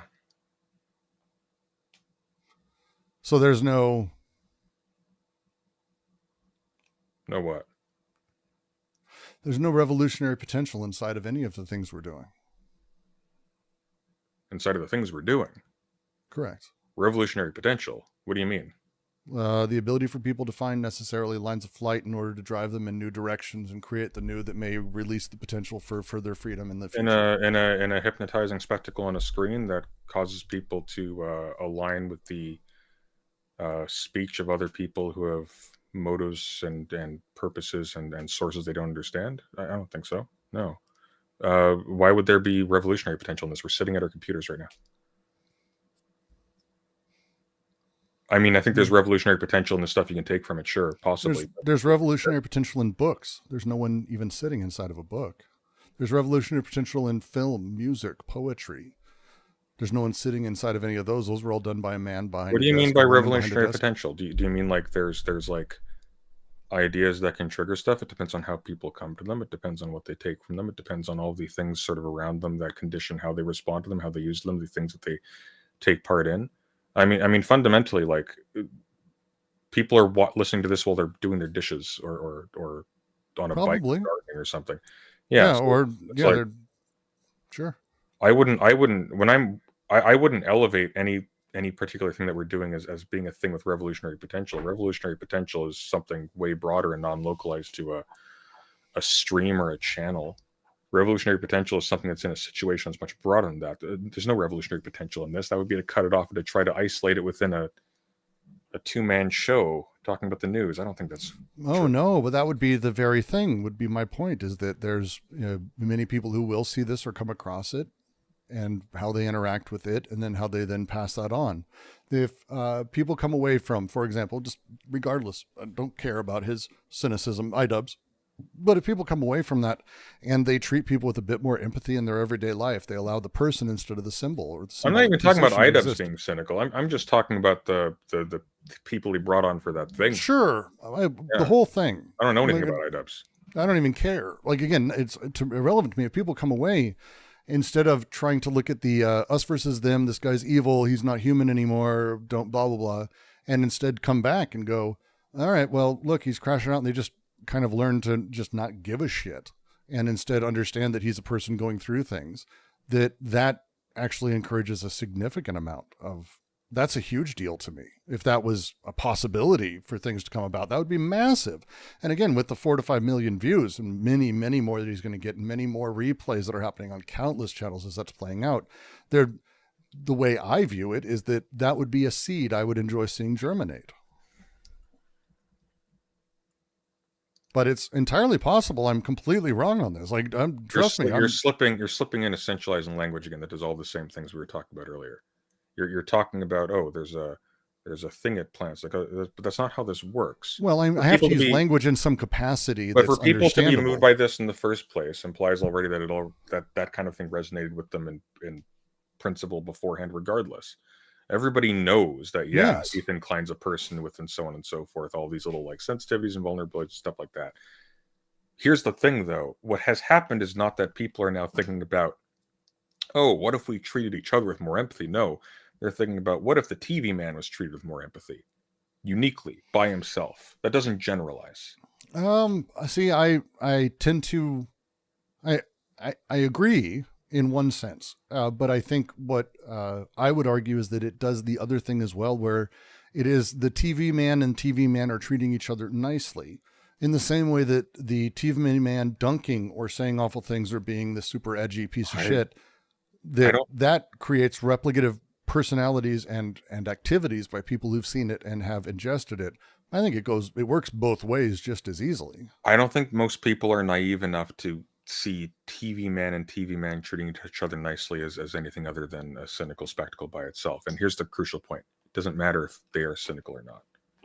I think the general perception is, I think they are, but the general perception is, because of the nature of the medium, what this is for, the fact that there are these particular reasons to do that apart from any of these noble ones aside from that would be motivating all the exact same behavior either way. Interesting. Even just to differentiate. So, right. But I think that, again, the context of it and the reaction to it, I think, is what it becomes interesting. So if Ethan watched the whole thing and instead of doing what he did, which is crashing out in like the first 5 minutes and going absolutely fucking wild, he said a lot of shit, really went the reactionary shit talking route as if it's a normal content cop, but instead watched it, maybe in private even, but watched it and got to the end and went, maybe I will reach out to iDubbbz, or I'll answer his texts. Simple little thing where he's like, maybe I'll go have this conversation, or maybe I'll talk to him. Maybe I'll call him right now on stream. And if there was that reaction instead of a hyper negative one, the response and the sort of ripple effects from that would be excessive. I think this is not a massive ripple. This is not like a sea change thing. Certainly I'm not silly enough to think this is like the cornerstone, whatever. But I think if what's coming from this is if the conversation is formed, that we build, that we move out, if we want to talk about doing something cynically, it is encouraging and pushing the idea of that this, well, cynical or not, is a far better way to exist. There's an old comic from when I was a child. I'm trying to remember who it was. It was one of those shitty, like, I think kids comics. I mean, my parents had them from like the older days. And what it was is that someone started a rumor in the town that there was a rich guy walking around giving anyone $10 who he saw picking up trash and throwing it out. And within like 2 or 3 days, the town was completely cleaned up. No one saw this man. Then another rumor was started that the man had actually changed his mind, and it was about people being nice to each other and doing nice things for each other. He'd give you $10. And everyone did this. And soon our $10 just landed. Oh no, I muted them because we're talking, and we'll go back and we'll reread them. Sorry, people. In the middle of Sunday talking, you were going on, and it just I couldn't hear anything. It was actually $5, but $10 is funnier, so I said it was 10. Fair enough. But what happened is over time, this town got nicer, and the behaviors shifted, and even after it was revealed it was kind of all a hoax and everything, people didn't like fall back into super anger and frustration. They kind of, this shift changed them. Where's this from? Sorry, where was it? It's a comic from when I was a kid. Oh, it's a comic. And I like the story. It's a lie. There we go. I'll say it's a lie itself. But I like the interesting part of the lie that I think I get, which is cynicism itself isn't necessarily cynicism to the end. That people doing things cynically, habitually, still creates that same behavior as they go on, and it can have after effects that are positive.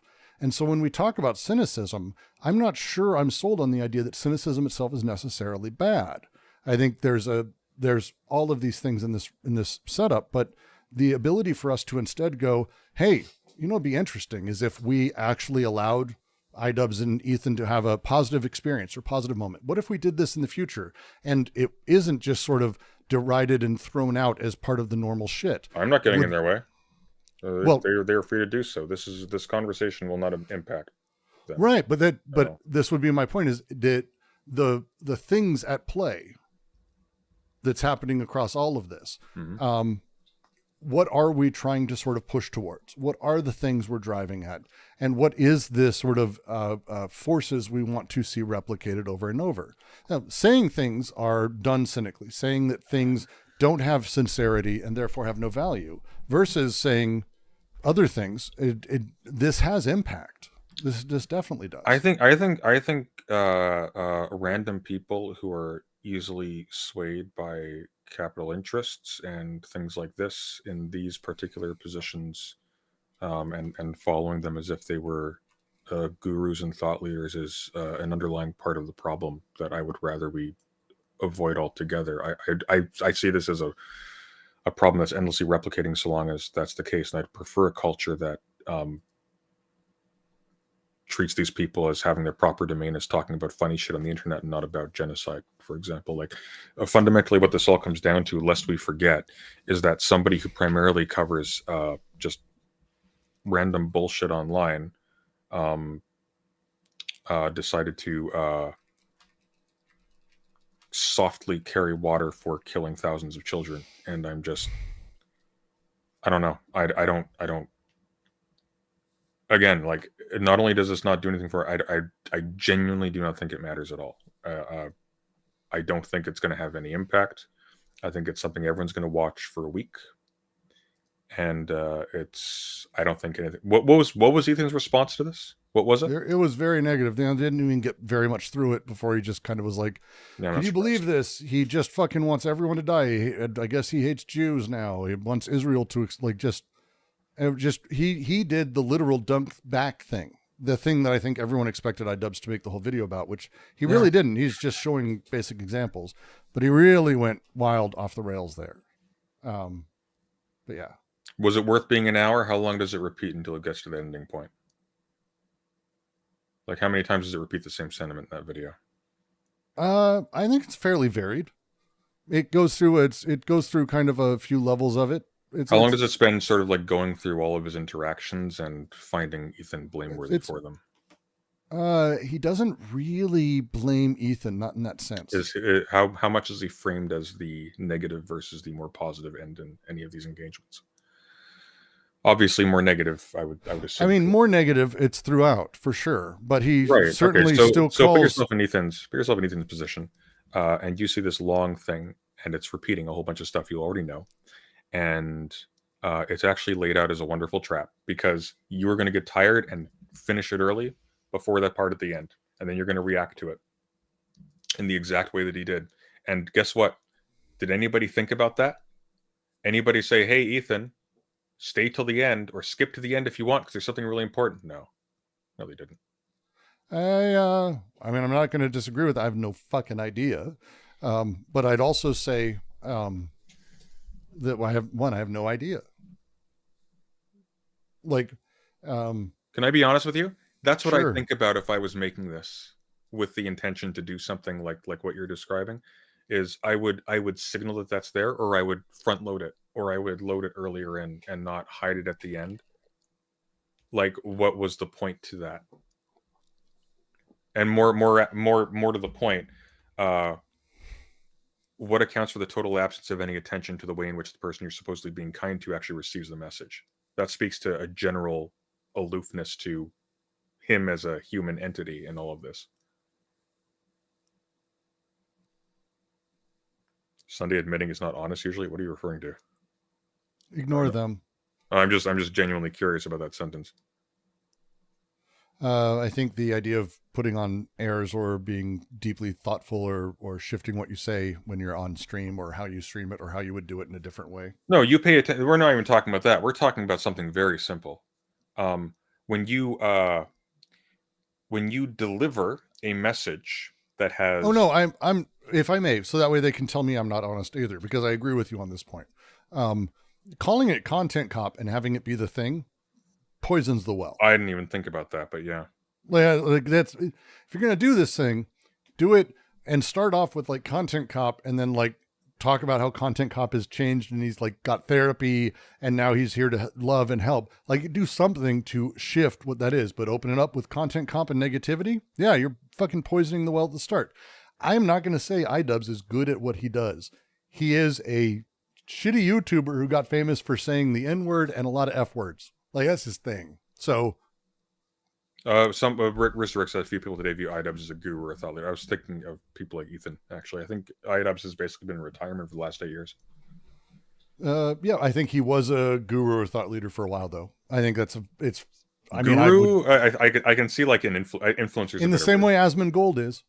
I don't think Asmongold's a guru. I think there are a lot of people. That's like the old Mitch Hedberg joke. Someone asked me if I have a girlfriend. I said no, but I know a girl would be real mad if she heard me say that. I think he's more of a roach guru or a roach druid. Who has gotten progressively worse. So you were correct on that one. Yeah, sure. I was, wasn't I? Mm-hmm. Yeah, and with this one, you may be completely correct. This one, you may be completely correct. I don't think.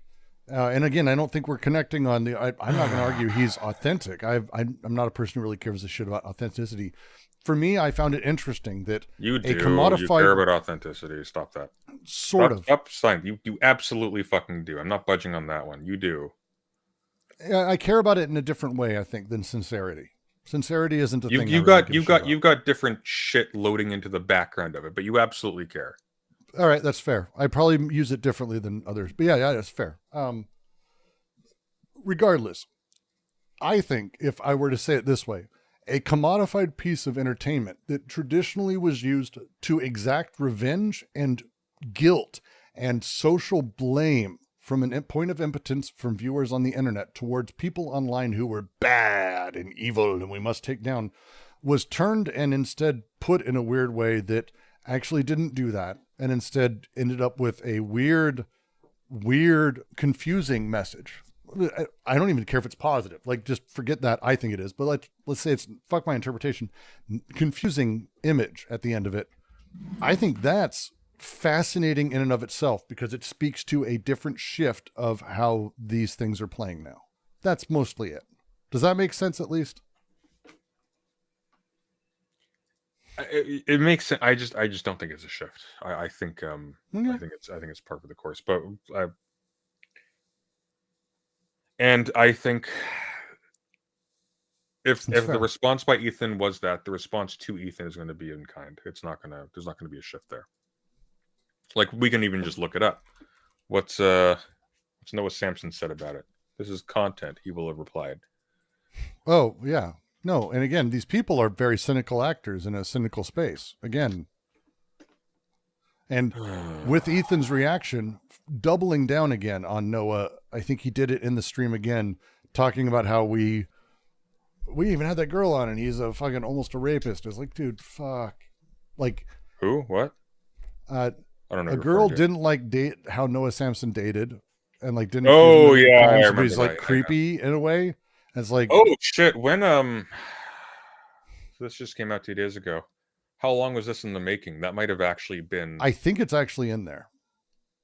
It's in here. I think it's in the video. 1 second. I'm not positive. Well, presumably, if I just look up Samson, I should find. If you look up Noah, it should be. Noah would make more sense. He's mentioned. Oh, here we go. 4756. Yep, I see it. All right, let's. But here's where I'm going with this, though. Yep. Depending on, like, even regardless, depending on when this video was actually put together, because you can make these pieces like, not at the same time or at different times. No, of course. The Noah Samson thing might have actually been recorded before he brought on his ex-girlfriend. Just throwing that out there. It's a possibility. No, very much. He is against Noah Samson. I have nothing but vibes to gain, and potentially your money as well. Don't worry if you don't have it all now. I'll garnish your wages. You're going to be living with your parents for a lot longer, buddy. 26, you know what I mean? Try 46. Noah made a video that was critical of Ethan and other content creators when they're talking about Israel and Palestine. I mean, the way he's talking about Noah on his podcast is so fucking creepy and weird. Is this a new thing? This is a new thing. This happened during the show. Upon initial examination, it seems to check out, and it's not great for young Noah. Can I say that? Don't say it yet. I'll say it. Yeah, pause it. Yeah, if you want to humanize someone, don't lead with they're creepy and weird. Well, I mean, we are 47 minutes in. And he's saying what he's doing just sounds creepy and weird, because it does.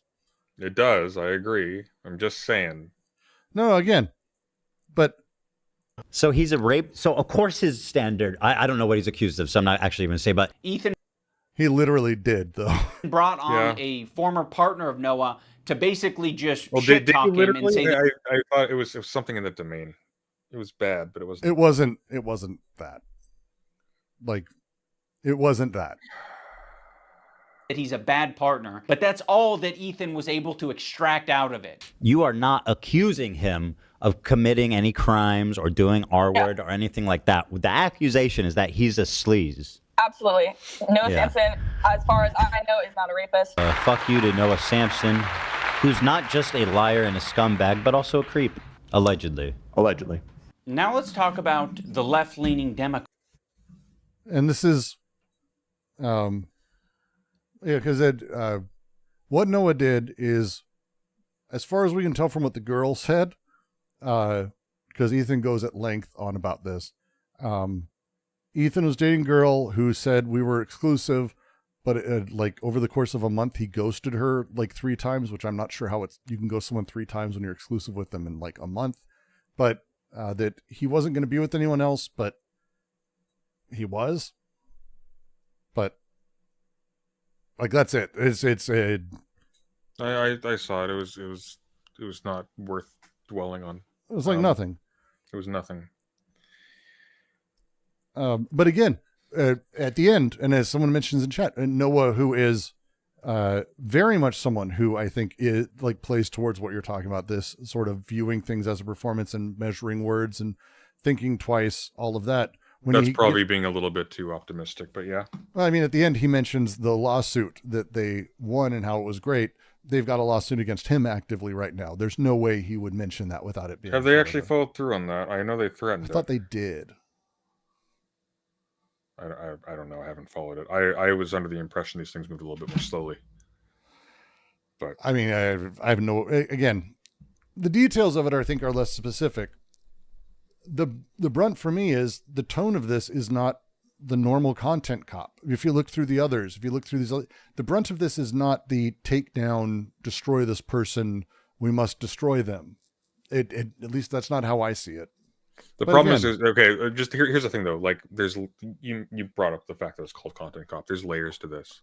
Oh yeah. If I have like a series of killer, murder, death takedowns, and I just have that with someone's name behind it, and I do the thing for all those other ones, and I do the same title for this one, the title is also conditioning what the thing is, regardless of what the content is. Again, as I said, I'm not saying iDubbbz is a good content creator. Like, what's the thumbnail on this thing? It is. It's him yelling at Ethan, pointing at Ethan, I think. Busted, apparently. It's just content cop light thing. I don't know. What do the other ones look like? Does he have a content cop playlist, or are those gone? I'm sure they're still up. Well, it looks like he took them down. I'd say a content cop playlist. Really? Yeah. Look, I got to go outside, or I'm going to die of blood. No. We've got to finish off. 8 hours. We've got to finish off very much. It's all right. The thrust of it. I think it's important. I think it's an important thing to generally have everything. If we live in a time, and again, to just relate to other stories, at this point, DOGE has put all of our shit out there. It's going to be coming. There's all of everything we're doing is being sort of ensconced by AI. Our data, even stuff we don't intend to put up there, photos that are on iCloud are being eaten by data. Enjoy that. Like, AI is getting everything. Our existence is out there. And all that's Thank your there, lucky stars, some of you, that at the very least YouTube and the publicization of private people with webcams is getting people accustomed to the idea of treating pedophiles and sexual abusers as normal. So it's okay. A lot of you won't actually get the consequences that you deserve when that information comes to light. Not that I'm talking to anyone who needs to be concerned about that sort of thing. As you were saying, I apologize. I interrupted you. No, you're good. The challenge is, if we were to ask AI that has digested every YouTube video and internet conversation ever, it would have no tools or understanding or patterns for a healthy back and forth on how people should disagree and be fine with it, because we're going to disagree. And that, I think, is the most damaging part about all of this. And the ability for us to have a healthy, hey, forward, even if it's a minor shitty one from someone like iDubbbz, I see as a boostering. And that's it. We get back to the same thing. The human person, not the position, not the guy on TV, not the President Sunday, not the Brooks from the QC, but the human who's at the base of that. That's the thing that matters, not the symbolic position people sit within or that we relate ourselves to or how we choose that. Whenever we do that, we are fascising ourselves every single day. And Okay. we do it For next philosophy debate I have with Brooks, I want you to remember that he postulated that there's a base of a human there. Okay, just bookmark that one for later. It's going to come into play. I'm not sure that's what I said, but okay. I think it's almost verbatim, but that's okay. You can walk it back later. It's all good. It's when I use simplistic language, I'm using it to get a point across in a more poetic and easier way than going deeper into the very complex nature of the things that we can discuss. It's metaphorical. Sorry. Not metaphorical, simplified. There's a difference. But is there actually? Let me think Yes. about that. No, I don't know if that's true. I think metaphorical would be utilizing analogy or other words. It that would don't be. have the same It would meaning. be. But the reason simplifying why is simply talking through things in a simpler okay, language. True, but the function of the metaphor would be to relate it to a familiar and simpler dynamic, so you can digest it when you don't have familiarity. That is a version of simplifying that's deeply damaging. I didn't do that. I didn't say it was damaging. I did. Okay. All right. Analogy and metaphor is one of the you weren't blights on humanity. doing allegory, Tolkien. It's okay. Oh, I very much was not. So, otherwise, look, Friday night. This you guys was the have a lovely fun evening. stream. Y'all have fun? I had fun. Oh boy. Oh golly gee, this was so much fun. Brooks, thank you for this. I did. I find this interesting. I find this stuff fun. I do. This is the stuff that matters, and I think it's good. This wasn't death depressing like the streams were earlier this week. At least it wasn't to me. I'm sorry if I super death depressed you Sunday, which is possible. No, I'm good. It's okay. Some things, if I may, I am actively playing Psycho R, and so I will be telling you about all my thoughts on that game soon enough. Yeah, have you managed to survive leaving the HQ so far? I haven't figured out how to leave the HQ, and I've got an hour in the game. Oh my god. I know. Well, I'm trying to do it without looking up guides, which have you managed to have you seen the Bion yet? No. Okay. I'm not going to look it up either, and don't tell me. Have you gone inside a mech yet? I don't know how to go inside the mech. So you've literally just you played an hour and you're literally just walking around the room. I've walked around. I've talked to everyone. I've bought things at vending machines. I've taken things around. I've learned my password. These are achievements in this game. Do you know you can break the windows? I have had to restart because I've killed people for fun. And so it wasn't an hour of a single life, but I keep trying things. You should try breaking the windows. Just saying. We'll see what we can do. All right. Have a good night, everyone. Enjoy your Thanks weekend. for joining us. Everyone take care. Enjoy the weekend. I won't because I'm going to be streaming again. But enjoy the weekend. Have a good night.